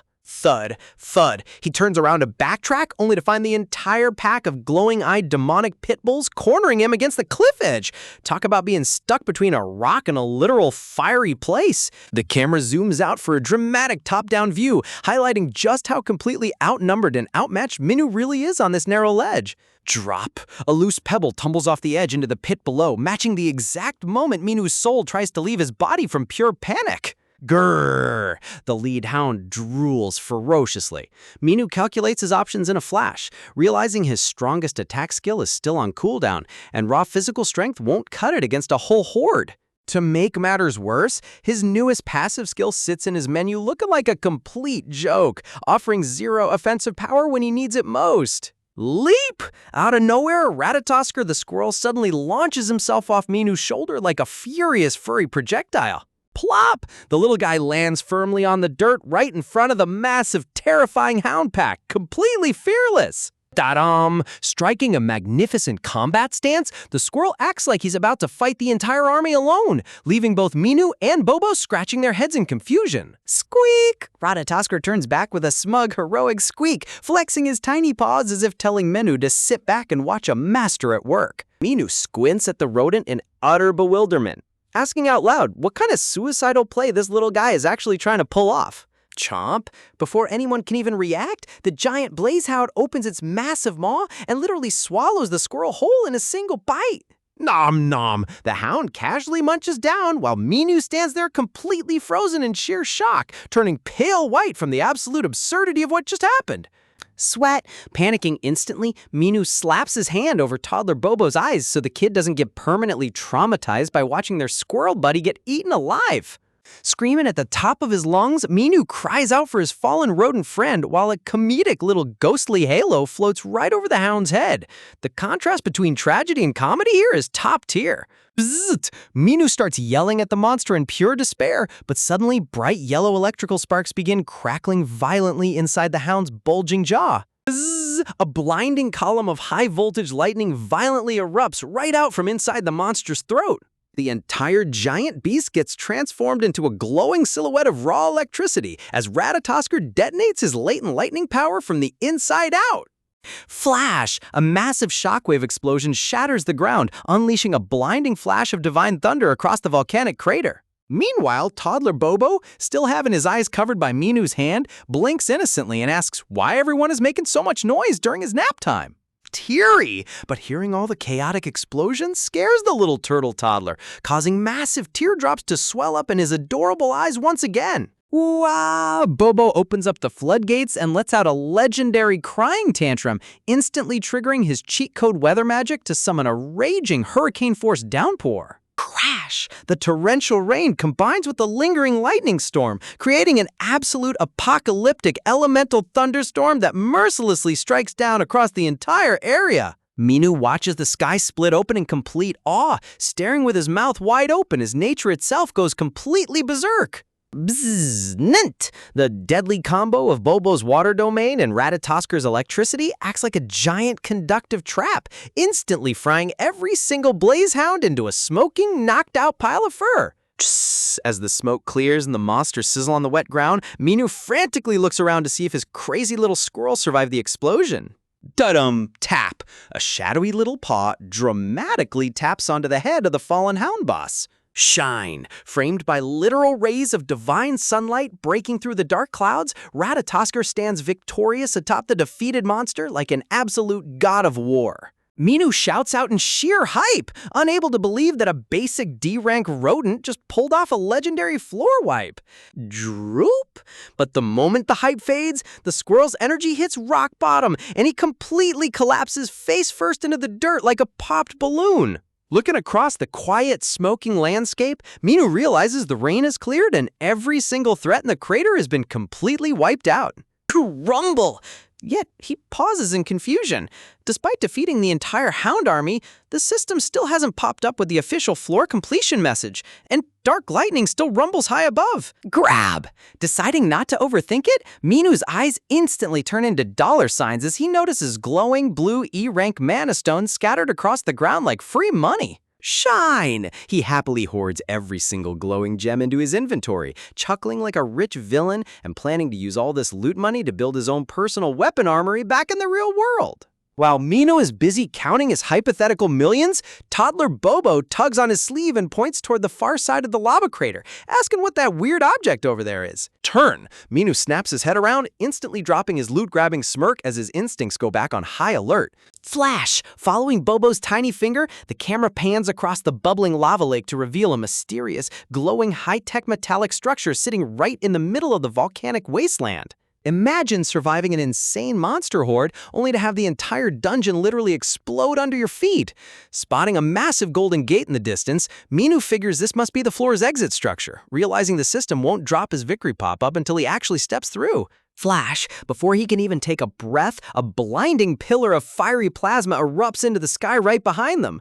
Minu drops into a defensive crouch, clutching toddler Bobo while staring back in utter disbelief at the apocalyptic spectacle. Both of them whip their heads around so fast they almost get whiplash, tracking the sudden cataclysmic shift in the environment. Swoosh! The sheer visual shock here is top tier. You can literally see the soul leaving Minu's body in real time. Rumble. Mina's face goes completely blank as the ground beneath his sneakers begins violently shuddering, like a magnitude 10 earthquake. Kaboom! The distant mountain completely detonates, sending molten meteors and fiery debris raining down across the entire landscape like an artillery barrage. Talk about bad timing. The dungeon literally decided to nuke itself right as they were leaving. Holding a fistful of fresh mana stones, Minu quakes in his shoes while little Bobo clings to his legs for dear life. Rumble. The sheer absurdity of going from victory loot to active volcanic fallout is honestly hilarious. Sweat. Minu completely loses his mind, screaming at the top of his lungs about how every time he thinks he gets a break, the universe instantly throws a brand new calamity at his face. Swoosh! Spotting the escape hatch down below, Minu yells for Bobo to hustle, only for the little turtle kid to activate his shell boost and slide downhill like a mini Formula One car. Minu stands there completely frozen in monochrome disbelief, watching his little squad member leave him in the dust without a single second thought. Loyalty in dungeons really is a myth, huh? Crumble! A giant flaming boulder crashes down inches from his skull, sending rock shrapnel everywhere as Minu screeches and dodges for his life. Thunk, thunk! The camera zooms out for a chaotic top-down shot of fiery meteors obliterating the terrain while Minu sprint dodges across the crater like a maniac, desperately chasing after Bobo toward the golden building. Switching gears to a completely peaceful setting, sunlight streams into a grand, quiet academy office filled with stacked spellbooks and resting doves. Talk about a total mood shift. Scribble, scribble. Inside the luxurious library, the dark-haired vice director sits at her massive curved mahogany desk, silently speedrunning through administrative paperwork with a feather quill. Knock, knock, knock! Her sharp eyes glance up from her desk the second a sudden knock echoes through the quiet room. Clack! The heavy double doors creak open, and the sweet blonde teacher Miho cute peeks her head into the room with a cheerful smile to check if she's interrupting. Stepping inside, Mio asks if everything is all right with Bobo and Director Seo, mentioning that she hasn't seen either of them around the academy campus for quite a while. Ugh. The vice director rests her chin on her hand with a serious expression, instantly piecing together that the director must have taken the kid up into the arena to grind levels. A dramatic black screen builds heavy tension, posing the dark question of whether the duo will actually manage to make it back alive from such a brutal floor ascension. Shaken off her doubts, the vice director resolves to keep total faith in her leader's insane survival instincts. She casually explains to Miho that they took the lobby elevator to head upstairs, prompting the blonde teacher to wonder where that mysterious lift actually leads. Think! The vice director decides to keep her lips sealed for now, knowing that full trust needs to be built before revealing the deeper secrets of the facility. Smart move. You can't just blab top-secret arena intel to every new staff member on day one. With a calm hand gesture, she bosses it off as the director's personal training ground for the kids, advising Miho to stay focused on her current teaching duties. Instead, fidget, Miho stands in front of the desk, twiddling her fingers nervously, clearly holding back a massive secret of her own. She hesitates, biting her lip as she tries to figure out how to phrase her next sensitive question without blowing her cover. Pointing toward the courtyard, Miho asks if the massive glowing tree standing in the center of the garden is actually the legendary World Tree. The vice director confirms it with a nod, surprised by her knowledge, while Miho stammers out that she heard legends about it in her youth and could sense its unique spiritual energy. Looking deeply concerned, Miho presses further, asking why the sacred tree feels so unnaturally withered and degraded compared to the stories. Darkening her tone, the vice director bitterly reveals that wicked spirit monsters placed a heavy curse upon the ancient tree. Confused? Hearing this, Miho's brain short-circuits. She knows for a fact her spirit monster tribe didn't put any curse on it, and the dark aura actually reeks of human blood. Look at that visual storytelling. Misunderstandings in fantasy manhwa always spiral out of control so fast. An ethereal view of the World Tree shows dark corruption swirling around its branches as the vice director explains how its life force drains daily, preventing any divine fruit from growing. Slam! Slamming her fist onto the desk, the vice director passionately declares that Director Seo will undoubtedly destroy the curse and restore the tree. Clench. With fire in her eyes, she vows that he'll also extract absolute vengeance on the monsters responsible for his mother's fate. Da-dun! Dark, terrifying aura radiates off the vice director like a final boss, while poor Miho sweats bullets in internal panic, completely terrified to admit her true identity. Miho realizes a peace treaty between their species is practically impossible now. How is she supposed to ask a guy seeking blood revenge for his mom to help save hers? Shine! Suddenly, a brilliant flash of magical light catches the vice director's eye, cutting the heavy tension in an instant. Stand. She quickly stands up from her desk, announcing to Miho that the director has officially returned to the building. Ding! Down in the lobby, the golden antique elevator indicator dial sweeps across and chimes as it hits floor 2. Sss! The heavy metallic doors slide open, unleashing a massive cloud of volcanic steam. Out steps Minu and Bobo, looking like burnt toast, covered head to toe in black soot and scratches while gasping for air. Kaboom! A quick dramatic cutaway reveals that the volcanic eruption back in the dungeon completely shattered a villain's secret ritual, knocking a vital magic scroll onto the floor. Grit? Deep in the shadows, a menacing figure in a traditional Korean hat snarls with rage, his dark purple aura crackling as his grandmaster plan gets ruined by pure collateral damage. Delivery! Shifting to a bright, cozy afternoon, a large delivery truck pulls up right outside Minu's home building. Shake, shake! Inside his room, Minu hauls a massive, mysterious wrap package tied with a gigantic red bow, wondering who sent such a huge parcel. He notices a clean white envelope tucked right behind the giant crimson ribbon. Sparkle! Unfolding the letter, a glowing memory of Bobo's sweet mother appears as Minu reads her heartfelt thank you message for turning her timid boy into a brave sea turtle hero. Shine! Minu's eyes instantly turn into golden stars with a villainous grin as he remembers how the last rich mom gave him a 20 million won reward for babysitting. Russell, hyped out of his mind, he aggressively tears off the wrapping paper, calculating all the potential millions sitting inside this new box. Ta-da! The wrapping drops to reveal an ornate marble flower pot with a tiny sapling. Minu's jaw hits the floor in complete deadpan disappointment. He really traded his life for house decor. Glance, glance! Wandering around his hallway, Minu inspects the potted tree with a skeptical look, trying to figure out where on earth he's supposed to display it. Step, step, step.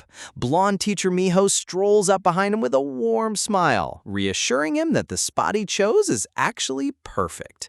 Creak? Gently adjusting the base, Miho explains that this isn't an ordinary plant. It's enchanted with celestial magic to regulate room temperature, so moving it slightly optimizes its protective aura.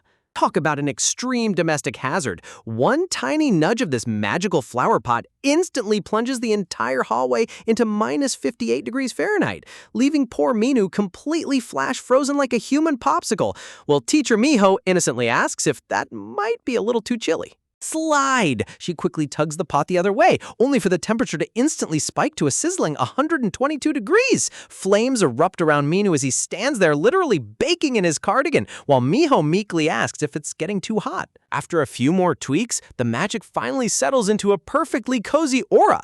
Miho cheerfully explains how the plant provides natural AC in summer and heat in winter, leaving Minu utterly fascinated by his new climate control houseplant. Minu pauses, suddenly realizing something isn't adding up. Suspicious, he turns to Miho and asks how a regular kindergarten teacher happens to know so much about ancient celestial magic. Pop! Right on cue, two fluffy, adorable white animal ears suddenly sprout right out of Miho's golden hair, completely giving away her secret in the most ridiculous way possible. Haha!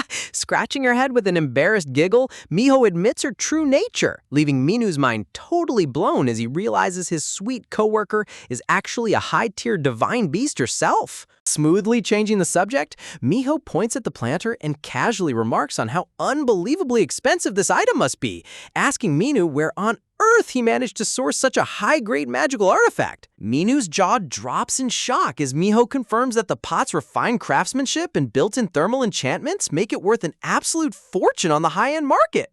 She offhandedly adds that aside from this pot, the entire kindergarten is basically overflowing with multi-million-dollar legendary items, instantly triggering Minu's greedy monster hunter instincts.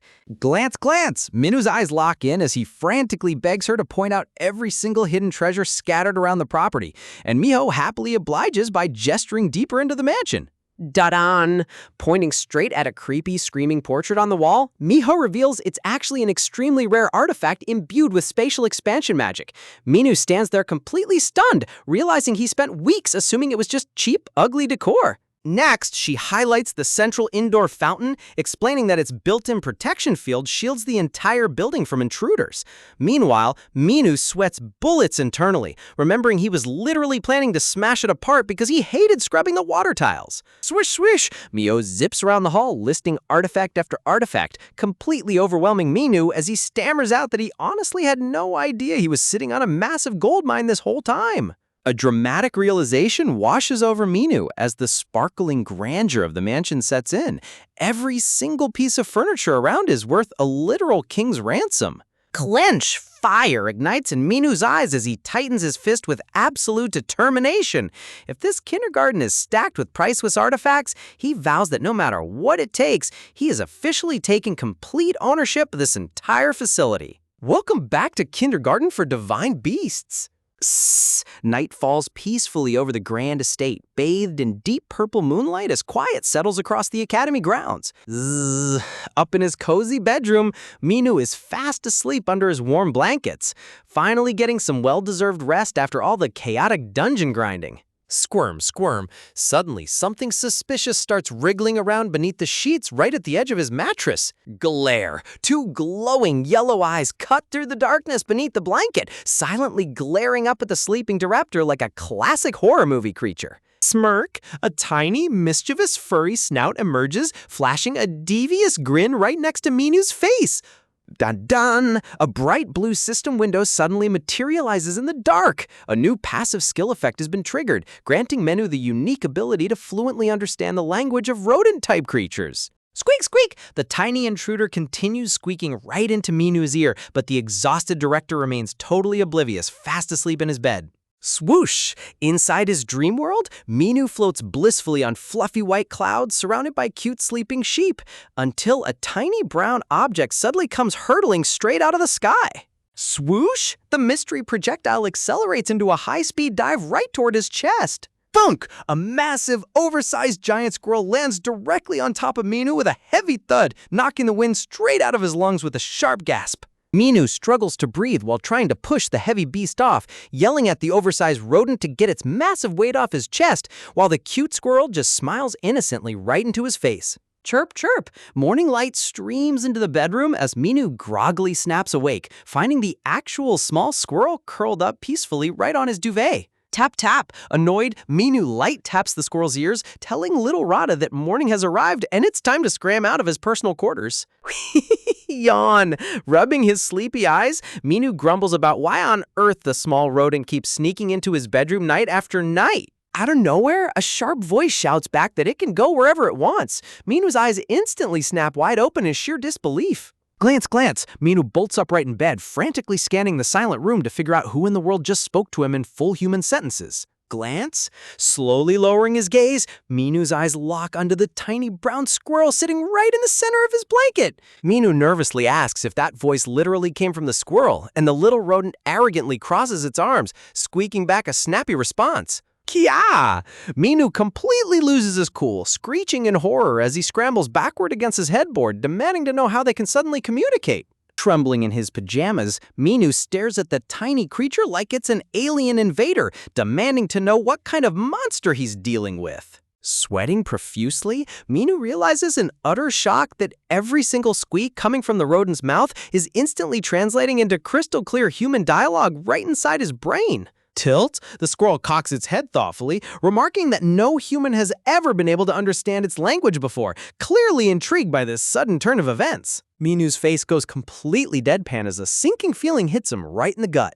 Of course! Glancing at the glowing floating panel, Minu sighs heavily. It's the system's new Squeak Squad loyalty skill at work. You gotta love how system notifications always drop at the most inconvenient times possible. Plop! Hopping right onto Minu's lap with supreme confidence, the tiny squirrel grandly announces that since the human can understand it, it will graciously allow Minu to become its official companion. Sit! Striking a bossy posture, the squirrel proudly introduces itself as the legendary Ratatosker, calling Minu a shrimp and ordering him to get out of bed immediately to go cook its breakfast. Ticked, Minu's vein pops with anger. He glares back at the tiny tyrant, demanding to know who it thinks it's calling shrimp and why a tiny rodent believes it can order a grown human around. Rata thunder.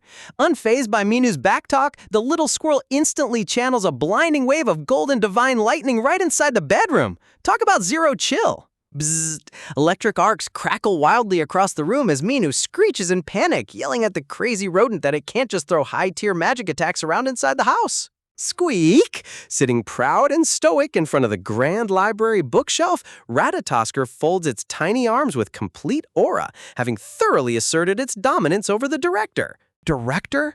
Vice Director Suryong steps into the study, her sharp eyes wide with total astonishment as she looks at the sight before her. Sitting at a study desk surrounded by ancient reference books, Minu lets out a tired sigh with the smug squirrel perched right on top of his head, explaining that adopting Rata just kinda happened naturally. Squeak! As Rata squeaks approvingly from Minu's hair, calling him a good underling, the vice director stands there absolutely floored, wondering how on earth Minu managed to tame such a notoriously wild mystical creature. Num num! In a glowing memory flashback, Rata is shown sitting up on the world tree branches, munching acorns while ignoring Seryong's sweet treats. Seryong recalls how even the founder-director Lim couldn't tame this legendary beast, concluding with total reverence that Director Seo really is a chosen legend. Ever tried having a serious workplace conversation with a literal divine beast squirrel sitting on your head? Minu is out here struggling to maintain his dignity while Seryong just stares at him like he's lost his mind, wondering how on earth he keeps uncovering ancient secrets. Meanwhile, little Rata is living his best life, casually lounging across Min's hair like it's a 5-star hotel mattress. You've got to give it to the artist. That smug little squirrel face is pure perfection. Seryong realizes that even if Minu knew about the danger beforehand, his burning desire to avenge his mother is what's really driving his insane resolve. Clenching her fist with dramatic anime intensity, Seryong decides right then and there that she's going to support him no matter what obstacles stand in their path. Right on cue, Minus's alarm goes off, snapping him right back to reality. He pops up from his desk like a spring, announcing that it's time to pick up the kids. Opening the door, Minu casually heads out, completely ignoring the fact that he's still wearing a living, breathing mythical creature as a hair accessory. Seryong stops him in his tracks, looking over with an unreadable expression and questioning what he's actually up to right now. Out of nowhere, the background bursts into soft romantic flowers as Seryong hesitantly asks if he happens to be free around dinner time. Minu stands there completely frozen in shock while Rata looks just as stunned. An awkwardly adorable silence fills the room as the two of them stand among floating white blossoms, leaving Minu utterly speechless. Minu burst out laughing at the unexpected invite, while poor Rata panics on top of his head, wondering what in the world is going on. Honestly, watching a divine rodent lose its cool over a dinner invitation is hilarious. Fast forward to the evening, and the lively hum of city chatter echoes outside a popular local barbecue restaurant. Inside the bustling kitchen, an energetic guy in a green shirt gets barked at by his mom to quickly deliver food to table 3. Pushing open the kitchen door with a cheerful greeting, the guy turns around, only to completely freeze in his tracks. In walks Minu looking like a total boss holding the credit card, accompanied by not one, but 2 drop-dead gorgeous ladies. His buddy Changsik almost drops his tray in sheer disbelief. Miho marvels at how human restaurants look, while Seryong struts in like a top-tier executive. Changsik's brain instantly short-circuits as he tries to process how his average friend managed to pull up with two stunning beauties. A nosebleed almost erupts on Changsik's face as he aggressively grips his chin, prompting Minu to snap him out of his trance to take their order. Minu quickly grabs his friend by the arm and drags him aside before he makes things any more awkward. Cornering Minu, Changsik aggressively whispers in his ear, demanding a full, detailed explanation of how this insane scenario came to be. Glasses glowing with pure jealousy, Changsik bombards Minu with a barrage of questions about who these gorgeous women are and where he met them. Minu just sweats bullets, insisting they're strictly work colleagues and begging him to see them already. Meanwhile, Seryong and Miho stand there completely unbothered, looking around the cozy restaurant with curious eyes. Switching into full professional mode, Changsik grandly guides them to a prime table, promising to serve up their absolute highest grade A skirt steak. Talk about world-class service when pretty girls show up. Whipping out a slick business card, Changsik proudly introduces himself as Lawyer Changsik, Yu Minu's absolute best friend in the world. Miho's eyes light up in awe, amazed that he's both a practicing lawyer and running a barbecue joint. Changsik humbly explains he's just helping his parents out tonight, while Minu sits in the back groaning from secondhand embarrassment. Striking majestic poses amidst imaginary floating flowers, Changsik dramatically vows to offer them full legal protection whenever they need it. He literally drops to one knee like a knight in shining armor. Miho laughs at how hilarious he is, while Minu literally turns blue from sheer cringe. Minu tries to save face by asking for some water, only for Changsik to coldly hit him with water as self-serve, leaving Minu totally defeated. A cold glass bottle of Coca-Cola slams down onto the table with a refreshing thump. Minu returns carrying cold drinks for everyone, proudly announcing that tonight's feast is completely on the company card, so they should eat as much as they want. Premium beef sizzles over the hot grill grid. Minu grins enthusiastically, telling Miho to dig in without holding back. Minu reaches his chopsticks into the flames, trying to snatch a piece of juicy steak right off the grill. Seryong instantly blocks his chopsticks with her metal tongs, sternly warning him that it needs exactly 7 more seconds.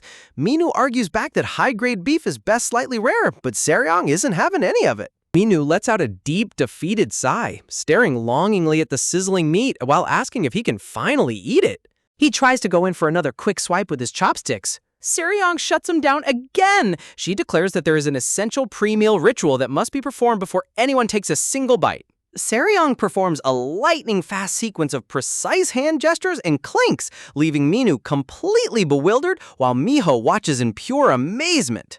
With absolute grace and solemn reverence, Seryong presents a glass of sparkling Coke like it's a sacred divine relic. Minhwa's jaw hits the floor at how serious she's taken this. Their glasses smash together in a grand triumphant toast over the roaring grill. As fresh pork belly sizzles on the iron plate, Minu casually asks Seryong why she suddenly agreed to an outing today when she shut him down last time.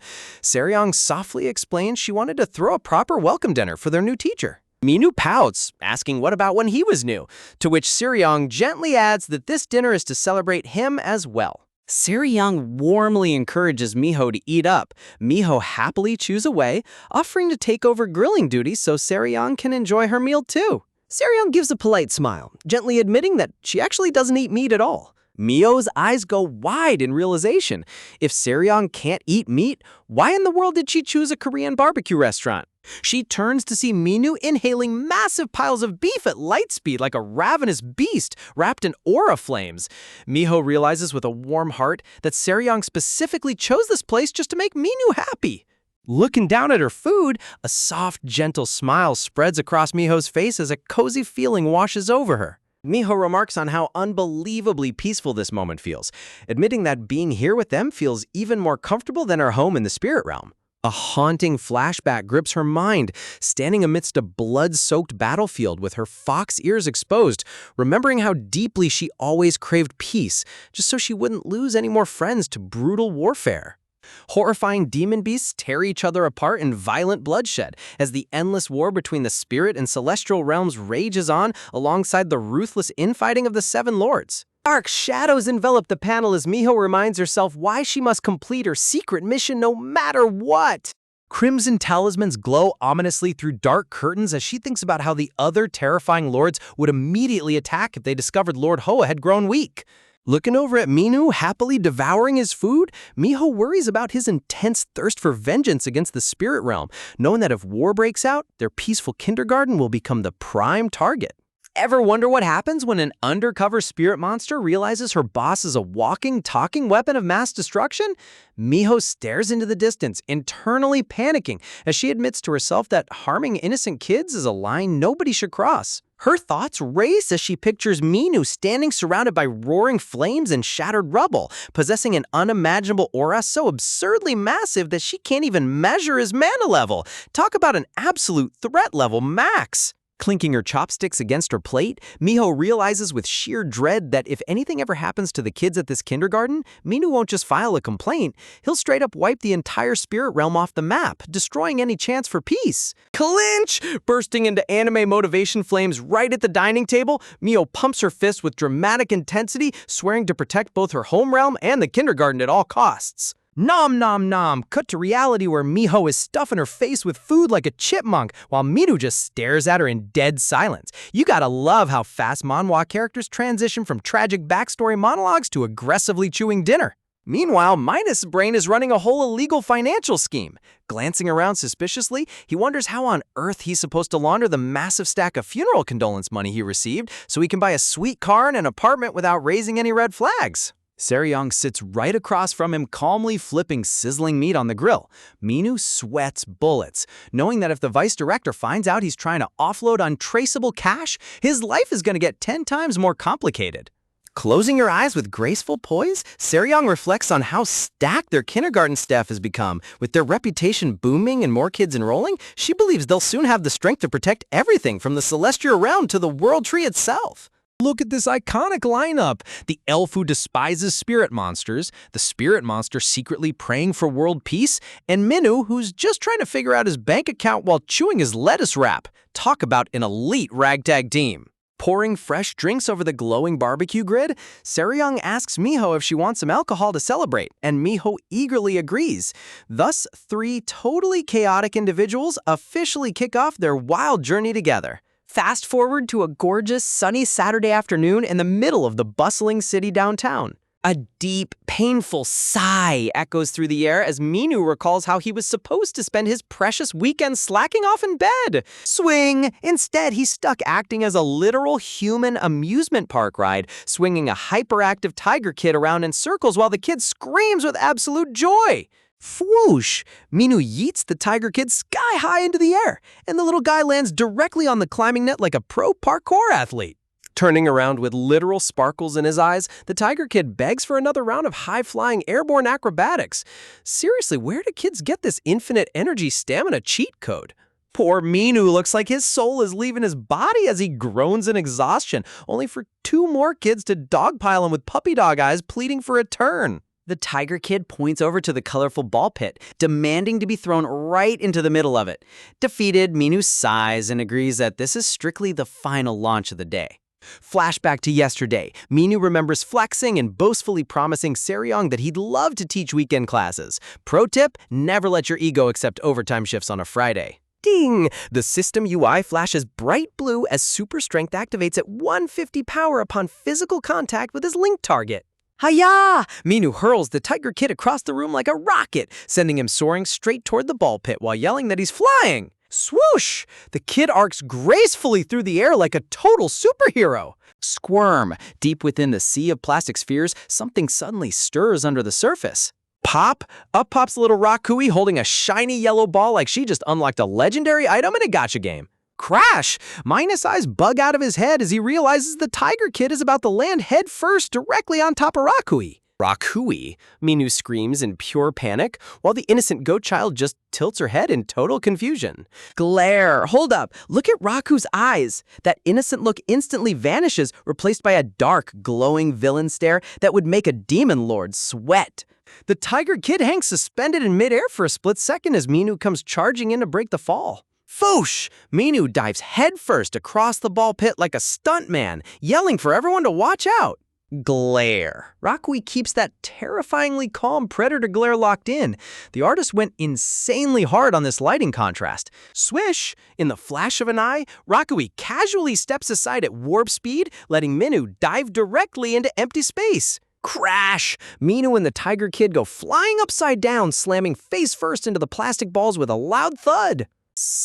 A literal puff of smoke rises from the ball pit as Minu lies completely folded like a lawn chair. Gasp! Minu pops up gasping for oxygen like a drowning sailor emerging from the ocean. Wiping the sweat from his forehead, Minu huffs in disbelief, wondering how on earth a toddler managed to casually dodge a high-speed projectile dive like a Matrix agent. Looking over, Rockaway is sitting there adorably clutching her ball, gently noting that it looked like it hurt. Minu shakes his head, convincing himself that he must have just aimed wrong.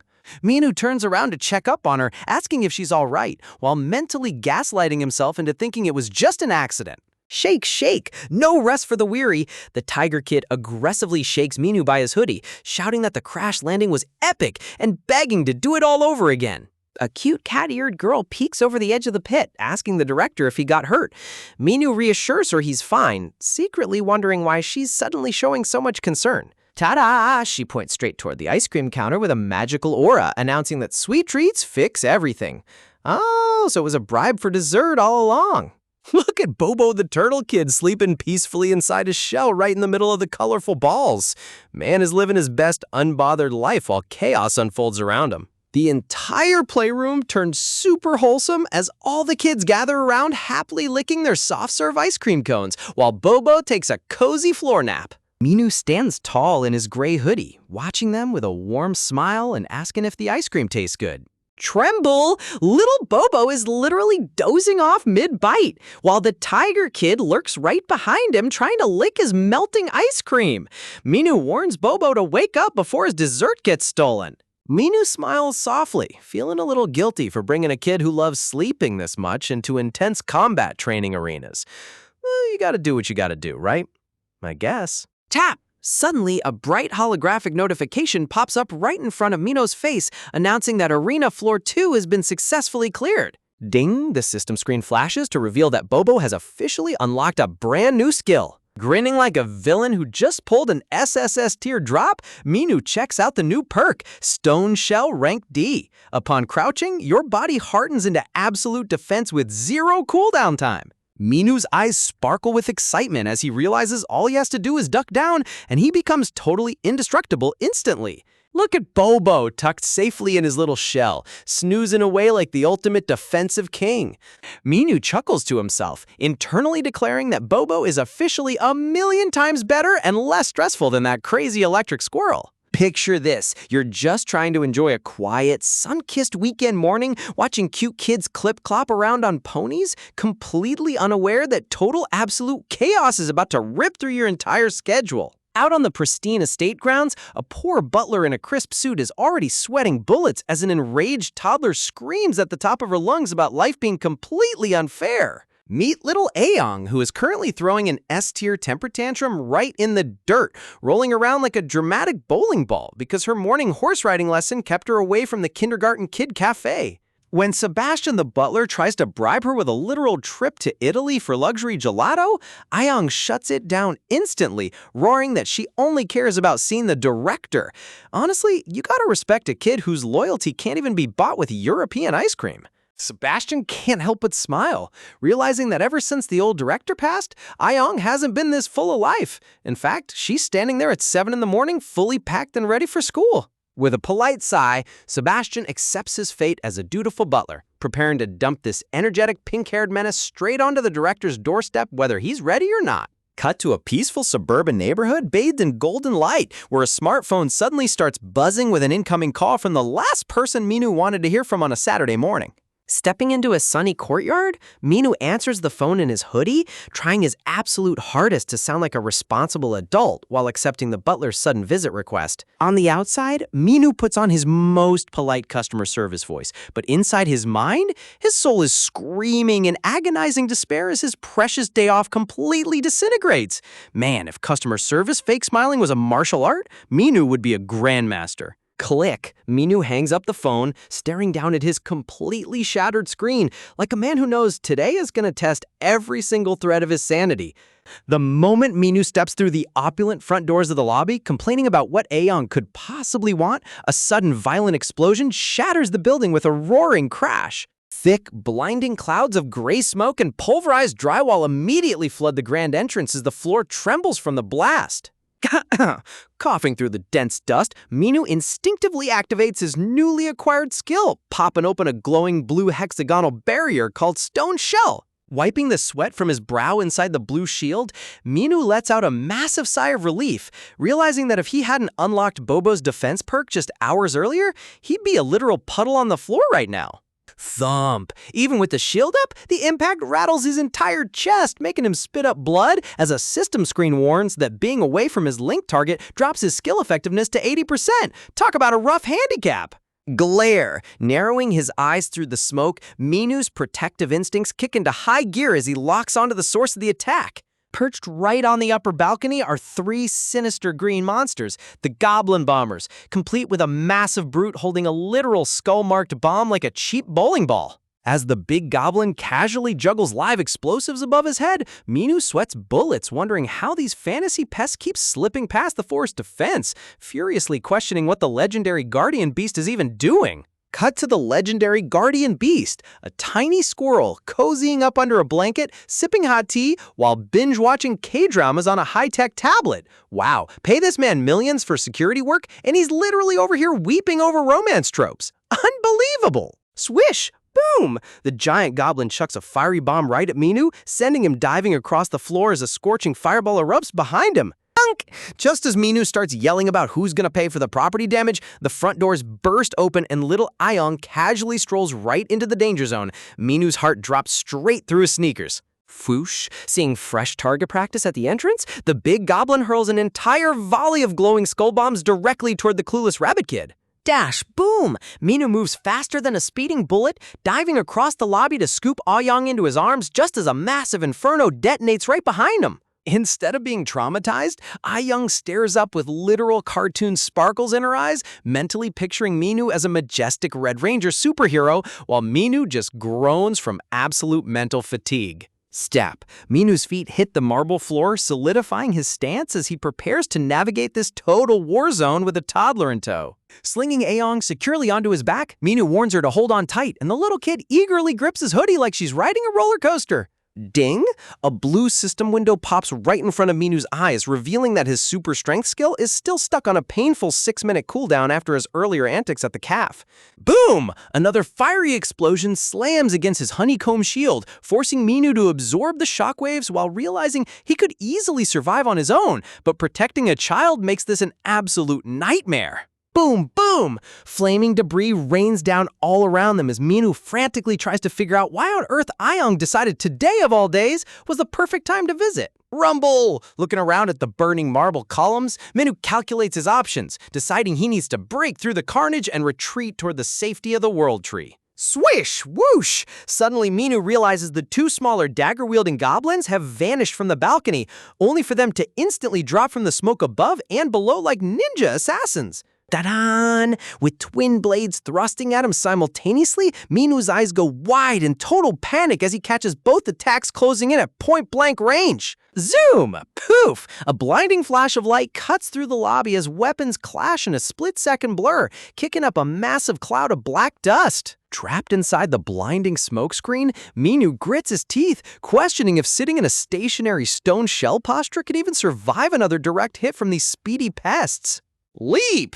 Just as Minu searches for an opening, Aoyang suddenly launches herself off his back with mind-blowing acrobatic agility. Tap, striking a high-energy Sentai hero pose, Aoyang proudly announces that Pink Ranger is on the scene to take down the Goblin in the Hat. Look at her go! This kid has 0 fear and 1,000% confidence. Boom! Stunned by her sudden heroic entrance, Minu snaps into action and yells that he'll trust her to guard his back as fire blazes around them. Swish! Floating through the air in full slow-motion glory, Aoyang twists her body like a seasoned martial artist ready to deliver righteous justice. Da-dun! Minu locks eyes with the enemy, completely synchronized with his pint-sized partner as they prepare for a coordinated counterattack. Look at this adorable title card artwork. It shows a hilarious doodle of Minu alongside Pink Ranger Aong, reminding us that even in the middle of a life-or-death battle, this series never forgets its cute, chaotic roots. Boom, boom! Surrounded by a swirling vortex of flames and shadow energy, director and student stand back-to-back in the eye of the storm. Flinch! Suddenly, Aong's fluffy pink rabbit ears twitch intensely as her hypersensitive animal instincts pick up high-speed incoming movement. Zoom! Shouting for the director to duck, Aong warns him just in time as a lethal energy slash grazes right over his head. Minu internally praises her sharp bunny ears, yelling for her to keep tracking their positions. Tap tap! What follows is the most absurd combat coordination ever. Aong starts barking out twister dance moves like lift your left foot, put your upper body down, raise your left arm, while Minu contorts his entire body into contortionist pretzel shapes to dodge razor-sharp laser blades. Swoosh, huff huff, while Aong is up there cheering that this high-stakes dodging game is super fun, poor Minu is breathing like an engine on its last leg, screaming that he's literally going to pass out. Dash! Gasping for oxygen with his tongue hanging out, Minu begs her to stop just calling out dodge commands and tell him when to actually hit back. Realizing her mistake, Aong goes, oops, and immediately shifts gears. Swish! Detecting heavy footsteps closing in from both directions through the smoke, Aong worries they're about to be pinched, but Minu asks if she remembers how to pull off her signature meteor kick. Foosh! Shocked that he knows her secret move, Aong doesn't hesitate for a second. She yells, "Roger that!" as dark aura crackles around her tiny body. Voom! Pink lightning and surging mana burst around both of their feet as Minu prepares to launch his ultimate pint-sized projectile. Wham! Meteor kick! Channeling pure, unadulterated power, Aong delivers a high-voltage, lightning-infused flying kick, driving both goblins headfirst into the floor with a magnificent, explosive finale. Talk about the ultimate teacher-student combo. Imagine teaming up with a sugar-fueled 7-year-old in bunny ears to take down fantasy monsters on a chaotic Saturday morning. With a blinding flash of energy and a sharp swish sound effect, Minu and little Aong synchronize their airtime, delivering a furious double kick directly into the faces of two sneaky goblin assassins. Kaboom! A massive, fiery explosion erupts behind them as both goblins get atomized, while our heroic duo sticks the ultimate synchronized superhero landing. Minu stands tall while Aong hits a flawless three-point stance, proving that toddler battle prowess is genuinely terrifying. Still riding high on her battle adrenaline, Aong eagerly gives an enthusiastic thumbs up, babbling about how their combo move was straight out of her favorite superhero show. Minu just throws up a polite thumbs up of his own, sweating bullets and admitting he has zero clue what show she's talking about. But hey, victory's victory. Suddenly, with an ominous swish, another explosive payload comes screaming down from the ceiling. Minu reacts in a split second, snapping his blue hexagonal stone shell barrier wide open to shield little Aong as flames engulf the lobby with a deafening boom. Honestly, Minu deserves a raise for acting as a human blast shield, especially since his salary definitely doesn't cover child protection duties. Sliding across the scorched floor with a heavy thunk, Minu catches his breath while tracking the main threat. The giant goblin bomber is bouncing high in the air above them, chucking live dynamite everywhere like a maniacal juggler. Realizing he needs to close the gap, Minu plans to activate super strength, but there's a huge catch. Bright blue system window flashes in front of his eyes with the depressing ding. Super strength is still locked on cooldown for another 3 minutes and 15 seconds. Talk about terrible timing when you're caught in the middle of a literal bomb raid. Screaming through the air with an ear-piercing pew, another giant skull bomb comes hurtling down straight toward the center of the lobby. Minu grits his teeth, telling Aong they just have to hold out until his system skill recharges. Boom! The bomb detonates with a devastating crumple, turning the luxury entrance into an apocalyptic wasteland of flying marble and pulverized plaster. Below the smoke, Minu and Aong just stand there with wide, dot-eyed expressions, completely numb to the sheer destruction unfolding around them. Look at those blank faces. That's the exact moment a man realizes his home insurance definitely doesn't cover fantasy goblin terrorism. The loud drop, the grand marble fountain, the centerpiece of the entire building, collapses into broken rubble, spilling water and shattered statues across the floor. Tears instantly spring to Minu's eyes as he screams out in agony over his precious fountain. He remembers Seryong explaining how that specific fountain was embedded with high-grade protective enchantments, making it cost an absolute fortune. Mama Oni! Minu bawls his eyes out right as another fiery explosion boom detonates behind him. It's hysterical how he cares way more about his bank account bleeding out than the literal bombs raining on his head. To make matters 10 times worse, a loud creak echoes through the smoke as a high-end antique painting on the wall cracks, wobbles, and falls apart. Minu reaches out in sheer panic, watching another small fortune crumble into worthless dust. You can practically hear his soul leaving his body with every broken piece of furniture. The floating system UI ruthlessly ticks down the seconds. 1 minute and 52 seconds left on the cooldown. Tick-tock. Time moves like molasses when your house is being demolished. Shatter, smash. Another pair of explosions demolishes a custom flower pot Minu received as a gift, immediately followed by a solid wooden table getting blown to splinters. Fire engulfs the entire frame with a roaring kaboom, but finally the golden number appears on the system timer, just 30 seconds remaining. The dramatic tension built up over a 30-second cooldown timer feels like waiting for the microwave when you're starving, except here you might actually combust. Suddenly, the massive goblin bomber crashes straight through the glass dome ceiling, chucking a whole cluster of lit bombs while howling like a demon. Minu steps out from the smoke, spreading his arms to draw all the aggro away from his student. Panicking for her teacher, Ayong grabs Minu's hoodie sleeve, crying out for the silly director to stop standing in the open and hurry up to hide behind an overturned couch with her. As the giant goblin swoops down with a roaring whoosh, Minu looks down at Ayong with calm, resolute eyes, gently ordering her to stay hidden behind cover no matter what happens. Ding! A blue notification screen pops up. Super strength activated. Instantly, surging golden aura and electrical sparks wrap around Minu's legs as his eyes ignite with a fierce yellow glow. Whoosh! Minu launches off the ground like a surface-to-air missile, diving headfirst into the rain of fiery bombs. Behind the sofa, little Ayong covers her bunny ears and squeals in terror as explosions kaboom around them. Going from a broke guy crying over a flower pot to flying into live explosives in 2 seconds is top-tier character growth. Hearing the air split open, Ayong turns around in shock, tears welling in her eyes as she looks up into the swirling inferno. Voom! Cutting straight through the blinding fire with his stone shell shield flared up, Minu ascends toward the ceiling like a true protagonist, locking his glowing yellow eyes on the monster. Winding up his fist with a roaring VMM of crackling mana, Minu yells out that this monster is going to pay for every single bit of property damage with raw mana stones. Wham! Minu delivers a god-level punch straight into the goblin bomber's face midair, cracking the sound barrier with an absolute monstrous impact. The giant goblin gets sent flying across the hall like a rag doll, leaving behind a sparkling blue mana stone that shines brightly as it floats down toward the floor while Ayong watches in pure awe.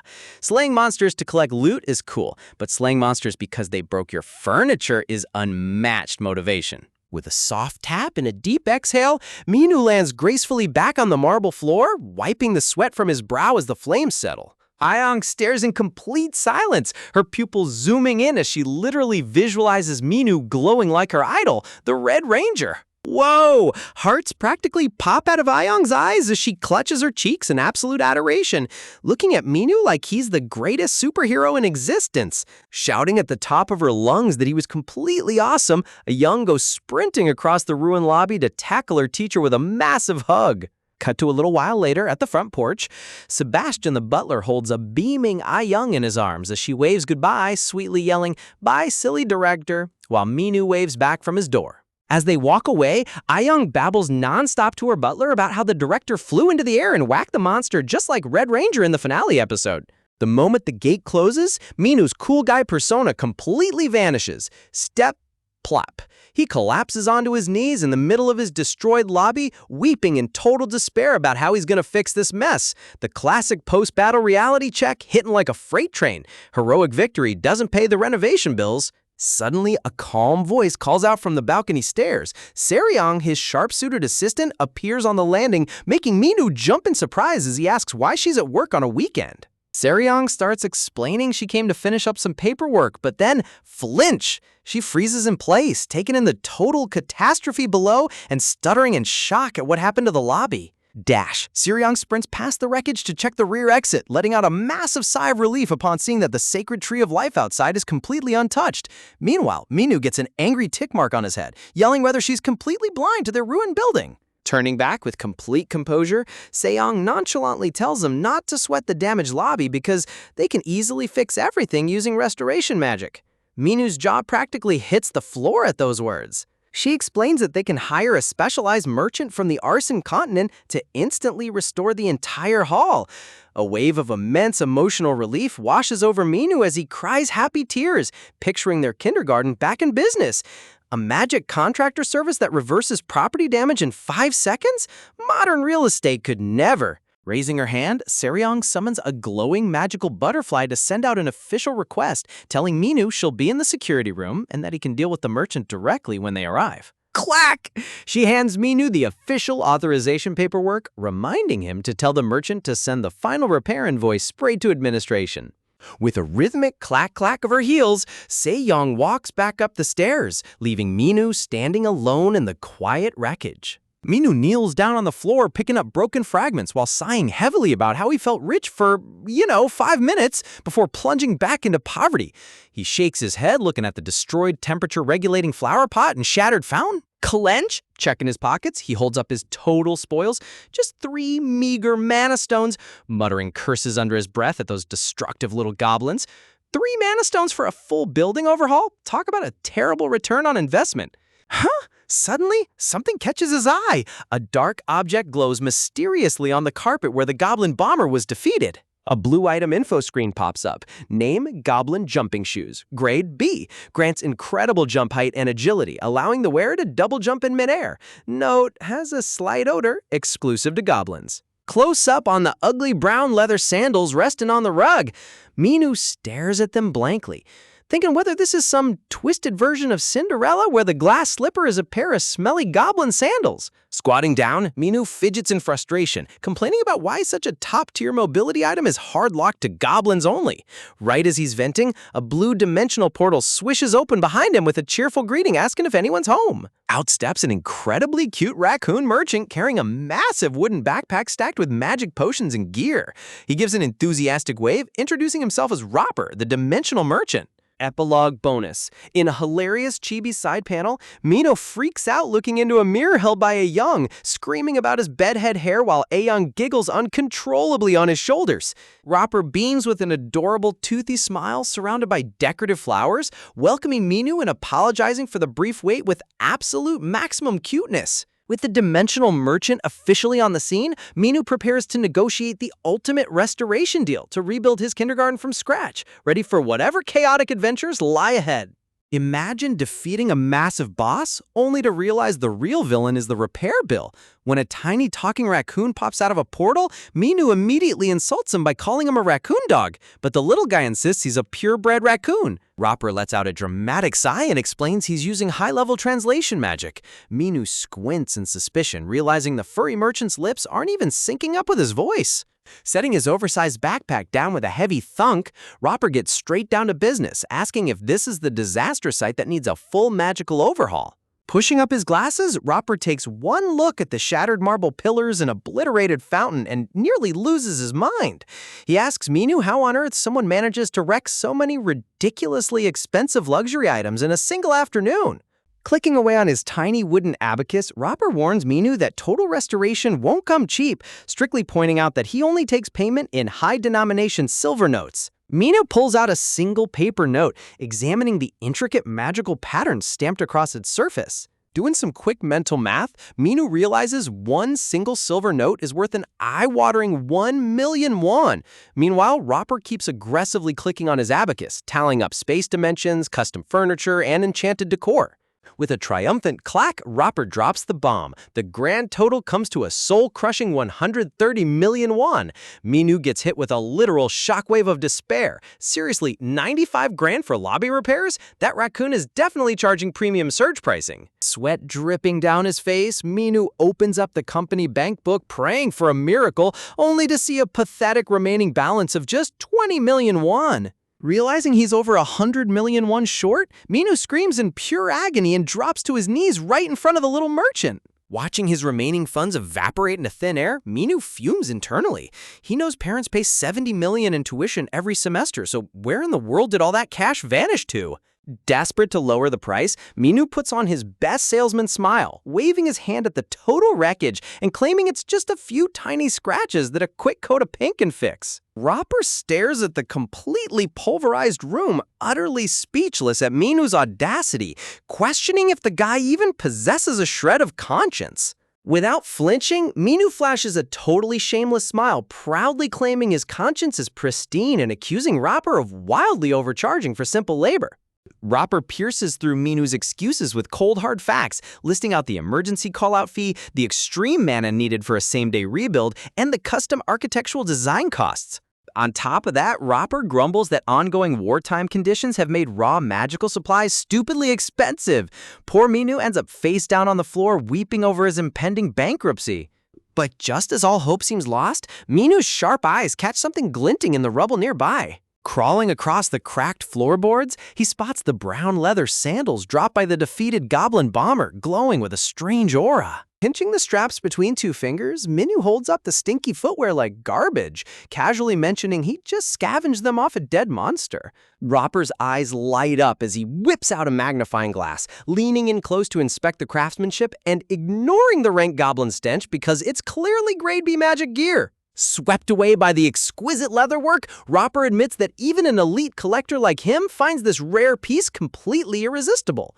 Minu catches the slight twitch in Ropper's face and realizes he just found his golden ticket. Flashing an absolutely sinister, villainous grin, Minu asks if Ropper would like to purchase these ultra-rare sandals for his personal collection. Fluttering with pride, Ropper beams back, praising Minu for having such an exceptional eye for high-grade equipment. Minu lets out a fake yawn and dramatically sighs, playing hard to get by pretending these smelly sandals hold immense emotional value to his soul. He casually hypes up the stats, reminding the merchant that these bad boys grant the user the insanely broken ability to double jump midair. Visualizing himself floating effortlessly through the sky like a legendary warrior, Ropper's eyes literally turn into sparkling stars. Completely hooked, Ropper frantically waves his arms, begging to buy them on the spot and offering a staggering 130 notes, matching the entire repair bill. Seeing his trap work perfectly, Minu leans back and sighs, acting like he can't part with them unless Ropper bumps the offer up to 140 notes. Minu takes a dramatic whiff of the foot stink, pretending to cherish the aroma while coldly hiking the price to 160 notes. Ropper practically shrieks in horror as the price keeps climbing. Outraged by the shameless price gouging, Ropper turns his back and crosses his arms, angrily declaring that the deal is officially off. Instead of backing down, Minu nonchalantly ticks the price up to 170, then 180. Panicking, Ropper begs to lock it in at 160, but Minu ruthlessly slams the counter at 190 notes. Minu begins a brutal 3-second countdown, warning him that rare items like this disappear fast. Poor Ropper is literally crying tears of FOMO watching his dream items slip away. Before Minu even hits 1, Ropper snaps and screams at the top of his lungs, agreeing to pay the outrageous 190 silver notes. Flashing a sweet, angelic smile, Minu hands over the stinky sandals, telling Ropper to take good care of his babies. Talk about an absolute masterclass in psychological warfare. Ropper hugs the smelly sandals tight, tearfully realizing that Minu is a far more terrifying monster than anything roaming the wild dungeons. But as a true salesman, Ropper smirks internally, planning to hoard the gear until wartime demand surges so he can flip it for millions. He narrows his eyes, vowing to get his revenge later. Meanwhile, Minu cackles evilly in the background, fanning himself with a massive stack of profit. He knows the best part. Those sandals are hard-locked to goblins only, meaning Ropper can't even wear them. Shaking off his defeat, Ropper hands Minu a shiny VIP visitor pass as a courtesy gift for first-time clients. He explains that holding the pass while entering any dimensional portal automatically routes the user directly to the Grand Magical Commerce Hub. Pushing his chest out, Ropper proudly boasts that his organization operates the largest magic enterprise across the entire continent. He promises to grant Minu a special VIP discount whenever he drops by their flagship store in the future. Suddenly, Ropper dives headfirst into his magical backpack with a loud crash, summoning an entire horde of cute raccoon construction workers. A heavy leather tool chest lands on the floor with a solid thunk as the work crew prepares for action. Dozens of adorable tiny raccoons swarm the destroyed lobby carrying mini hammers, paintbrushes, and scaffolding gear like a furry pit crew. The tiny crew works with insane precision, hoisting fallen marble statues and reassembling shattered staircases in seconds flat. Minu stands back in sheer awe, amazed at how ridiculously efficient this magical construction crew actually is. Cut to the security control room, where Seryong sits calmly in front of a wall of high-definition monitors, casually reviewing footage of the entire chaos. Suddenly, Minu kicks open the door with a loud thunk, yelling her name at the top of his lungs. Slamming his hands onto her desk, he frantically demands to know why the main kindergarten account only has 20 million won left in funds. Without even batting an eye, Seryong coolly admits she used it for essential operational expenses, offering to personally pay out of pocket to settle any leftover debts. Imagine pulling off the extortion deal of the century by selling stinky goblin sandals for a massive fortune, only to instantly try acting completely innocent when your boss asks how you paid for the place. Minu scratches his head, casually claiming you just made do with whatever dirty garbage the monster dropped. Seryong glares at him with total suspicion, silently wondering on earth how this crazy guy managed to pull off full repairs without touching the arena's precious mana stones. But before she can grill him, Minu turns the tables, demanding to know why the kindergarten's bank account is suddenly drained down to a pathetic 20 million won. Seryong doesn't even flinch, casually dropping the bomb that running a magical kindergarten ain't cheap. She explains that herbal supplements and high-grade perception scrolls to keep wild spirit beasts out cost a staggering 40 million won every single semester.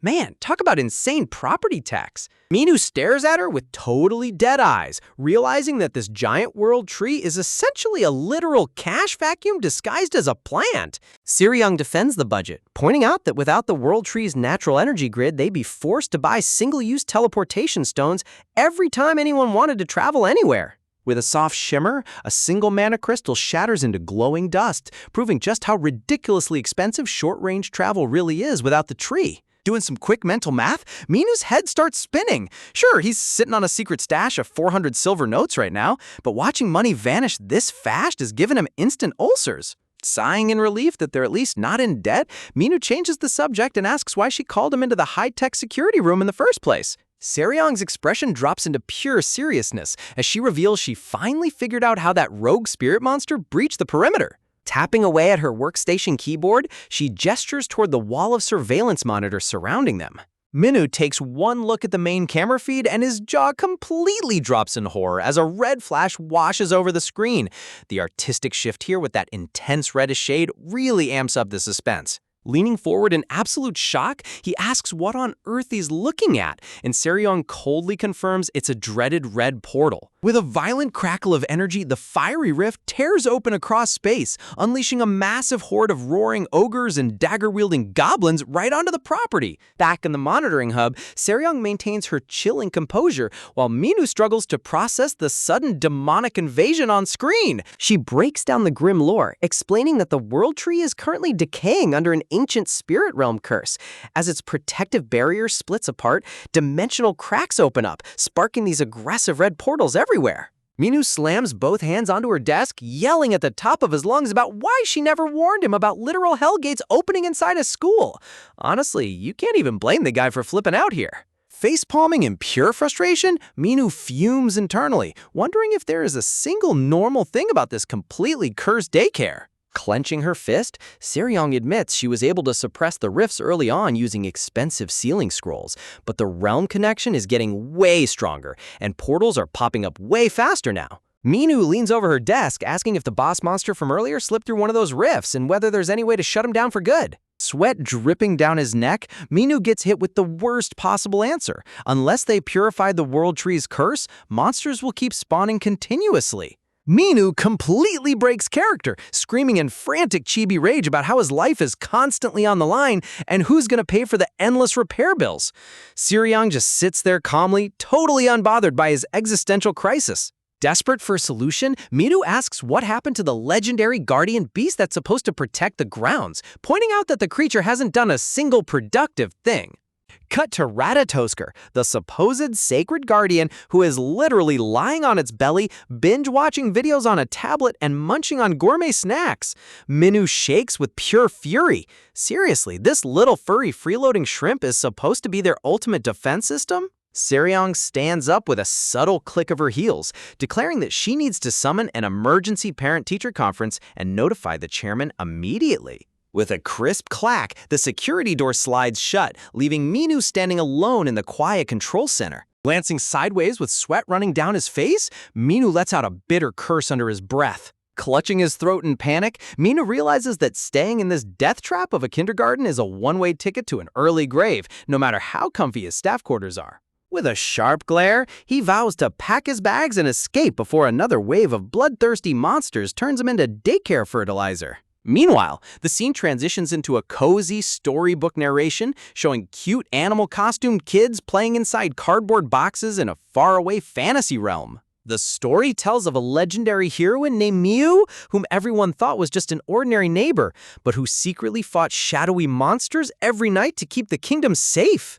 But one fateful night, bright yellow stars began raining down from the dark sky in a dazzling display of magic. Falling deep into the enchanted forest, the celestial light awakened a dormant elf seed from its ancient sleep. Holding the radiant golden sphere in her hands, Miu believed this magical seed held the power to protect all living beings across the realm. With a dramatic sound effect, a terrifying black-caped monster suddenly dropped from above, shrieking at her for daring to touch divine magic. Look at how adorable the kids' reactions are in the background while listening to this fairy tale. The contrast between the cute art and chaotic lore is peak comedy. A fierce battle shook the world as Miu swung her wooden sword, single-handedly repelling countless shadow beasts in epic cartoon fashion. Victorious against the darkness, the brave heroine stood tall under a beam of holy light, though a lingering dark curse seeped into her soul. To safeguard the future, Miu gathered young children who shared her divine bloodline, nurturing them with the glowing power of the seed. Sitting inside their cardboard boxes, the kids listen in sheer awe, excitedly shouting out when they hear their own names woven into the legend. Just as the story reaches its climax, the brown-haired teacher's phone suddenly buzzes with a sharp vibration sound. The kids groan in massive disappointment as the teacher steps away to answer, begging her to finish the tale before leaving them hanging on a cliffhanger. Stepping into the hallway, she greets Manager Kim on the line, while a curious tiger cub kid flips to the back of the book to read the final page himself. Listening to the phone call, the teacher's smile fades into a serious expression as she learns that an emergency crisis meeting has just been called at headquarters. On the final page, handwritten crayon text reveals the true ending. The hero gave her remaining power to the last child left behind, losing her magic but living out her days in peaceful happiness. Cut to the high-level boardroom, where corporate executives and elite guardians sit around a massive conference table, while Seryong takes the main podium. An influential elder named Mr. Bake leans forward, sternly asking Mrs. Kim to confirm whether dangerous monster incursions have been breaking out on school grounds.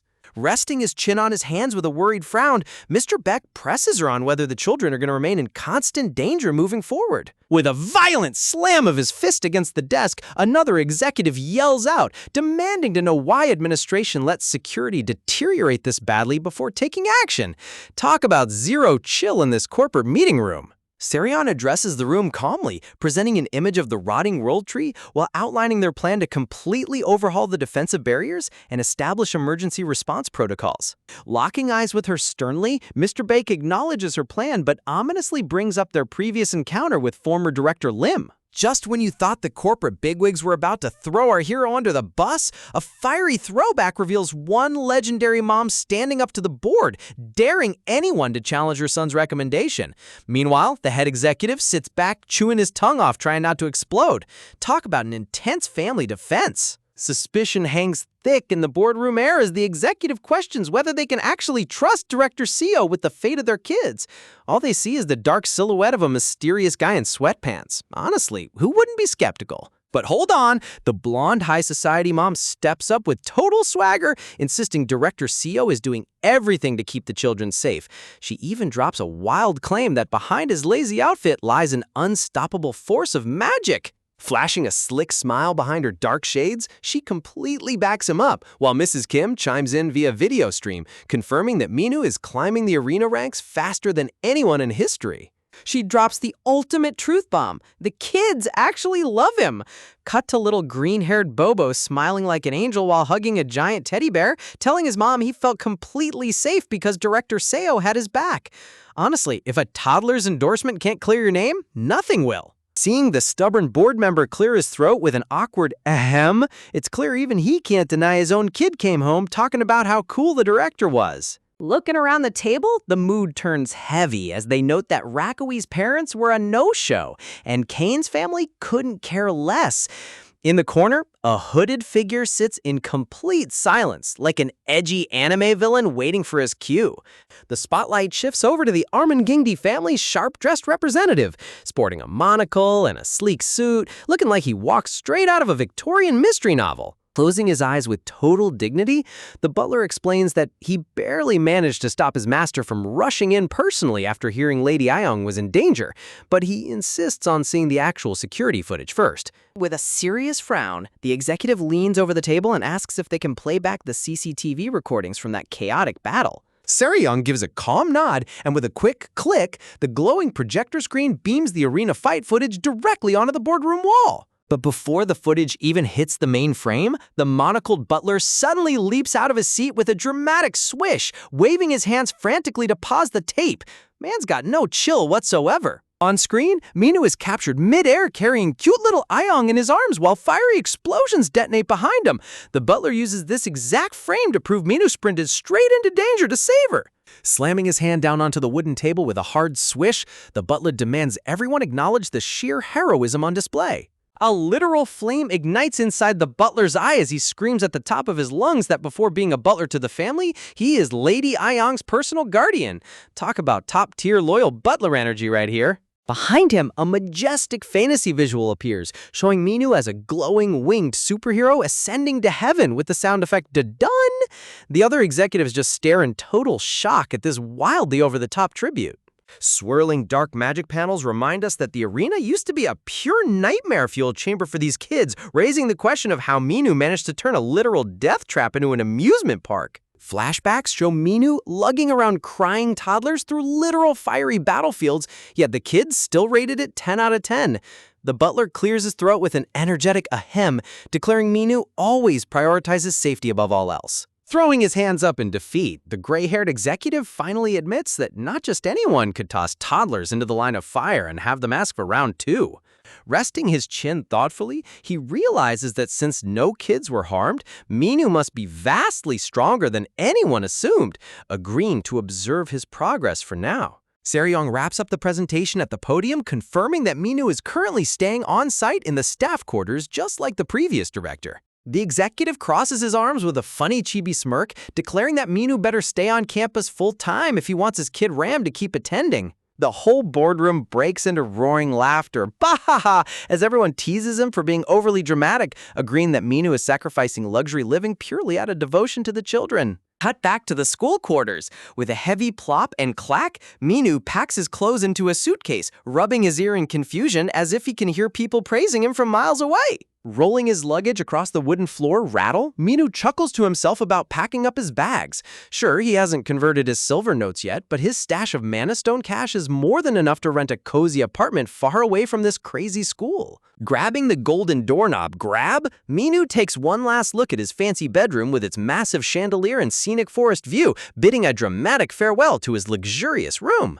Looking back over his shoulder with a sweat drop, he rationalizes that literally anywhere is better than sleeping in a place where bloodthirsty monsters randomly crash through the ceiling. Stepping into the hallway step, Minu resolves to tell Seryong he's quitting right now when suddenly a bright blue hologram pops up out of thin air with a loud ding. Minu freezes in absolute shock as the system screen congratulates him for completing his very first kindergarten defense achievement and unlocking a unique reward. Close up on the system UI flashing bright neon letters with another chime ding, confirming that his success against the monster horde just unlocked a brand new passive buff. Staring at the floating text from behind, Minu panics, wondering on Earth why the system is handing out rewards for a goblin fight that happened hours ago. Hesitantly reaching out his finger to tap the floating interface tab, Minu figures he might as well check out what kind of cheat code skill he just received. The screen reveals a breathtaking artwork of the glowing world tree along with the B-rank skill, Fountain of Mana, which permanently boosts his mana pool every 12 hours he stays on school grounds.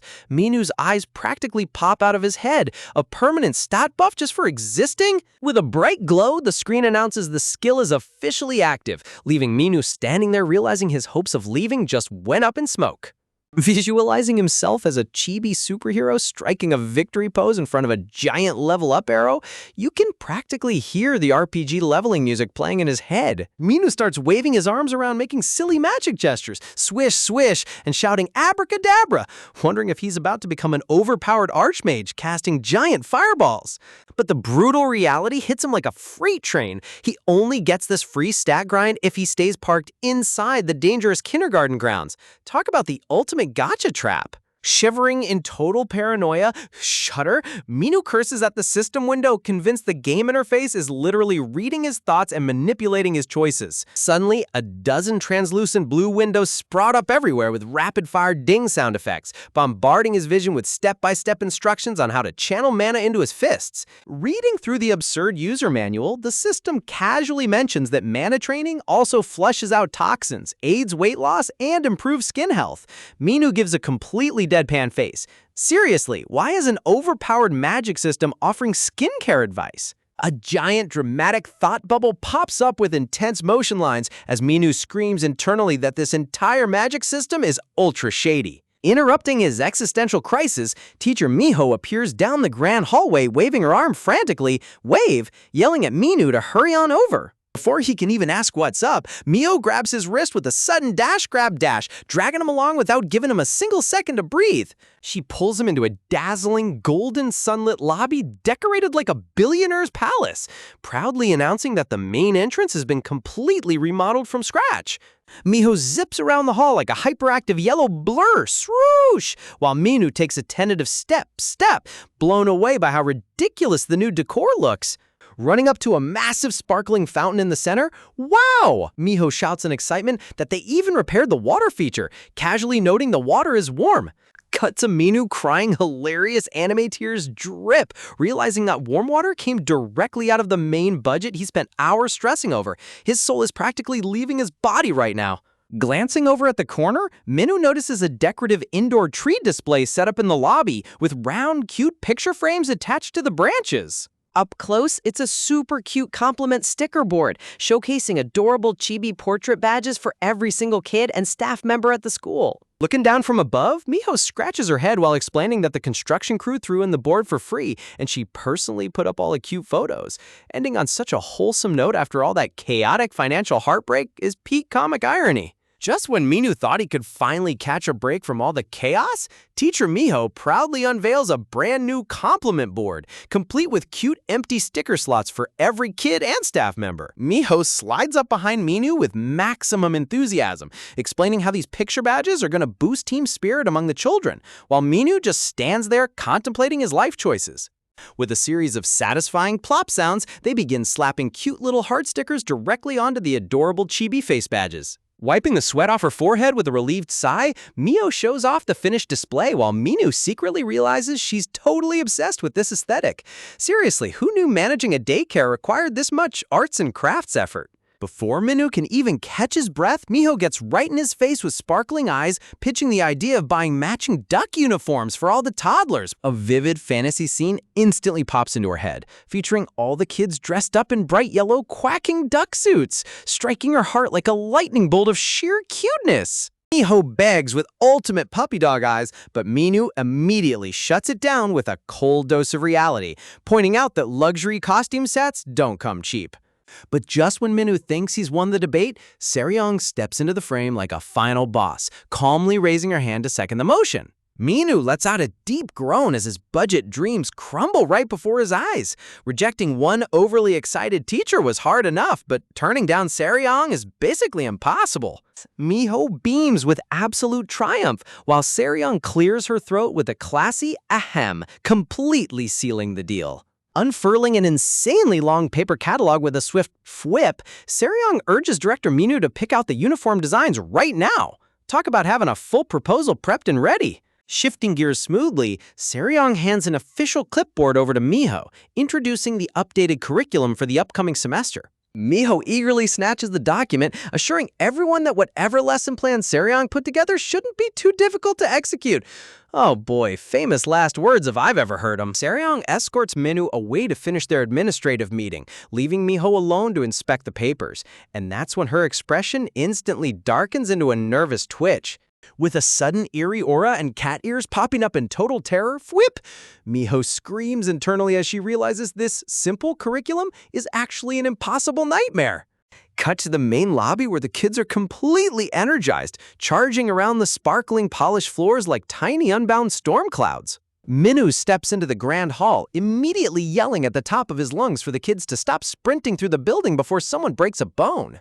Guiding little Bobo along, Minu sternly reminds the toddlers that the newly renovated water installation in the center is a decorative fountain, not a swimming pool. Watching the children laugh and play, a genuine, soft smile sneaks onto Minu's face as he admits to himself that maybe these lively changes aren't so bad after all. Suddenly snapping back to reality, Minu shudders in sheer panic, mentally lecturing himself to get it together before he actually gets attached to this crazy job.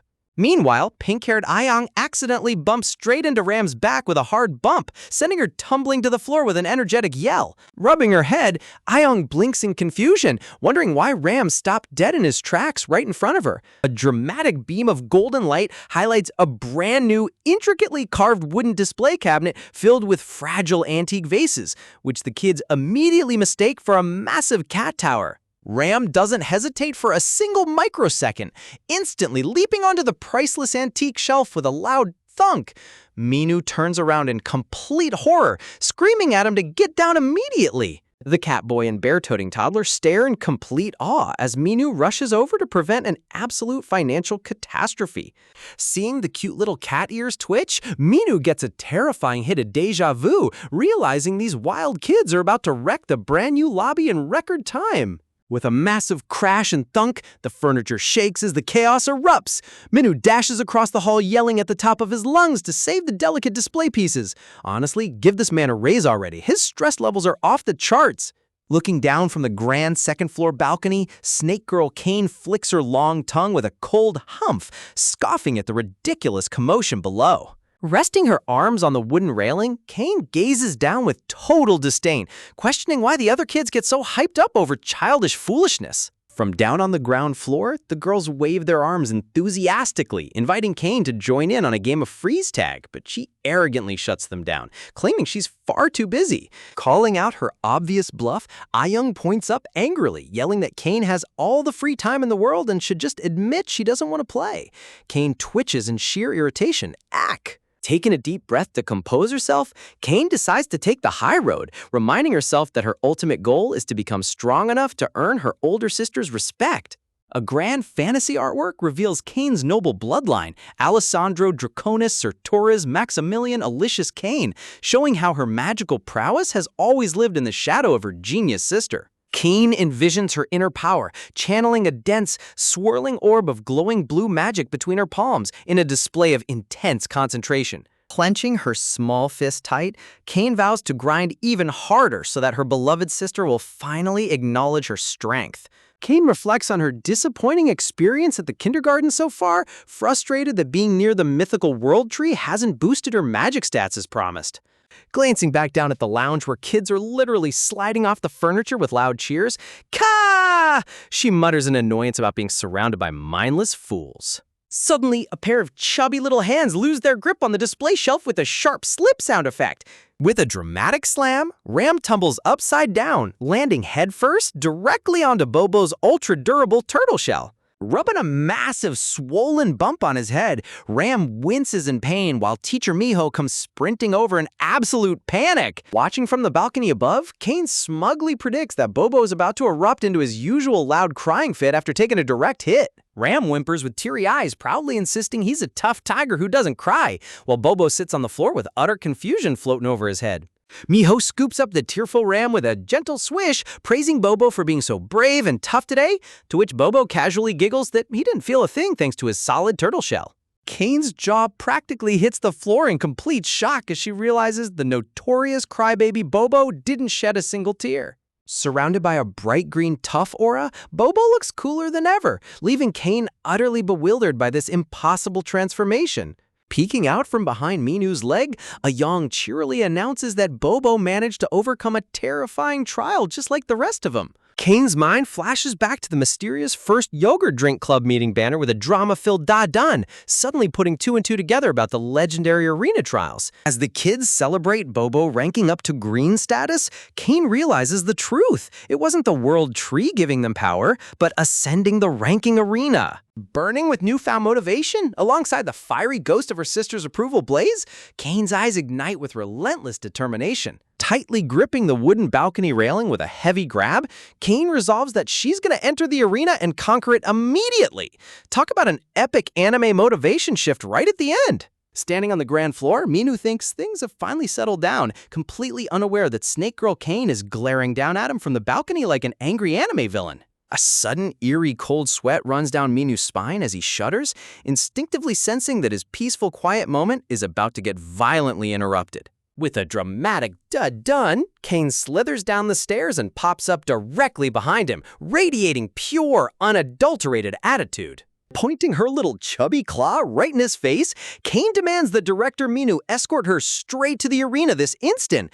Talk about a little kid with a massive superiority complex. Minu doesn't even hesitate for a single second, yelling an absolute "I refuse" that hits Kane like a literal shockwave of rejection. Trembling in utter disbelief, Kane stammers in frustration, wondering why on earth she's being left out when Aong, Ram, and Bobo have already entered the arena and unlocked their epic beast hero forms. A dark, shadowy aura consumes Kane as she sinks into deep despair, muttering to herself about why the director seems to target only her with his strictness. Kane grits her teeth in insecurity, wondering if it's because she's too weak, lacks mana, or simply hasn't evolved enough to grow actual human legs yet. Painful memories resurface as she remembers the shadowy bullies mocking her for being a mana-deficient half-blood prince, making her feel completely isolated. But just as the darkness threatens to swallow her, a warm vision of her beloved older sister flashes in her mind, gently telling her not to worry. Honestly, wholesome big sister vibes are the ultimate power-up in any manhwa. Clenching her small fists, Kane vows to do whatever it takes to grow stronger so her sister will finally acknowledge her true worth. Squeezing her eyes shut, a massive crimson blush spreads across her cheeks as she prepares to swallow her pride and do the unthinkable. Abandoning all her royal arrogance, Kane drops to her tail and calls him Captain, loudly promising to follow his every command from now on. Minu blinks in total confusion, realizing she completely misunderstood his refusal. But being the clever director he is, a sly smirk forms on his face as he decides to use this golden opportunity to discipline the rebellious Snake Girl. Crossing his arms with peak authoritative energy, Minu tells her that if she wants to go, she has to start showing respect to all adults. Can this tiny princess handle being polite? Squeezing her eyes shut tightly, Kane blushes to her ears and screams out a desperate yes. And honestly, seeing this arrogant Snake Girl get humbled is top-tier comedy. Minu smiles warmly and agrees to take her once preparations are complete, explaining that the third floor hasn't officially opened yet. Kane reaches out her tiny hand, holding up a pinky finger with wide pleading eyes, begging him to swear he won't break his promise. With a gentle clench, they seal the pinky promise in radiant sunlight. Talk about a super wholesome contract after all that chaotic drama. Kane slithers away in peak excitement, leaving Aminu in awe over the fact that a kid actually volunteered to go into the dangerous arena first for once.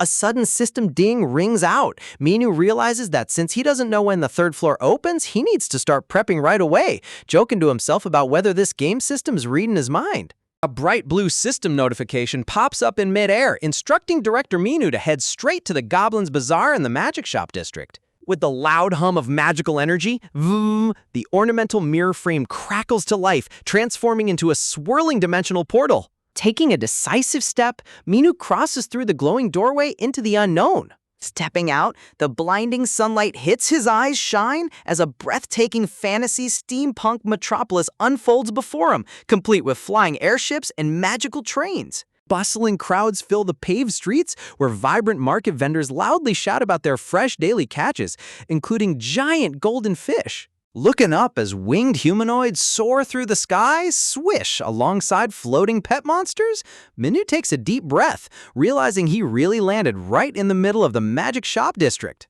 Minu stands completely awestruck, staring at the magical paradise with his mouth practically wide open. Passing by a horned bovine beast woman carrying supplies and a giant wriggling brown slime monster, Minu's sweat drops, wondering if that blob creature even counts as a person. Taken in a bird's-eye view of the crowded, eccentric street, Minu starts second-guessing himself, wondering if he should have brought Saryong along as a tour guide.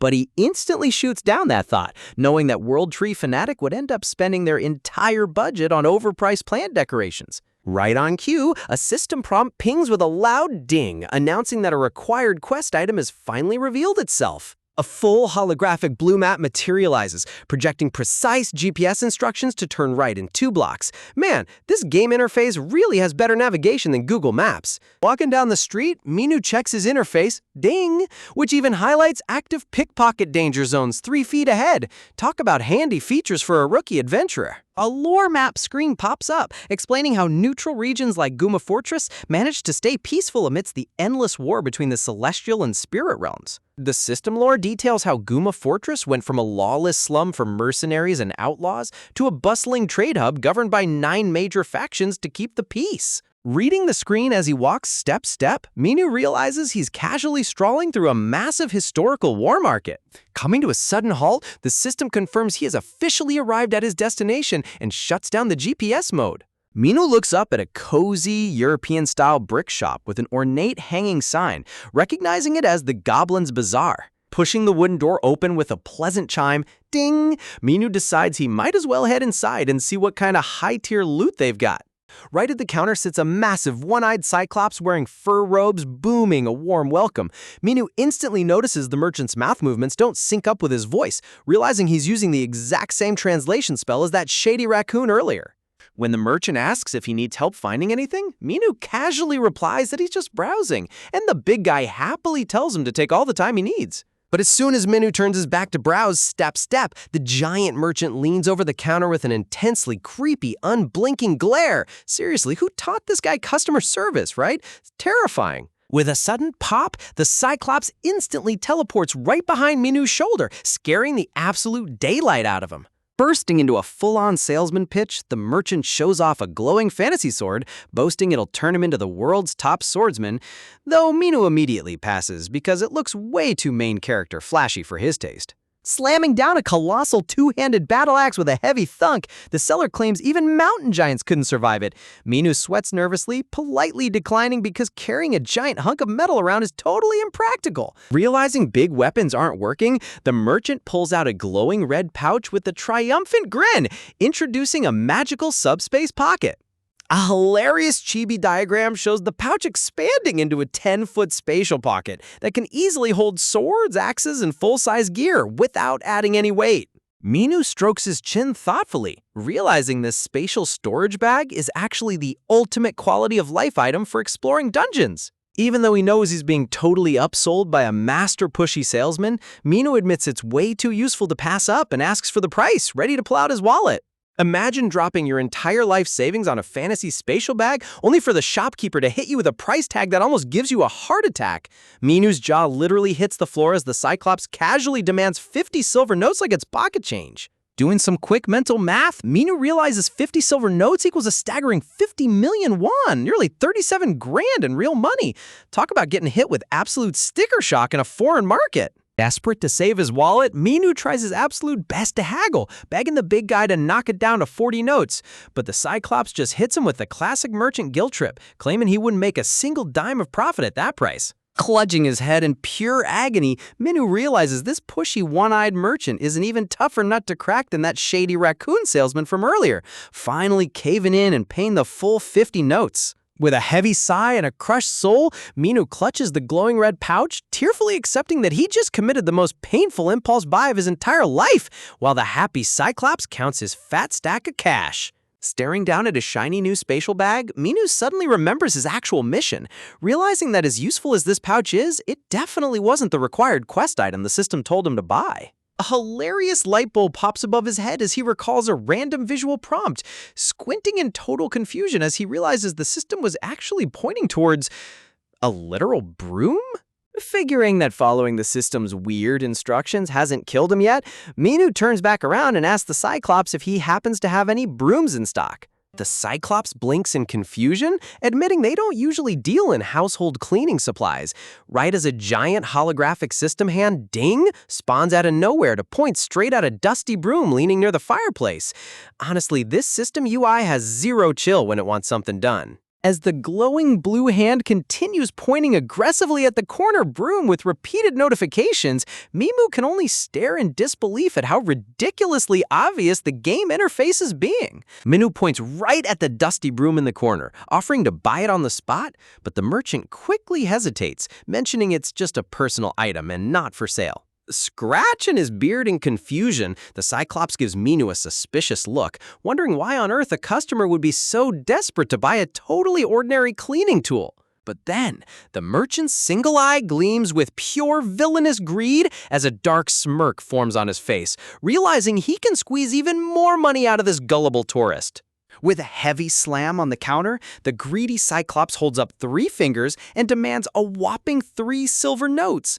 Minu loses his absolute mind, screaming because spending over $2,000 on a basic wooden broom is pure robbery. Just as Minu is about to walk away from this blatant scam, a dozen of holographic system hands light up like a Christmas tree, screaming ding ding and practically forcing him to make the purchase. Fake tears streaming down his face, Minu hands over the cash and takes the broom, while the scammer merchant cheerfully waves goodbye after pulling off the easiest heist of his life. Stepping back outside onto the streets, Minu grumbles about his tragic financial loss, praying he can sneak back home before Seryong catches wind of his terrible spending habits. But the universe has terrible timing. With a terrifying da-dun, a dark shadowy aura erupts behind him as Seryong appears out of thin air like an angry boss catching his slacking off. Crossing her arms with peak disciplinary energy, Seryong sternly grills director Minu for going on a shopping spree during work hours and demands to know how he got portal coordinates in the first place. Flinching in fear, Minu awkwardly points his finger and blames the raccoon for giving him the coordinates,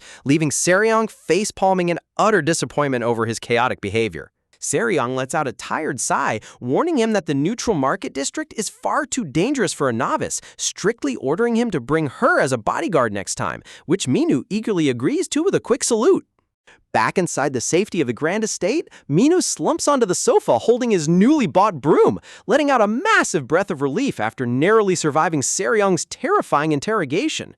He secretly chuckles to himself, thankful that Seryong only caught him spending 60 notes, convincing himself that he technically made that cash fair and square from selling those high-tier sandals earlier. Glancing over at the wooden broom resting against the couch, Mini still can't wrap his head around why the system made such a massive deal out of purchasing it.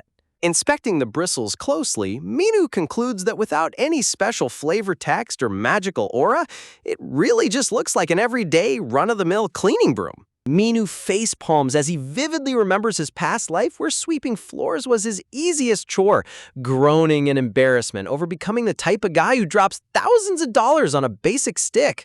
Right as he's drowning in regret, a soft voice calls out, "Captain?" causing Minu to glance over his shoulder to see who's sneaking up on him. It's tiny snake girl Kane. Fidgeting with wide, eager eyes, she impatiently asks when they're finally going to head down to challenge the ranking arena. Right on cue, a bright holographic interface flashes with a loud ding. The system announces that Arena Floor 3 is officially unlocked, themed around snakes, limited to a single divine beast, and sitting on a 30-minute entry window. Minu smirks as he reads the details, realizing that timing couldn't possibly be better since the floor is specifically snake-themed, and Kane is already raring to go right beside him. Standing up from the couch with a confident gesture, Ninu grabs his expensive broom, deciding that since the system insisted on buying it for Floor 3, they might as well bring it along for luck. As they walk down the corridor, Midu suddenly comes to a halt, remembering that a certain lazy little squirrel companion has been slacking off and needs to start pulling his weight. A devious smirk spreads across Minu's face as he realizes this upcoming battle is the perfect excuse to drag that furry pipsqueak along for extra combat support. Cupping his hands around his mouth, Minu shouts at the top of his lungs, calling out Rata Thunderstrike to summon the squirrel from his hiding spot. High up in a nearby tree, the adorable squirrel sits clutching an acorn, giving Minu a hilarious side-eye look of pure annoyance while chirping back at his human lackey. Minu yells up into the canopy, promising the little guy a massive feast of snacks if he joins them for a quick arena run right now. The squirrel perches on the bark, chirping back suspiciously about when Minu ever gave him food, but Minu instantly calls him out for sneaking into his bedroom every single night to raid the pantry anyway. Realizing he's been exposed, the squirrel launches himself off the trunk with a rapid zoom, shooting through the air like a cute little fiery missile straight towards Minu. Landing right on cue, the squirrel chirps furiously about how unfair humans are, while Minu just laughs it off with a cheeky grin, teasing the little creature about what he's going to do about it. Watching this entire chaotic spectacle from the side, Kane stares in absolute utter shock, realizing Director Minu might actually be far weirder than she originally thought. Close up on Kane's wide, perplexed eyes as her brain tries to process how on earth a normal human is casually having a full-blown verbal argument with a wild squirrel. As Minu reaches out to grab Kane's tiny hand, she can't help but wonder if all humans from Earth possess the mystical ability to speak fluent squirrel language. With the squirrel perched comfortably on his shoulder, Minu gives a bright, confident smile as they stand before the grand golden elevator gates leading into the 3rd floor. Kane blushes softly as Minu gently guides her inside the elevator cage, ready to tackle her very first ranking challenge together as a team. As the heavy iron elevator begins its descent, a harsh system warning pops up with a loud ding, notifying them that no equipment above grade C is allowed on the 3rd floor.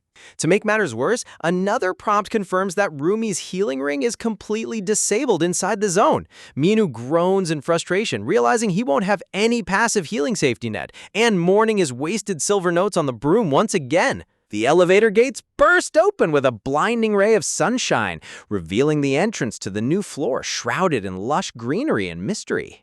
Taking a cautious step out onto the misty grass, a dark, shadowy aura whoosh sweeps across the ground as they find themselves standing inside an ancient, overgrown magical forest. Minu and Kane freeze in their tracks, looking up in shock as a dark, looming shadow descends from the canopy above, causing Kane to stammer in total terror. Emerging from the gloom with a terrifying hiss, a massive 2-star necroserpent flares its deadly cobra hood and flares its glowing yellow eyes, ready to devour the intruders alive. Talk about getting hit with an instant reality check.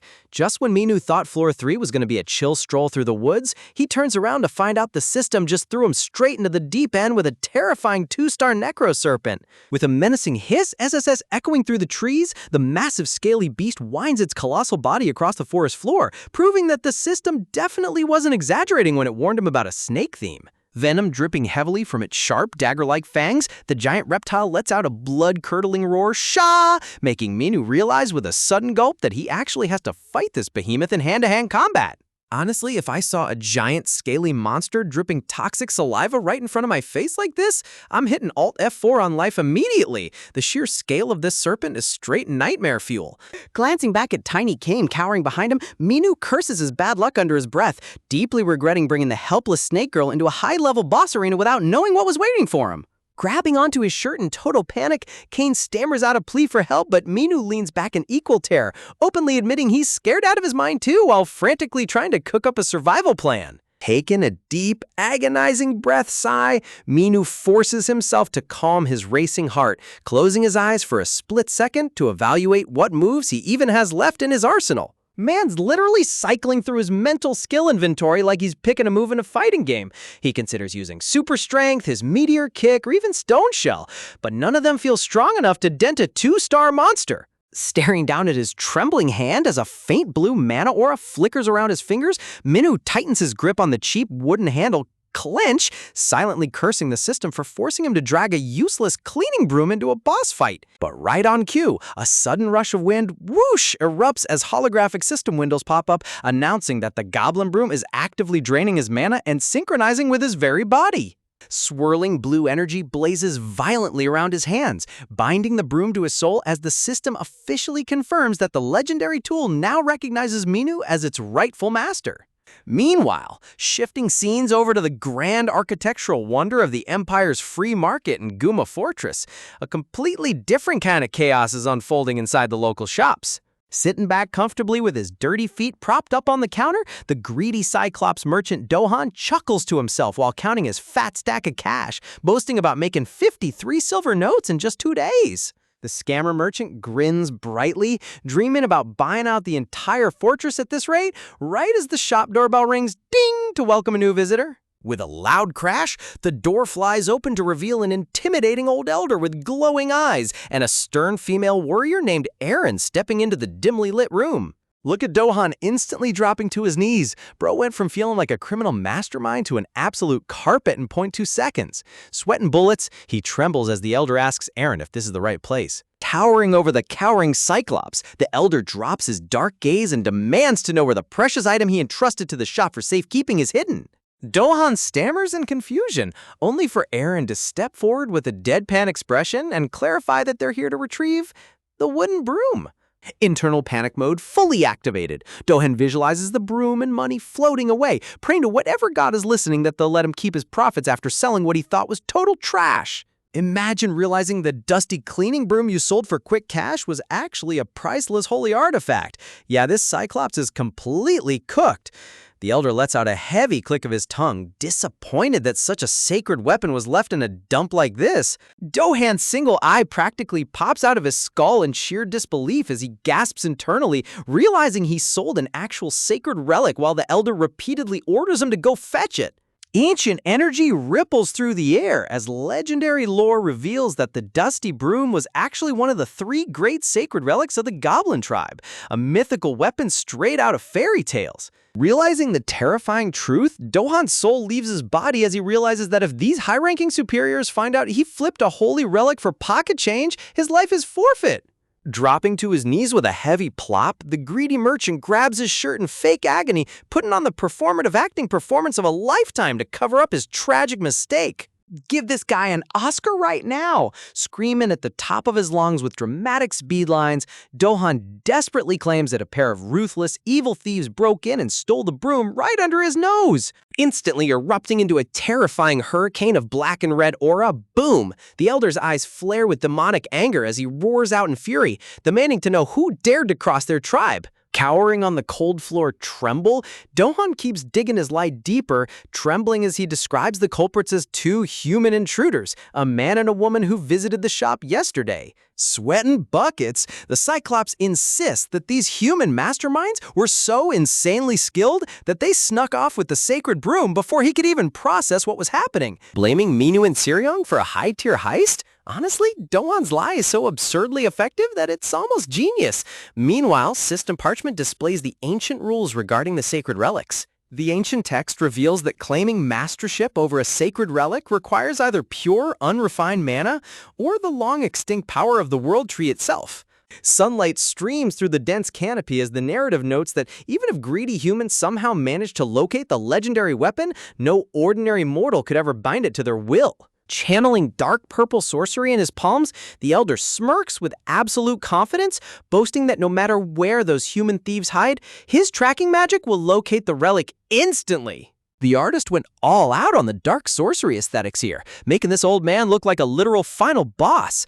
White light blinks across the black screen as the elder vows to reclaim what's theirs. Gritting his teeth with intense concentration, the elder focuses his spiritual energy into a single point, launching his search spell across space and time. Thrusting his glowing finger toward the trembling Cyclops, the elder issues a bone-chilling ultimatum, warning Do-han that if the relic isn't recovered, he'll personally pay with his head. Slam! Pushing past the heavy wooden doors, the elder steps out onto the cobblestone streets of Guma Fortress, completely shrouded in a towering pillar of purple magic. Veem! Closing his glowing eyes, a vivid vision cuts through the elder's mind, projecting a crystal-clear image of Minu standing in the middle of an overgrown magical forest, holding the glowing broom.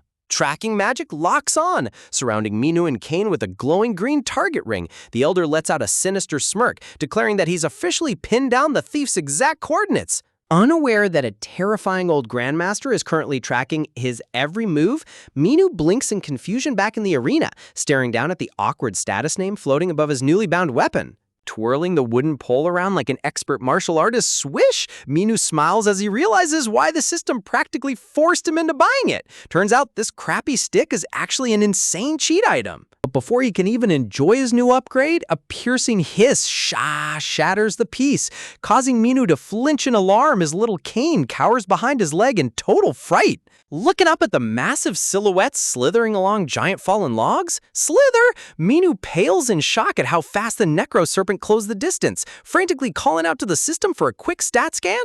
A blue notification window flashes ding, revealing the boss as a 2-star Necro Serpenta, a lethal poison-type monster whose jet-black scales are completely immune to incoming electrical attacks. Minu clicks his tongue in frustration as he digests the combat log, realizing that tossing basic lightning bolts at its armored body is going to do absolute 0 damage. A devious light shines in Minu's eyes as he formulates a strategy. If the monster's outer scales are completely lightning-proof, then the only way to fright its brain is to blast an electric charge directly inside its gaping mouth. Turning his head with a cheeky smirk, Minu glances sideways at the furry squirrel perched comfortably on his shoulder glance, deciding it's finally time for this lazy companion to pull his weight. Minu instructs Rada to charge up his absolute strongest Thunderstrike on a signal, but the stubborn squirrel just gives him a deadpan look, chirping back that he takes 0 orders from a lower-class underling. I love how this squirrel acts like he's the corporate CEO while Minu is just his personal chauffeur. Look at Minu's blank cartoon reaction face while the squirrel casually falls asleep on his shoulder. The comedic timing in this manhwa is top tier. With the giant serpent closing in, Minu turns around to keep Cain safe, but the brave little snake girl bickers back aggressively, loudly demanding to join the fight instead of sitting on the sidelines like a damsel in distress. Suddenly, a splash of corrosive green poison sizzles against the grass, plop, tiss, right beside Minu's sneaker, making him snap his head around, turn in utter terror as the boss battle officially begins. Ever wonder what it feels like to face a giant toxic serpent with nothing but a wooden broom? Minu is currently asking himself if attacking a monster directly inside its dripping venomous mouth is bravery or pure insanity. Looking back with that classic anime sweat drop expression, Minu mutters about his terrible luck, wondering why he always ends up babysitting helpless allies in high-stakes boss arenas. With an ear-splitting roar, Kya! The Necroserpent flares its giant hood and opens its venomous maw wide enough to swallow a whole truck. Shouting at Cain to get back, Minu braces himself as the colossal snake comes lunging down at lightning speed for a lethal bite. Activating his super strength skill on the fly, Minu winds up his weapon like a professional baseball player, swinging the broom shaft with a furious surge of speed, swing. Wham! He connects right against the beast's giant jaw, setting off a blinding flash of golden impact energy that shakes the entire clearing. The explosive clash creates a massive pressure wave, whoosh, blowing back dirt and leaves while sending Minu skidding across the grass. Catching his balance on one knee, Minu pants heavily, leaning on his trusty wooden staff to keep from collapsing. Glancing down at his throbbing, trembling hand, he realizes in total shock that just blocking one simple physical attack from a 2-star boss left his whole arm completely numb. Before he can even regroup, a thick, pitch-black miasma creeps out from the surrounding trees with a sinister rustle. Swish! The dark fog completely envelops Minu waft, leaving him coughing in confusion as he tries to identify whatever dirty debuff the monster is throwing at him. Feeling his physical strength rapidly draining away like water down a pipe, Minu gasps as the hidden boss lets out a piercing screech through the smoke. Scree!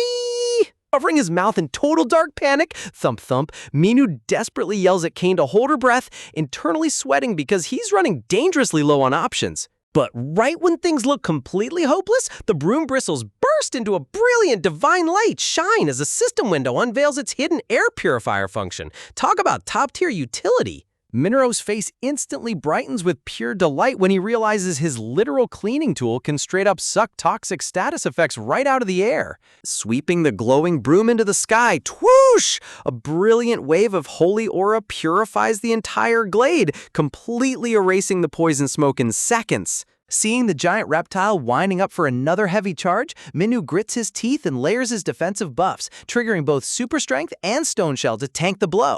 Kaboom! The giant monster head smashes directly into his hexagonal barrier, causing an explosive burst of light and kinetic energy that rattles the forest canopy. The sheer force of the impact sends tiny Cain tumbling backward through the air, holding on for dear life as shockwaves ripple across the ground.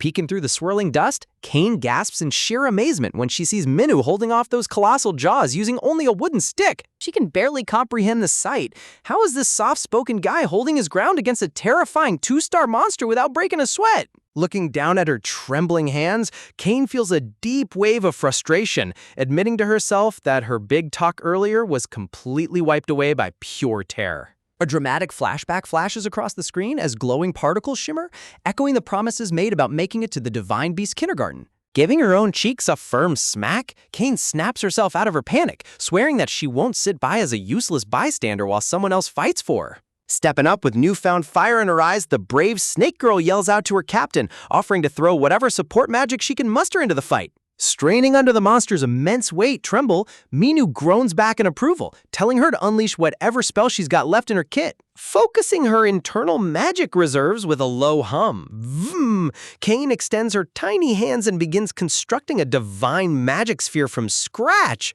Sweating from the intense focus, Kane stares down at her glowing hands, getting visibly annoyed that her magic ball looks more like a glowing marble than a boss killer. Screaming with absolute willpower, eek, she pours every single drop of her latent energy into the spell, willing the magic orb to swell in size before Minu gets crushed. Meanwhile, from inside the monster's massive mouth, dark venomous vapors waft and surround Minu as he valiantly keeps those massive fangs separated with his wooden staff. Gritting his teeth against the overwhelming pressure, Minu knows he needs to keep the beast's mouth wedged open long enough to land a direct hit on its soft internal tissue. Clink, clink! The giant serpent snaps frantically against his magic shield, leaving Minu desperately trying to figure out how to lock this giant reptile in place. Glancing over his shoulder, Minu's eyes widen in surprise as he catches sight of the brilliant golden radiance illuminating from Kane's hands. Seeing her efforts, Minu yells out enthusiastic praise, hyping up his little teammate like a proud coach to buy himself those crucial few extra seconds. Kane freezes in place as a warm wave of happiness washes over her, realizing this is literally the very first time in her life anyone has ever complimented her magic. Honestly, emotional validation is the ultimate anime power-up. Kane's eyes flare with golden energy as her magic sphere suddenly absorbs an insane amount of mana. Raising her arms to the sky with a triumphant cry, vroom, Kane watches in awe as her tiny magic ball expands into a giant sun-like spirit bomb hovering above her head. Hearing the massive tail thrashing violently against the turf step, Minu adjusts his stance, preparing to execute his most reckless gamble yet. With a loud crunch agape, Minu wedges the indestructible broom shaft vertically right between the serpent's top and bottom fangs, locking its massive jaws wide open. The golden orb flares like a dying star as Minu turns his head and gives Kane the emergency signal to release her ultimate attack. Holding the massive fiery orb high above her head, Kane screams at her captain to hit the deck before she obliterates everything in sight. Unleashing the radiant beam of divine energy, hi-ya! The colossal orb goes shooting toward the boss like a heat-seeking missile. Kaboom! The divine explosion scores a direct hit right on target as Minu leaps away into safety leap, sending the massive serpent screeching in agonizing pain. Kya! Backflipping smoothly through the air, swish, Minu watches as the shockwave completely rocks the giant monster, leaving its scales scorched and smoking. As the smoke clears, the giant serpent is seen thrashing helplessly with its mouth permanently wedged open by the legendary goblin broom. Talk about using an ancient artifact as a literal gag prop. Landing lightly on his feet, Minu wipes the sweat off his brow and flashes a cocky smirk, mocking the two-star boss for failing to break a supposedly fragile wooden stick. Staring right down into the monster's exposed, undefended throat, Minu grins widely as he realizes their improvised trap succeeded beyond his wildest expectations. Seizing the golden opportunity, Kane points forward and commands Rada to unleash his maximum Thunderstrike attack right on cue. Leaping off her shoulder like a furry rocket, swish leap, the fearless squirrel launches himself across the gap straight toward Minu. Landing squarely on Minu's shoulder, plop, Rada ignites a violent aura of yellow electrical sparks around them as Minu roars out for their ultimate team finisher. When your main weapon is a literal wooden broom and your pet squirrel is an electric god, boss fights get ridiculously wild. Minu launches himself into the air leap with crackling lightning sparking beneath his feet. Voltage is surging to maximum levels as electricity tears through the air. Talk about high voltage drama. If this lightning combo doesn't fry the snake, nothing will. On Minu's command, the fluffy squirrel hero Rada rockets through the sky leap like a furry golden missile, charging up a terrifying high-tier Thunderstrike attack. Pow! A massive, blindy bolt of golden lightning crashes down straight into the gaping, undefended maw of the Necroserpent, while tiny Cain watches in absolute awe. Cain's jaw literally hits the floor as golden sparks illuminate her wide, glowing eyes. Honestly, seeing a humble guy with a broom turn into a raid boss is enough to give anyone a severe identity crisis. Electric shocks ripple through the colossal beast's entire body, BWTTTTSS, completely roasting its internal organs from the inside out as it twitches in agony. As the thick smoke clears, cough, Rada lands back on Minu's shoulder. Plop, just as a system notification chimes in. Ding! Announcing Stage 1 Awakening, shedding skin. Minu glances sideways as a mysterious golden glow begins radiating from Cain, prompting the system to drop some serious lore background. Ta-da! A literal SSR gacha card pops up announcing Cain's official awakening. With lightning sparking around her new form, bzzz, the little snake girl boasts that she feels like a high-voltage electric eel.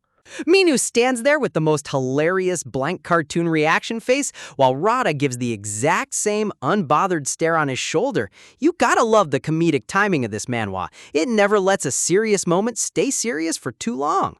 Dun dun! The camera dramatic pans down to reveal a freshly shed python skin on the grass, right before showing off Cain's brand new polished silver scales. Posing proudly with an aura of golden sparkles, done, Cain looks like she just came out of a luxury spa treatment with her upgraded armor. Admiring her newly hardened scales, Cain gets super hyped to flex her stats to her older sister, while Minu drops down to his knees in sheer exhaustion. Ding! System notifications flash across the screen, revealing that Minu cleared the 3rd floor with the highest score. But right as he tries to catch his breath, a massive spatial elevator door crashes down right behind him. Dunk! Clutching his chest in total dark panic, huff, huff, Minu complains that the game system is actively trying to give him a heart attack, while Cain slithers over, asking if it's time to head home. Minu nods weakly while Cain sparkles with newfound hero worship. Sparkle, sparkle! I swear this little snake girl went from a rebellious brat to #1 fan club president in record speed. Realizing he forgot something crucial, Minu starts viciously tearing through the dead boss's remains, rummage, crack, splat, to harvest its loot, leaving Cain completely frozen in place. Minu turns around with a terrifying, shadow-covered smile, done, holding a glowing, dripping purple boss core, drip, drip. Talk about psycho-protagonist vibes. One minute he's a sweet kindergarten teacher, the next he looks like a straight-up horror movie villain. Poor Cain trembles in utter terror, shudder, tremble, making a mental note to never ever get on her scary captain's bad side. As night falls over the dark forest, whoosh, serene moonlight filters through the dense tree canopy, masking the aftermath of the brutal battle. Thud! A heavy dark boot stomps down onto the mossy ground as new players finally step onto the scene. An imposing old elder carrying a massive wooden club arrives alongside a young female warrior, noting with a dark grin that the boss fight has already concluded. The scorched, smoking corpse of the giant Necroserpent lies motionless on the ground, TSSS, completely devoid of life. The elder chuckles darkly, calling the culprit a sneaky little thief, while the young warrior Aaron inspects the lingering energy in the air. Suddenly, a soft rustling sound in the bushes, rustle, causes both martial artists to snap their heads around, cancel, turn, in high alert. A cute green frog monster wearing a tiny backpack pops out of the foliage, sweating profusely as it freezes right in its tracks. The frog stammers in confusion, demanding to know why members of the goblin tribe are trespassing in territory that clearly doesn't belong to them. Sweating bullets, the frog accuses them of breaking their neutrality pact to join forces with the Martial God Alliance after killing their vital Necroserpent boss. Wham! Splat! Without wasting a single word, the elder brutally crushes the poor frog with his wooden club. Seriously, talk about no hesitation. This old man doesn't waste time negotiating with side characters. Wiping the blood off his weapon, the elder orders Aaron to fall back, deciding it's far too dangerous to linger in the area. Aaron pauses in her tracks, her sharp eye spotting an unusual detail left behind on the forest floor. Examining a freshly molted snakeskin, Aaron notes that the shedding is way too tiny to belong to a giant Necroserpent. When the elder shouts for her to hurry up, Aaron brushes off her suspicion, assuming the forest is simply infested with normal snakes. Swish! The clearing falls dead silent as the martial artists disappear into the darkness, leaving the crushed frog body behind. Silence settles over the dark forest, but a subtle green aura suddenly begins radiating around the fallen creature. Squirm! In a wild plot twist, the green frog's hand twitches back to life. You gotta respect these mob monsters. They've got more plot armor than most secondary protagonists. Meanwhile, high above the clouds, daylight shines bright over the magnificent, towering pagoda of the Martial God Alliance headquarters. Inside the Grand Palace, Elder Docian chuckles warmly, amazed that this mysterious raid team has already cleared the 3rd floor. A majestic visual of Minu wielding his broom highlights his incredible achievement of scoring the highest points once again. The Grand Elders view Minu as the legendary Chosen One destined to finally bring an end to the endless war between the Celestial and Spirit realms. Stroking his long white beard, Elder Docian gets a thoughtful look on his face, suspecting something fishy is going on behind the scenes. He ponders why the Spirit Realm would order their own vital Necroserpent to be taken down, realizing the odds are mysteriously stacked against them. Though he finds it perplexing, the wise old leader smiles, admitting that the chaos works heavily in their favor regardless.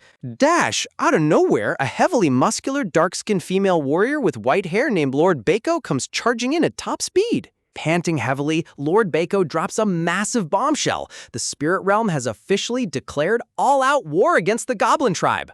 She excitedly explains that operative reports just came in, finally solving the mystery behind last week's chaotic commotion in the Spirit Realm. Panels showing the apocalyptic burning lava pits of Vesuvia Mountain as she reveals how the Spirit Realm's volcanic base was completely blown up by supposed goblins. Elder Docian stands totally speechless in disbelief while Bako beams about their enemy's massive political blunder. Docian breaks into a radiant, sparkling smile, laughing heartily at how an insane misunderstanding just handed them the ultimate strategic victory. A hilarious flashback shows Minu frantically carrying a turtle boy during his chaotic 2nd floor clear, proving that his accidental destruction was blamed entirely on the goblins. Talk about suffering from success. If we can keep Director Seo's identity completely under wraps, this misunderstanding gives us the ultimate opportunity to pull the entire Goblin Tribe on our side. High above the clouds in the Martial God Alliance Palace, the Elders are practically sipping tea with victory smiles, amazed at how luck itself seems to be paving their path while checking in on the Spirit Realm's reaction. Meanwhile, the Goblin Chief is frantically trying to claim innocence, but the Spirit Realm isn't buying a single word. Talk about being framed on a realm-wide scale. Elder Docian can't help but let out a satisfied chuckle. Watching your enemies tear each other apart over a total accident is top-tier entertainment. Striking while the iron is hot, Lord Bako decides to send over an irresistible gift to the Goblin Chief to lock in their alliance before anyone catches on. With just one strategic move, they can keep Minu's true power hidden in the shadows while pulling a massive neutral faction right into their pocket. Little do they know, Director Seo is casually building a legendary reputation as the ultimate savior of the Celestial Realm without even realizing it. Back on Earth, daylight shines down peacefully over the kindergarten building, but inside, a completely different kind of madness is unfolding. Case in point, Catboy Siu has completely lost all brain activity, staring blankly with drool leaking straight out of his mouth. Right beside him, his cat sister is locked in the exact same food-induced trance, drooling like she's staring at a divine revelation. And the Holy Grail holding them hostage? A single, deliciously roasted golden fish sitting on the dining table. Man, Beastkin instincts are totally uncontrollable. Sitting across from them, Bunny Girl Ayong watches the whole pathetic display with the most unimpressed, judgy expression you'll ever see. She decides right then and there that Siu's cool guy reputation is officially dead, plotting to roast him the second he snaps out of his trance. Nom. The moment a piece of fish hits her palate, a surge of pure culinary euphoria shocks her system. Click! Seizing the ultimate blackmail opportunity, a young leaps right onto the dining table like an undercover paparazzi agent. Eager to inspect her glorious masterpiece, she grabs the fresh Polaroid, expecting an absolute disaster photo of Siu. But wait, what in the main character aura is this? The photo turns out looking like a high-fashion magazine cover. Why is he so ridiculously photogenic? Convinced the camera must be running on pure cheat codes, Ayong snaps a quick selfie to test the theory. She waits in high suspense as the camera whirs and pops out her photo. Reality check. Turns out the camera works just fine. She's the only one who looks like a total goblin, while CU gets the main character lighting. Refusing to accept defeat, Ayoung starts frantically taking photos around the room while the teacher desperately tries to stop her from destroying the dining table. Lack. Stepping away from the noisy kindergarten, Minu slips into his private office for some well-deserved peace and quiet. Plop! Slumping into his leather armchair, Minu lets out a deep sigh, feeling completely drained from clearing the floor arena. He glances at the humble wooden broom in his hand, admitting that this weird artifact saved his life more times than he cares to admit. Ding! A system window pops up revealing the specs of the D-grade Goblin Broom, one of the 3 sacred relics that scales up in power and cleanses surrounding debuffs. He chuckles softly while admiring his new loot pouch, secretly praying the weird shopkeeper doesn't track him down demanding extra cash for this bargain. Knock knock! Minu jumps half out of his skin, frantically trying to stash his magical gear under his desk like a kid caught with smuggled candy. His sleek assistant steps inside holding a luxurious wax-sealed green envelope, announcing an official invitation from the high-end brand Armandi. A quick news broadcast reveals that the world-famous Armandi CEO couple has just landed in Korea to visit their secret hidden daughter. Cut to the looming headquarters of Armandi, towering over the city skyline like a fortress of absolute wealth. And here comes the massive lore drop. The head of this multi-billion-dollar empire is actually Bunny Girl Ayoung's biological father. Sitting behind the executive desk is Ayoung's father himself, exuding powerful CEO energy as he reviews confidential security files. Dark reports indicate that dangerous spirit realm monsters are starting to manifest right in Gangnam, dangerously close to the kindergarten. The assistant explains that a security leak happened during the chaotic transition period right after the previous director passed away. Thankfully, Lord Baeko already moved fast behind the scenes to completely scrub Director Seo's past records clean from public databases. Creak! Pushing back his leather chair, the silver-haired lord steps toward the floor-to-ceiling windows with a dark, commanding presence. He gives a ruthless order: suppress them all without mercy and purge every single spirit monster from Korean territory. His eye flashes with a terrifying lethal glow. He wants every single threat eliminated, down to the very last monster. The assistant wipes a bead of cold sweat, silently marveling at the terrifying resolve of the High Lords. It turns out almost everyone under his command was once an orphan who lost their parents to spirit monster raids years ago. With fists clenched tight in shared trauma, they view this crusade not just as a job, but as long-awaited retribution. Da-dum! The assistant raises his fist in the air, swearing his complete loyalty to the cause with absolute theatrical energy. Slam! The CEO slams his desk in rage, shouting that this isn't about the company at all. It's strictly for his precious daughter. Blaze! Full doting father mode activated. Flames erupt around him as he swears to obliterate anyone who dares pose a threat to his little angel. Da-dun! With a terrifying villain grin, he promises absolute hell to anyone who makes his daughter shed a single tear. Talk about an overprotective dad. Rub! Meanwhile, back at the kindergarten, Minu scratches his ear in confusion, feeling an intense burning sensation out of nowhere. He mutters to himself, wondering why his ear is burning so bad. Bro has no idea billionaire High Lord is currently locking onto his location. His assistant glares at him, whispering in top-secret code for him to fix his posture and act like a proper director for once. The scene shifts to a breathtakingly lavish VIP lounge, dripping in pure luxury and gold accents. A row of elite, sharply dressed retainers bow in perfect synchronization, setting the stage for an explosive high society meeting. Sitting inside a lavish mansion surrounded by stone-faced guards, Minu and Ms. Kim look completely out of place on the plush velvet couch. The entire VIP suite practically sparkles with wealth. Clink! Mina's hands tremble so violently that his tea glass rattles like an alarm clock. He's low-key sweating bullets, terrified that spilling a single drop on this carpet would cost him his entire life savings. Step! The heavy wooden doors swing open as Ayoung's mother glides into the room wrapped in cherry blossoms and high-fashion elegance. Honestly, the artist went all out on her introduction. She looks like a literal goddess walking down a runway. Minu forces a stiff smile and stammers out compliments about the delicious coffee, while his inner monologues scream at maximum volume that he just wants to run back home. Ta-da! With a dazzling smile, Ayoung's mom pulls out a crisp brown envelope announcing that the custom-designed kindergarten uniforms are officially finished.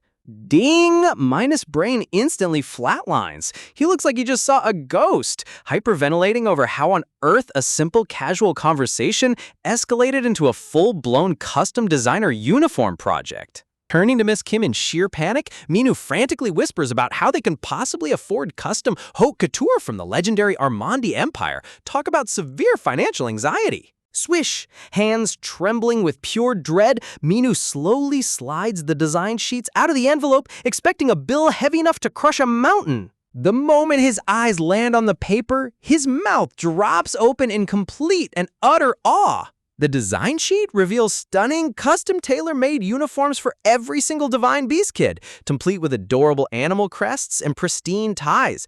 Seriously, the attention to detail on these outfits is absolute peak tier. Gasp! Miss Kim swoops in beside him with glowing eyes, marveling at how perfectly tailored every single piece is for the kids. Minu almost jumps out of his skin from her sudden appearance. Hiding behind the envelope, Minu frantically whispers to Miss Kim that this reckless order might literally bankrupt the entire kindergarten. But Miss Kim just tilts her head like he's speaking a foreign language. Spring! Unable to contain his panic any longer, Minu leaps off the couch with his hands raised, desperately cutting off the mother to ask the one question that matters. How much is this going to set him back? Ayoung's mom softly giggles, casually reminding him that her precious daughter attends his school, so taking care of the kids is her highest priority. Smile, sparkling in divine aesthetic lighting, she softly explains that custom designer uniforms are a total pocket change gesture for their billionaire family. Miss Kim turns to Minu with a straight face, reminding him that she already explained it was completely free, but he was far too buried in work to listen. Classic Minu overthinking everything.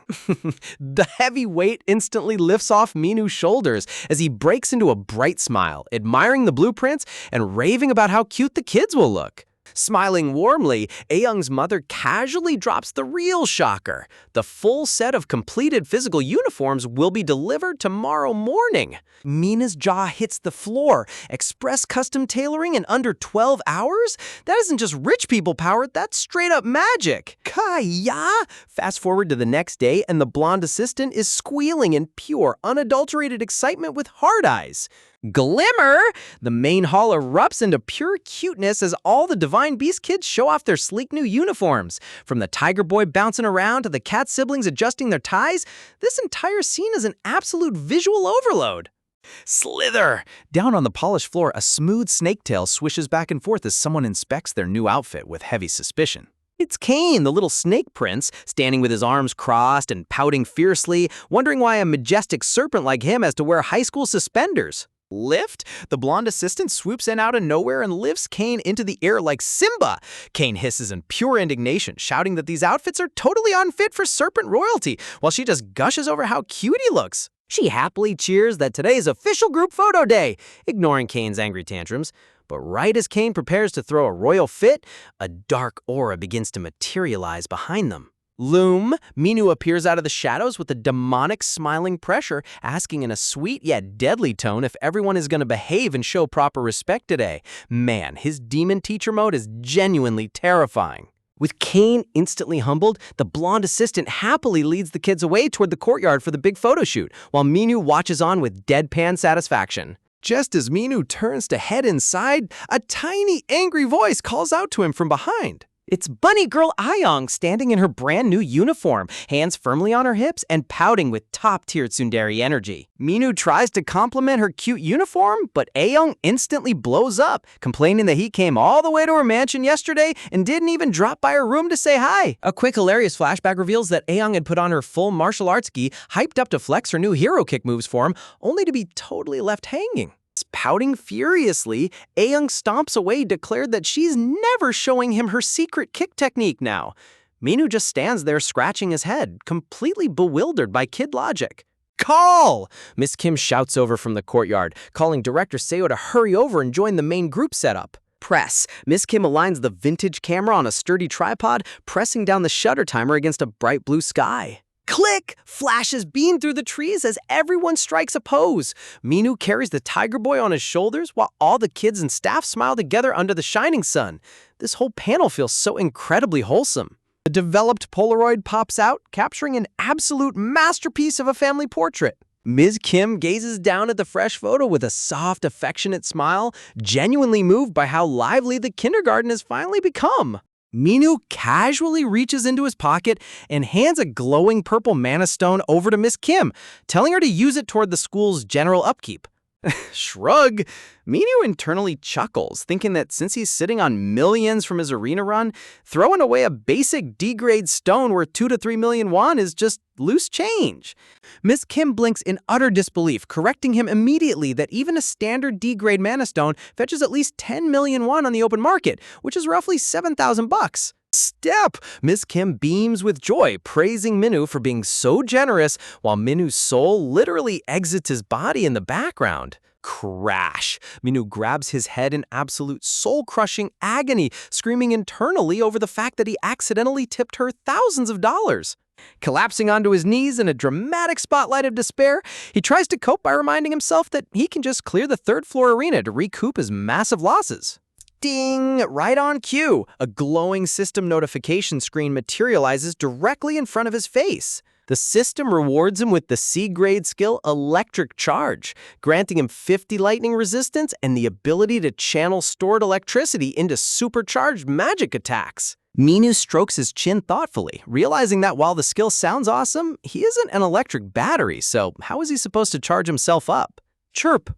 A sudden soft sound echoes across the hall, drawing his attention toward the floor. Nom! Sitting right on the marble floor is a tiny, super cute electric squirrel monster, blissfully munching on a giant acorn without a care in the world. Minus's eyes narrow with a devious, villainous glint as he smirks. He just found his new personal smartphone charger. Poor squirrel has no idea what's coming. The next morning dawns bright and cheerful as the blonde teacher skips down the hallway singing, announcing that today is officially field trip day for the Divine Beast kids. Imagine having so much money that you don't just take kids on a field trip, you straight up rent out an entire luxury shopping mall. That's right, the Divine Beast kids are running wild, and even Kane the Snake Prince managed to tag along for the ride. Our blonde teacher Miho is practically floating on cloud 9, already swooning over how ridiculously adorable these little monsters are going to look marching through the mall in their matching designer outfits. Aww! She clasps her hands together with sparkling eyes, totally lost in a world of pure, unadulterated cuteness over these kids.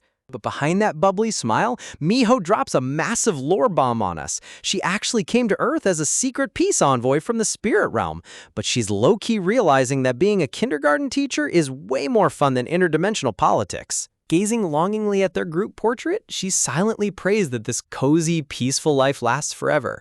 Honestly, check out the soft lighting on this photo panel. The artist really knows how to hit us right in the feels. Flash. But reality bites hard because a brutal, bloody war is still raging back in the realm of Arson. If the enemy forces find out Director Minu is grinding levels in the arena this fast, Earth is about to turn into a war zone real quick. Step! Trailing down the hall, Miho sighs, desperately hoping they can hammer out a peace treaty before all chaos breaks loose. Peek! Opening Minu's door to check if he's ready, she catches him in the middle of... Wait, is he aggressively rubbing a tiny electric squirrel like a lottery ticket? Minu casually demands the poor creature hold still because he needs his daily smartphone charge.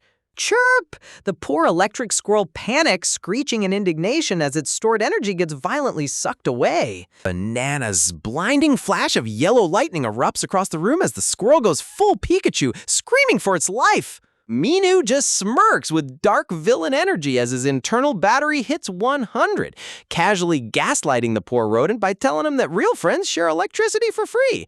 Man, Minu's lack of moral ethics toward monster welfare is unmatched. Pause! The exhausted squirrel huffs for breath, yelling that it takes ages to recharge near the world tree. Minu suddenly freezes, realization hitting him like a freight train. Rub? Without missing a single beat, Minu starts aggressively rubbing the squirrel all over again to hoard even more power. Meanwhile, Miho stands in the doorway looking like her entire worldview just shattered. Minu finally turns around to see Miho staring at him in complete deadpan silence while holding a half-dead rodent. Talk about getting caught red-handed in the weirdest situation possible. Leap! Miho awkwardly asks if he was just having an intense political debate with a squirrel.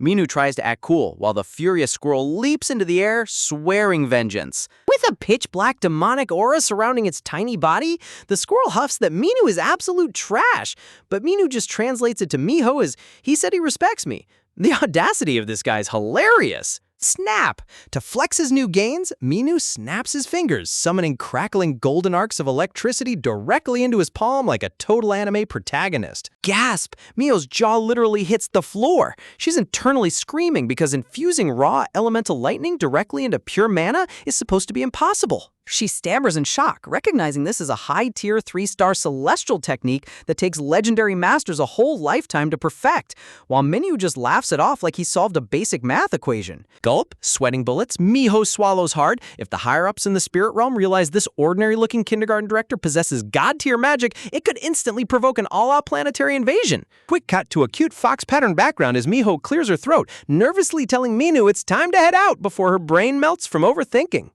Chirp! As Minu walks out, he promises to bring back acorns for his furry battery, but the squirrel indignantly demands high-class walnuts instead. At least the little guy knows his worth.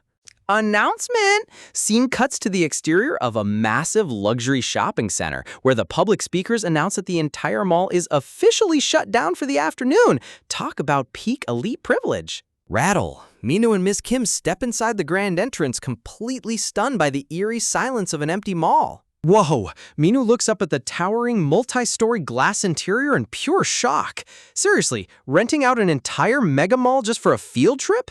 The Armani family's wealth is literally incomprehensible. Step. Heavy footsteps echo through the marble hall as a tall figure in a crisp designer suit approaches them from the shadows. It's none other than Ayong's billionaire High Lord father, dripping in pure drip with his silk scarf and stone-cold authority. Hello! Minu instantly snaps into maximum customer service mode, bowing so hard his head almost hits his knees while screaming his official director introduction at top volume. The High Lord chuckles politely at Minus' chaotic energy, inviting him over for a private coffee chat while asking manager Kim to step aside. Clink!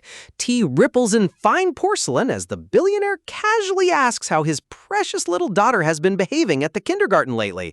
He explains with a sigh that he's been buried in top-secret government operations to eradicate spirit monsters across Korea. Minu sits across from him with a stiff customer service smile, holding his teacup like a delicate bomb. Minu forces a nervous laugh, trying to keep the conversation friendly by casually asking if the High Lord holds a personal grudge against spirit monsters. Dun-dun. The mood instantly drops below zero. A terrifying, demonic bloodlust erupts from the High Lord as he vows to slaughter every monster in existence if they so much as breathe near his daughter. Chop! His eyes glow with villainous red intensity as he sinisterly admits that anyone who tries to lay a finger on his precious little angel will get their legs violently snapped in half.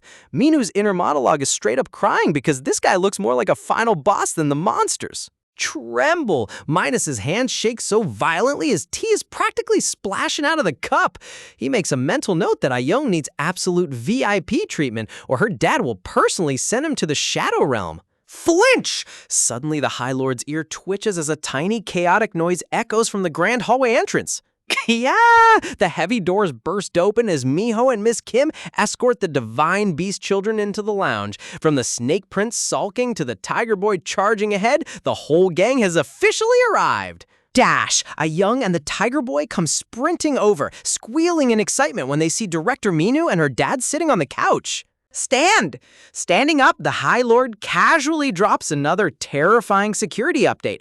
He personally deactivated all surveillance cameras and pre-screened every single worker in the building for maximum privacy. He checks his smartphone, revealing that his corporate empire is currently building long-range spirit energy detectors to hunt down disguised monsters from miles away. Step! Bidding them farewell, he takes his leave while Minu bows deeply enough to touch the floor, praying he survives the day. Bump! On his way out, the High Lord literally swerves past the Tiger Boy and Ayong, warning them not to get too close. Minu just deadpans from afar. This dad is overprotective to a downright comical degree. Grab! Miho takes charge, clapping her hands and telling the kids to pair up and hold hands. Look at the little cat boy holding the cat girl's hand while sparkles fly around them.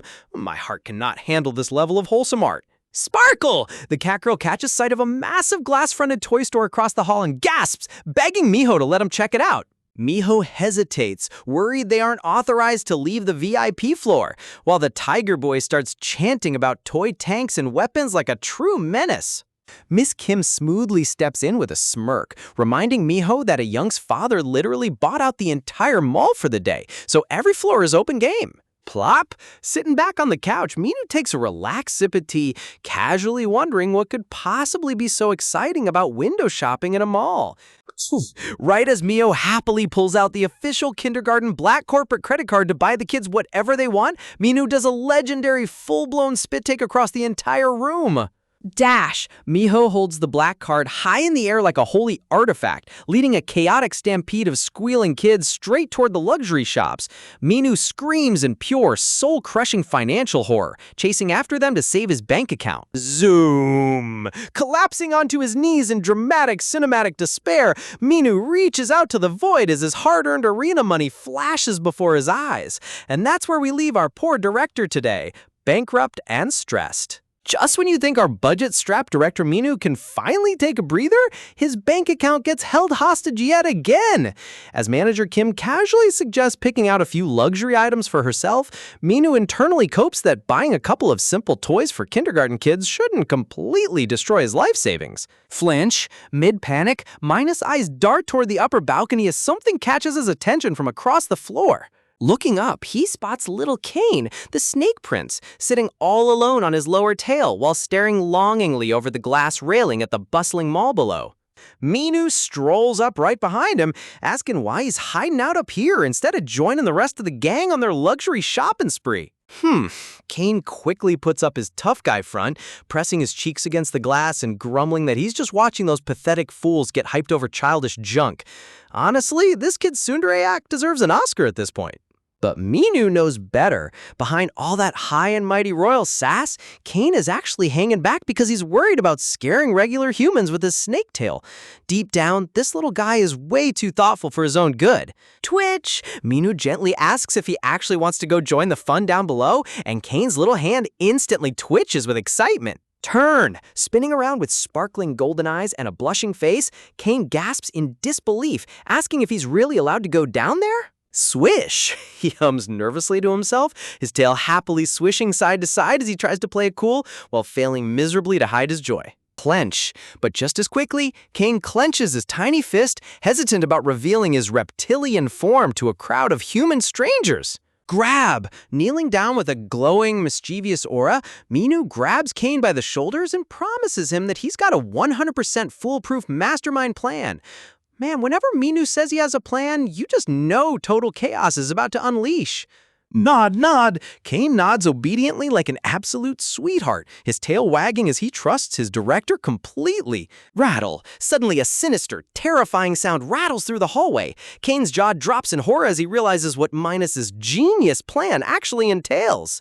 Hiss! Screaming at the top of his lungs, Kane swears on his royal snake lineage that he would rather die than submit to such ultimate humiliation. No! Minu mercilessly drags him toward the target while Kane's echoes of despair ring across the entire mall floor, leaving the cat kids downstairs staring in complete bewilderment. Cut down to the lower floor where our adorable sheep boy is sitting on the tile floor, glowing with pure head-pattable cuteness. A friendly mall staff member bends over with hard eyes, cooing over his fluffy ears and asking why he's wearing such cute sheep horns today. Reach! She gently pats his soft hair, admiring how high quality the cosplay headband feels, while the sheep boy twitches in nervous sweat, hoping she doesn't notice they're 100% real. Whoosh! Before she can investigate any further, a suited security guard zooms in out of nowhere like a ninja swooping into action. Dash! The guard sternly orders her to keep her hands off the VIP kids, prompting the embarrassed staff worker to sprint away while apologizing profusely. Settling down near a display shelf full of cute teddy bears, the sheep boy lets out a massive sigh of relief, softly thanking his savior. Nearby, another guard whispers to his partner, while the first guard rubs his stomach and excuses himself to find the nearest restroom. Look at how detailed the background store props are. The artist really went all out, making this mall feel alive. Swah! Water pours heavily into a marble sink basin inside the ultra-luxurious mall bathroom. Washing his hands in the mirror, the guard sighs heavily, complaining about how absurdly nerve-wracking it is to guard a mall rented out for just a handful of kids. Flip! He flicks the water off his hands, wondering out loud if everyone on the security detail is being way too uptight over nothing. Drop! Drop! Suddenly, the lights dim as ominous heavy liquid drops echo through the empty, silent bathroom stalls. Gulp. Swallowing hard, a cold sweat breaks out on the guard's face as he realizes he has to check out the sound or risk getting chewed out by his boss. Step, step. Creeping cautiously down the tiled aisle, he nervously asks if anyone is in there, totally unaware that a massive, grotesque, shadowy monster with glowing purple eyes is slithering directly beneath the stall door. The horror movie vibes here are unmatched. Meanwhile, back out in the bright mall concourse, Minu is handing over 16,000 won for 2 double-scoop ice cream cones, internally weeping over paying $12 for dessert while janitors sweep nearby. Flush? Kane's face is beet red, his soul practically leaving his body from sheer embarrassment. He internally groans in soul-crushing humiliation, praying to every higher power in existence that nobody recognizes him right now. Sparkle! Reveal time! Minu has literally stuffed the proud snake prince into a pink, frilly, floral baby stroller, wrapping him in a blanket with stuffed animals while holding 2 strawberry ice cream cones. People passing by are literally cooing at the cute little princess. Sparkle! Hiding under the floral canopy, Kane aggressively prays that he doesn't run into a single soul he knows. Talk about top-tier comedic timing waiting to happen. Dash! Naturally, the universe instantly chooses violence. The loudmouth tiger boy comes sprinting right up to the stroller, calling out Kane's name at top volume. Leap! The tiger boy leaps over in sheer disbelief, pointing at Kane and loudly demanding to know why on earth he's riding around in a baby carriage. Tilt! Tilting his head with zero filter, the tiger boy asks if Kane secretly turned into a baby, causing Kane's face to explode in pure rage as he screams no. Kane desperately tries to explain that he's only hiding in this ridiculous contraption so normal humans won't freak out over his snake tail. Dun-dun! Hearing this, the tiger boy puffs out his chest with righteous energy, flexing his fists and shouting that if anyone disrespects Kane's tail, he'll personally beat them up. He then compliments Kane by saying his tail looks as cool as a little worm, which only makes Kane even airier. Giving up on logic, Kane huffs and turns his back, clutching his strawberry ice creams while telling the tiger boy to go play somewhere else and leave him alone. Look at this insanely detailed, golden glowing close-up of the strawberry waffle cone. Seriously, why does manhwa food always look 10 times better than real life? Nom! Without a second thought, the tiger boy lunges forward like a wild animal and takes a gigantic bite directly off Kane's ice cream cone. Kane screams in absolute horror. Nom nom! The tiger boy happily munches away, covering the ice cream in slobber, while Kane stares in complete disgust at his ruined dessert. Leap! A quick chibi background panel shows the tiger boy licking his lips in delight, while Kane fumes in background embarrassment. Grin. With a dark, villainous smirk that would make a final boss proud, the tiger boy grabs the push handle of the stroller. Kane's eyes widen in sheer panic as he realizes what's about to happen. Scree! The tiger boy goes full Formula One racer, pushing the stroller down the polished marble floors at Mach speeds while Kane clings for dear life, screaming in pure horror. Turn! Minu turns around just in time to see the stroller drifting past him at hyperspeed, practically choking on his breath as he shouts for them to stop. Swoosh! Minu drops everything and sprint chases after the runaway stroller squad, screaming at the top of his lungs to give him his credit card back before they wreck the entire mall. The ice cream vendor and staff stand behind the counter in stunned, silent shock as the chaotic kindergarten parade tears through the building. Rattle! Rubber tires screech violently against the floor as the stroller drifts around high-speed turns, with Kane desperately yelling navigation instructions to make a left. Scree! With pure chaotic joy plastered across his face, the tiger boy leans into the turn like a professional drift racer, leaving rubber skid marks on the floor as they rocket around the corner into absolute madness. Bump! The frilly pink stroller hits a massive bump on the polished marble floor, sending poor little Kane bouncing into the air while desperately clinging to a strawberry ice cream cone for dear life. Sprinting behind them, Minu realizes his normal human leg stands zero chance against a high-speed runaway carriage, so he immediately triggers Ram's super strength system skill to boost his speed.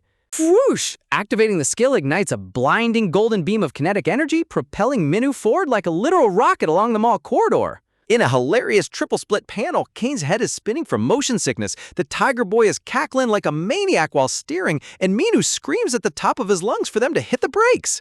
Zoom! Minu streaks down the hall like a blur, completely unaware that a dark, corrupted security guard is wobbling ominously in the foreground, with purple energy oozing from his body. Up close, the possessed guard coughs violently as dark parasitic veins spread across his face.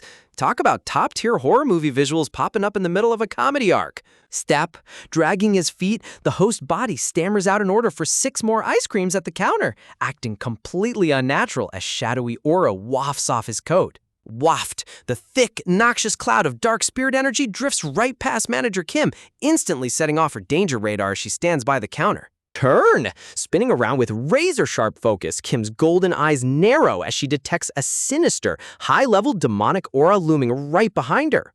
She immediately spots the corrupted guard standing in the middle of the concourse, confirming that a malevolent spirit monster has completely taken over his body. Analyzing the target, Kim realizes this isn't just any minor demon. It's a rare parasite-type beast that lurks undetected by hiding inside human hosts. Overhearing the parasite mutter about reporting the kindergarten's divine beast to the Gluttony Lord, Kim pales as she recognizes the name of the 6th ruler of the spirit world. A menacing, shadowy silhouette of the Gluttony Lord appears in her mind. If this greedy overlord finds out where the divine kids are resting, an all-out invasion will wipe them out. Shh. Knowing the stakes, Manager Kim steps forward and prepares to channel her overwhelming martial power to annihilate the parasite on the spot.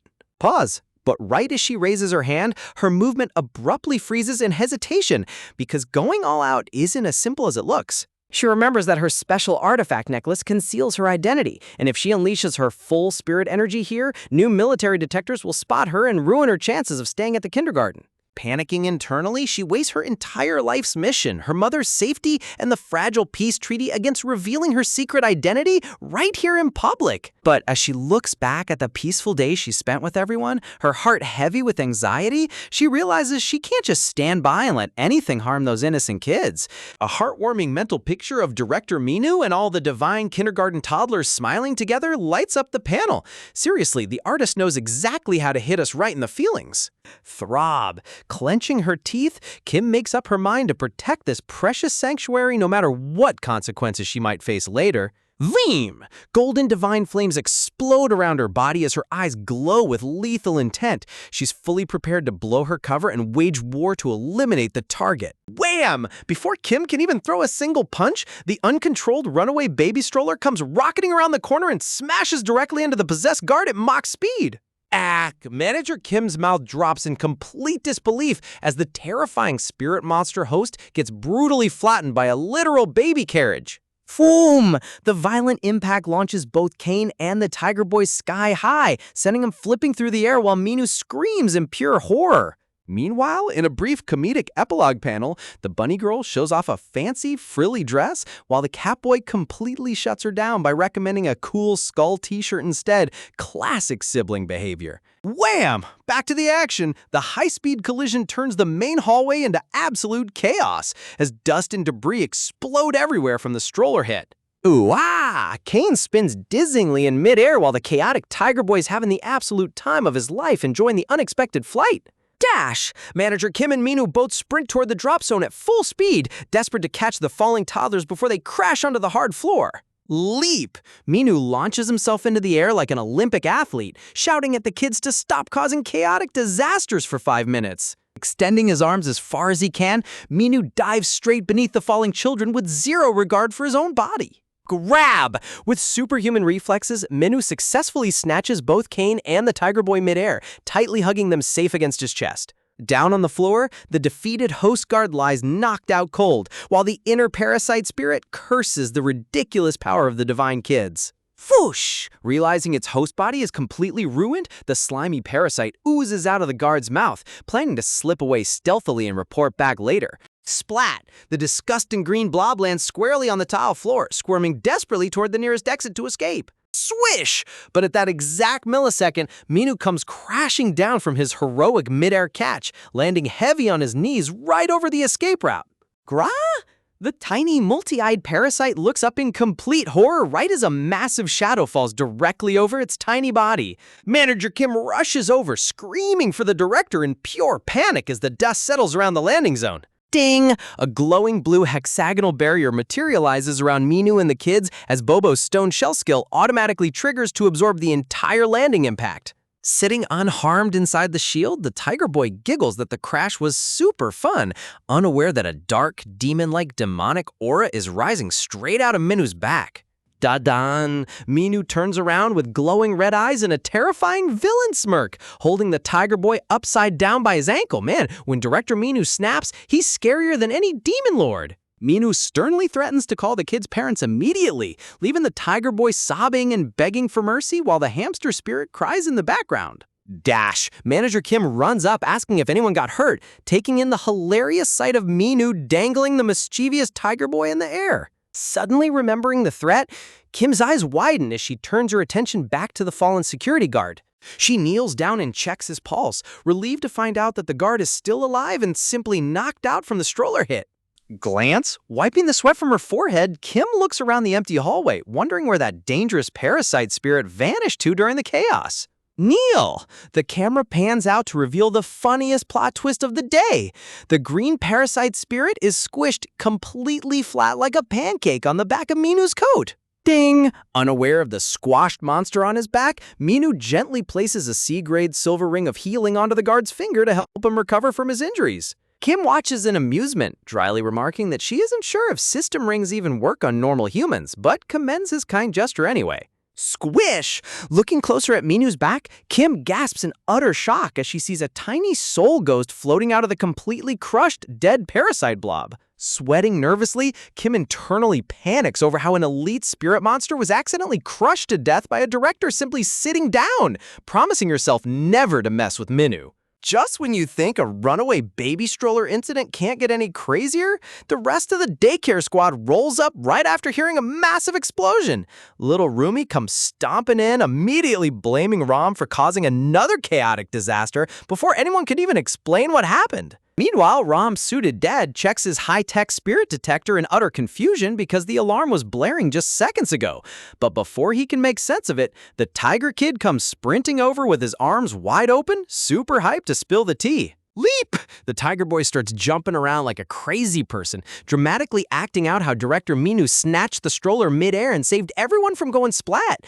Honestly, you gotta give it to the kid. His storytelling skills are pure top-tier theatrical gold. Hearing this insane story, Mr. Armani gets hit by a sudden epiphany. A dramatic bolt of realization strikes his brain as he assumes director Minu secretly erased the monster in a single high-level strike. Ping, checking his device again, Armani sees that both high-level spirit signatures completely vanished off the grid immediately after that loud crash.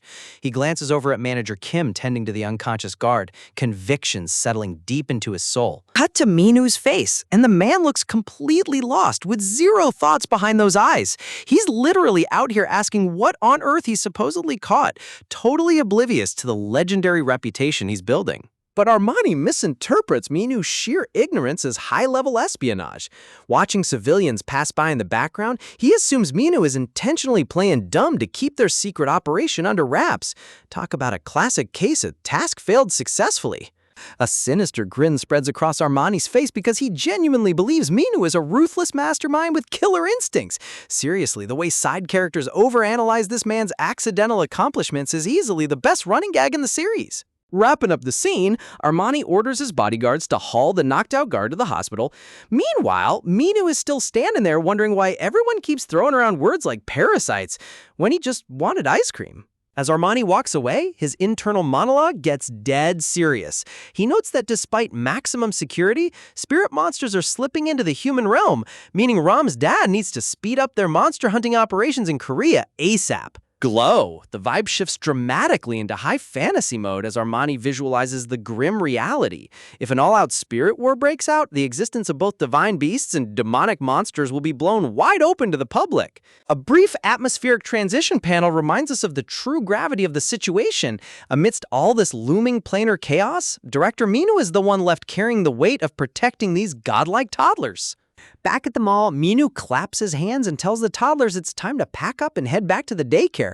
Naturally, the kids react as if he just announced the end of the world with a loud, unified gasp. Sparkle! Look at those weaponized anime puppy dog eyes. The kids bundle together, clasping their tiny hands and begging to stay just 5 more minutes. Man, resisting that level of cuteness takes actual superhuman willpower.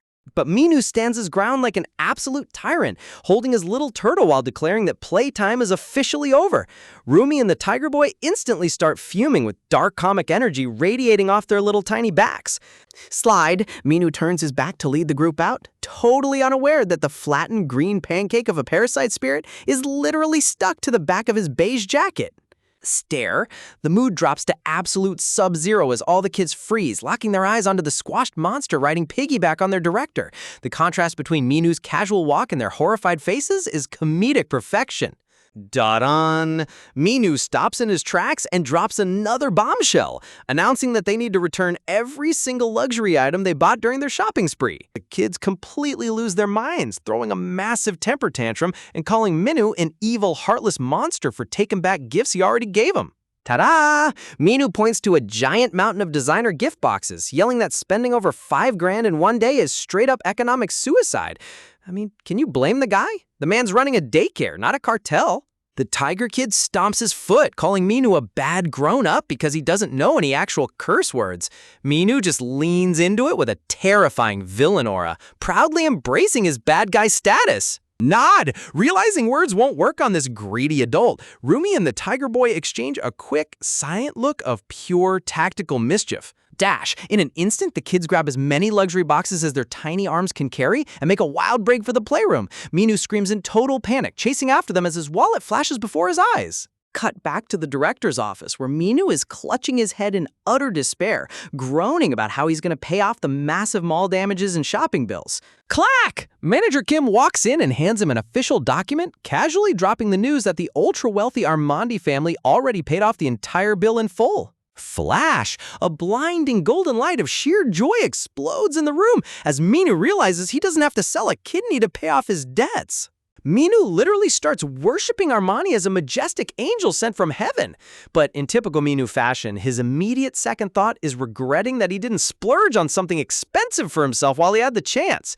Never change, Minu, never change. Setting the jokes aside, Manager Kim pulls out a strange golden object, mentioning that he accidentally dropped it during the wild stroller chase earlier. Ding! A blue system pop-up window immediately materializes over the item, identifying it as a D- grade Spirit Monster keepsake, a legit magical drop item. Swish! The moment Minu sees system loot, his eyes light up like a slot machine and he snatches the golden plate back, shouting that it's 100% his property. Minu starts rubbing his hands together in pure greed, chuckling about how much gold this monster relic will bring in on the market. He even imagines the little green parasite winking at him, as if it willingly left a tip. The finder's keeper's logic is strong with this one, and honestly, you gotta respect the hustle. Manager Kim breaks into a rare, admiring smile, praising Minu for taking out a high-level spirit monster so discreetly that the crowd thought it was just a random stroller collision. Giant blue question marks fill the air around Minu's head as he stands there completely lost. You can literally hear the dial-up internet sound effects playing inside his brain right now. Getting serious, Kim walks toward the window and admits that while she respects his decision to keep his full power secret, the spirit realm is becoming dangerously active. Minu listens intently while nervously clutching his shiny new loot piece, slowly realizing this conversation has taken a very heavy turn. Kim turns back to him with sharp eyes, stating that there's a specific reason why spirit monsters keep launching targeted attacks on their location, and he needs to hear the truth. Flashback panel shows Rumi returning home, staring blankly at her ring while crying over her terrible luck.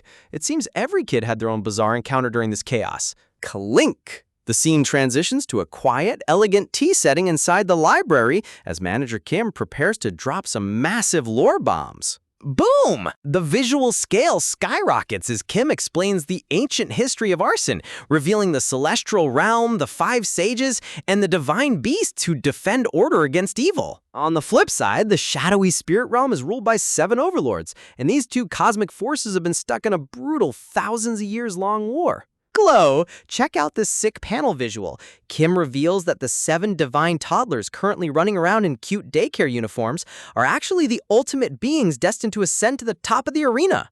Ripple. Looking down at her teacup, Kim adds that the demonic spirit monsters know this prophecy all too well, which is why they're frantically hunting down the hidden arena entrance. Shine. Kim's mother appears in a warm memory holding a miniature glowing gate, revealing the absolute biggest secret of the show. The legendary arena portal is hidden right inside their kindergarten.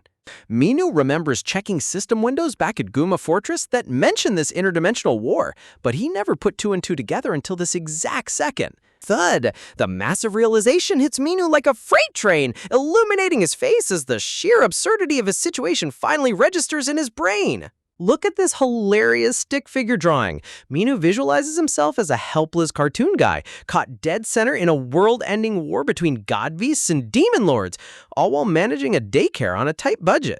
Completely misreading his shell-shocked face, Kim smiles proudly, saying she knows he's been acting clueless on purpose and that he already earned the right to enter the arena long ago. Minu internally loses his mind, sweating bullets as he screams to himself why on earth he would risk his life fighting planar demons when he just wanted to make a quick buck as a director. Twitch! Kim leans in close, asking if Director Lim left behind any hidden letters or special credentials to help him officially qualify for the arena.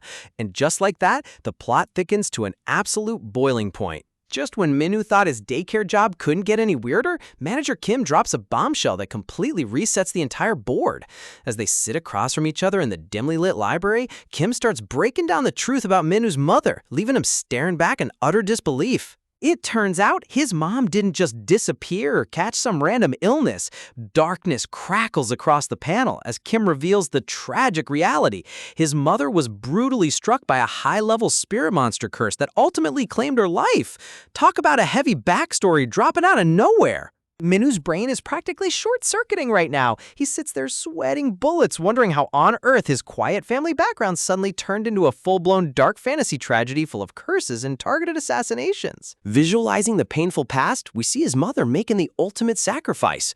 To keep a young, crying Minu safe from the demonic forces already infiltrating the human realm, she intentionally erased herself from his life.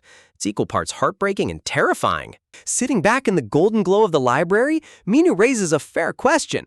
If his mom gave up everything to keep him away from this supernatural chaos, why did she arrange for him to take over this specific kindergarten in the end?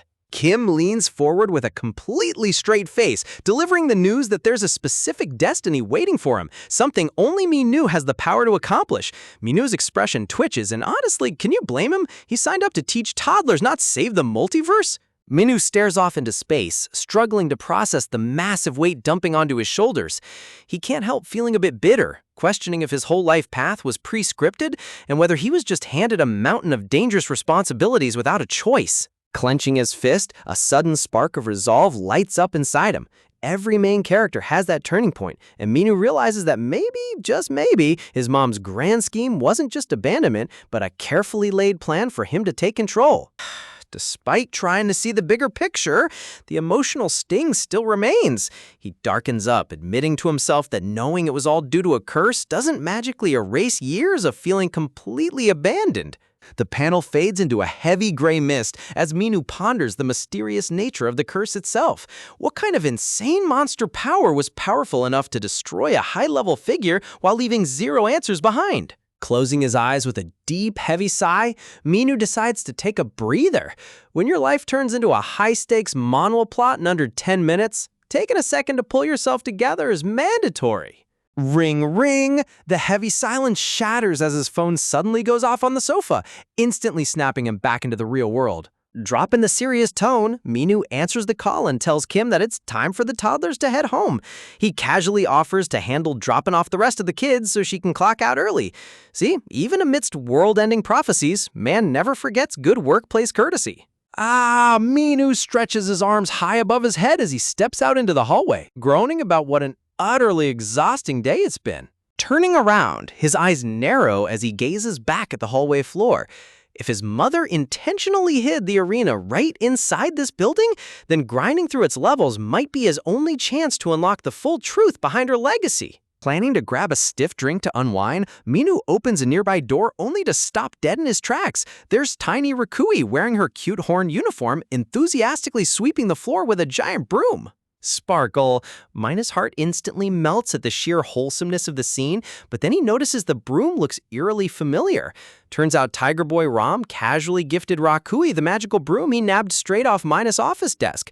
Look at that adorable flashback. You can't even stay mad at him. Minu chuckles softly, taking the broom away and telling the little sheep girl to run along and get ready to head home while the adults handle the cleaning. Twitch. Just as Rakui trots off happily, a bright neon blue system window pops right over her back. Minu freezes instantly as the system drops a brand new mandatory quest right in his lap. Grab! Without hesitating for a single second, Minu lunges forward and snatches Rakui by the arm, completely abandoning his go-home early policy with a wildly desperate grin. Sweat? Rakui tilts her head in absolute confusion, while Minu flashes the most unhinged, fake reassuring smile you'll ever see in your life. Talk about zero chill. Ping! The system window lays out the brutal condition. He must ascend the dungeon paired with a divine beast child, defeat all enemies within a 2-hour time limit, or face instant player death. Yeah, no pressure at all. Boom! Split! The scene explodes into violence as giant animated chess pawns slam into the arena floor. The system labels these stone monsters as 1-star animated statues ready to grind invaders into dust. Whoosh! The clock is ticking with less than an hour remaining. Minu dashes into action, swinging his broom like a deadly spear while cursing the ridiculously tight 2-hour deadline. Crack! Fueled by pure, unadulterated frustration, Minu swings his broom with full force, pulverizing the stone chess pieces into flying gravel.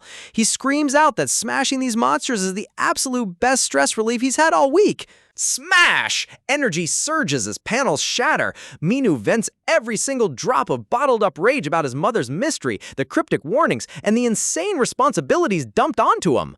Wham! Bringing down a massive strike, Minu bellows at the top of his lungs that he couldn't care less about grand prophecies right now. He just needs to beat these monsters to a pulp. Honestly, the broom turning into a weapon of mass destruction every time Minu gets mad is top-tier comedy. Whoosh! Suddenly, a Scion warning pop-up flashes overhead. Link target is too far from user. Super strength reduced to 80. Cut to the background, and Rakui is literally just chilling miles away, completely unbothered by the chaos. Look at this adorable little lamb holding a tiny puppy. Rakui lets out a quiet baa, completely oblivious to the fact that her standing too far away is nerfing Minus attack power by 20%. Vroom! Plop! Flames of raw magic burst around Minu as he stands victorious atop a mountain of shattered stone statues, holding his trusty broom like a legendary conqueror. A shadowy, sinister smirk spreads across Minus's face as the dark aura swells around him. Minu throws his head back and lets out a full villainous maniacal laugh, eyes glowing bright crimson amidst swirling shadowy flames. Man looks more like the final boss than the protagonist right now. Sitting safely in the distance, Rakui squeezes her little toy puppy, casually commenting that the director is acting super weird today. Though to be fair, he's always been pretty strange. Kids really have zero fear, don't they? Wiping the crazy look off his face, Minu calls out to Rakui, announcing it's time to march right into the next dungeon hall. Step, step, the dynamic duo walks side by side through a towering, ancient stone corridor, creating the ultimate comedic contrast between a grown man carrying a broom and a tiny toddler holding a plushie. Minu smirks confidently, boasting to himself that despite all the dramatic hype, this floor is turning out to be an absolute walk in the park. Ding. Naturally, the universe instantly proves him wrong. A glowing Scion warning window materializes. Warning, trap zone ahead. Traps have been marked, revealing a terrifying red grid checkerboard covering the entire floor ahead. Ding! To make matters even worse, an emergency quest pops up, offering a D-grade skill upgrade ticket if they navigate the deadly maze within the strict time limit. Veem! Minu inspects the glowing red floor tiles calmly, reasoning that as long as the system highlights every single trap square, clearing the hallway should be simple enough. Clearing his throat with an arrogant smirk, Minu tells himself that a marked trap layout is basically a free win. Famous last words before disaster strikes. Stop! Minu turns around with dramatic authority, striking a heroic pose with his broom as he announces to his troops that they're going to play a fun little game. He brings up a cute chibi visual, explaining the classic childhood game where you cross the street without stepping on the asphalt. Rakui's eyes light up instantly. She loves this game. Point. Minu points directly at the glowing checkerboard floor, telling her that all they need to do is avoid stepping on any red squares to win. Chirp, step. Hearing it's just a simple game, Raku's tiny pet squirrel gets super confident, declaring it's not scary at all and darting straight ahead before Minu can even react. Ah, no! Minus's face instantly distorts into absolute unadulterated horror as he reaches out in desperate slow-motion panic. Step, rumble. The pet's tiny paw slams straight onto a glowing red trap tile, triggering a massive shockwave beneath him. And just like that, another chaotic disaster unfolds.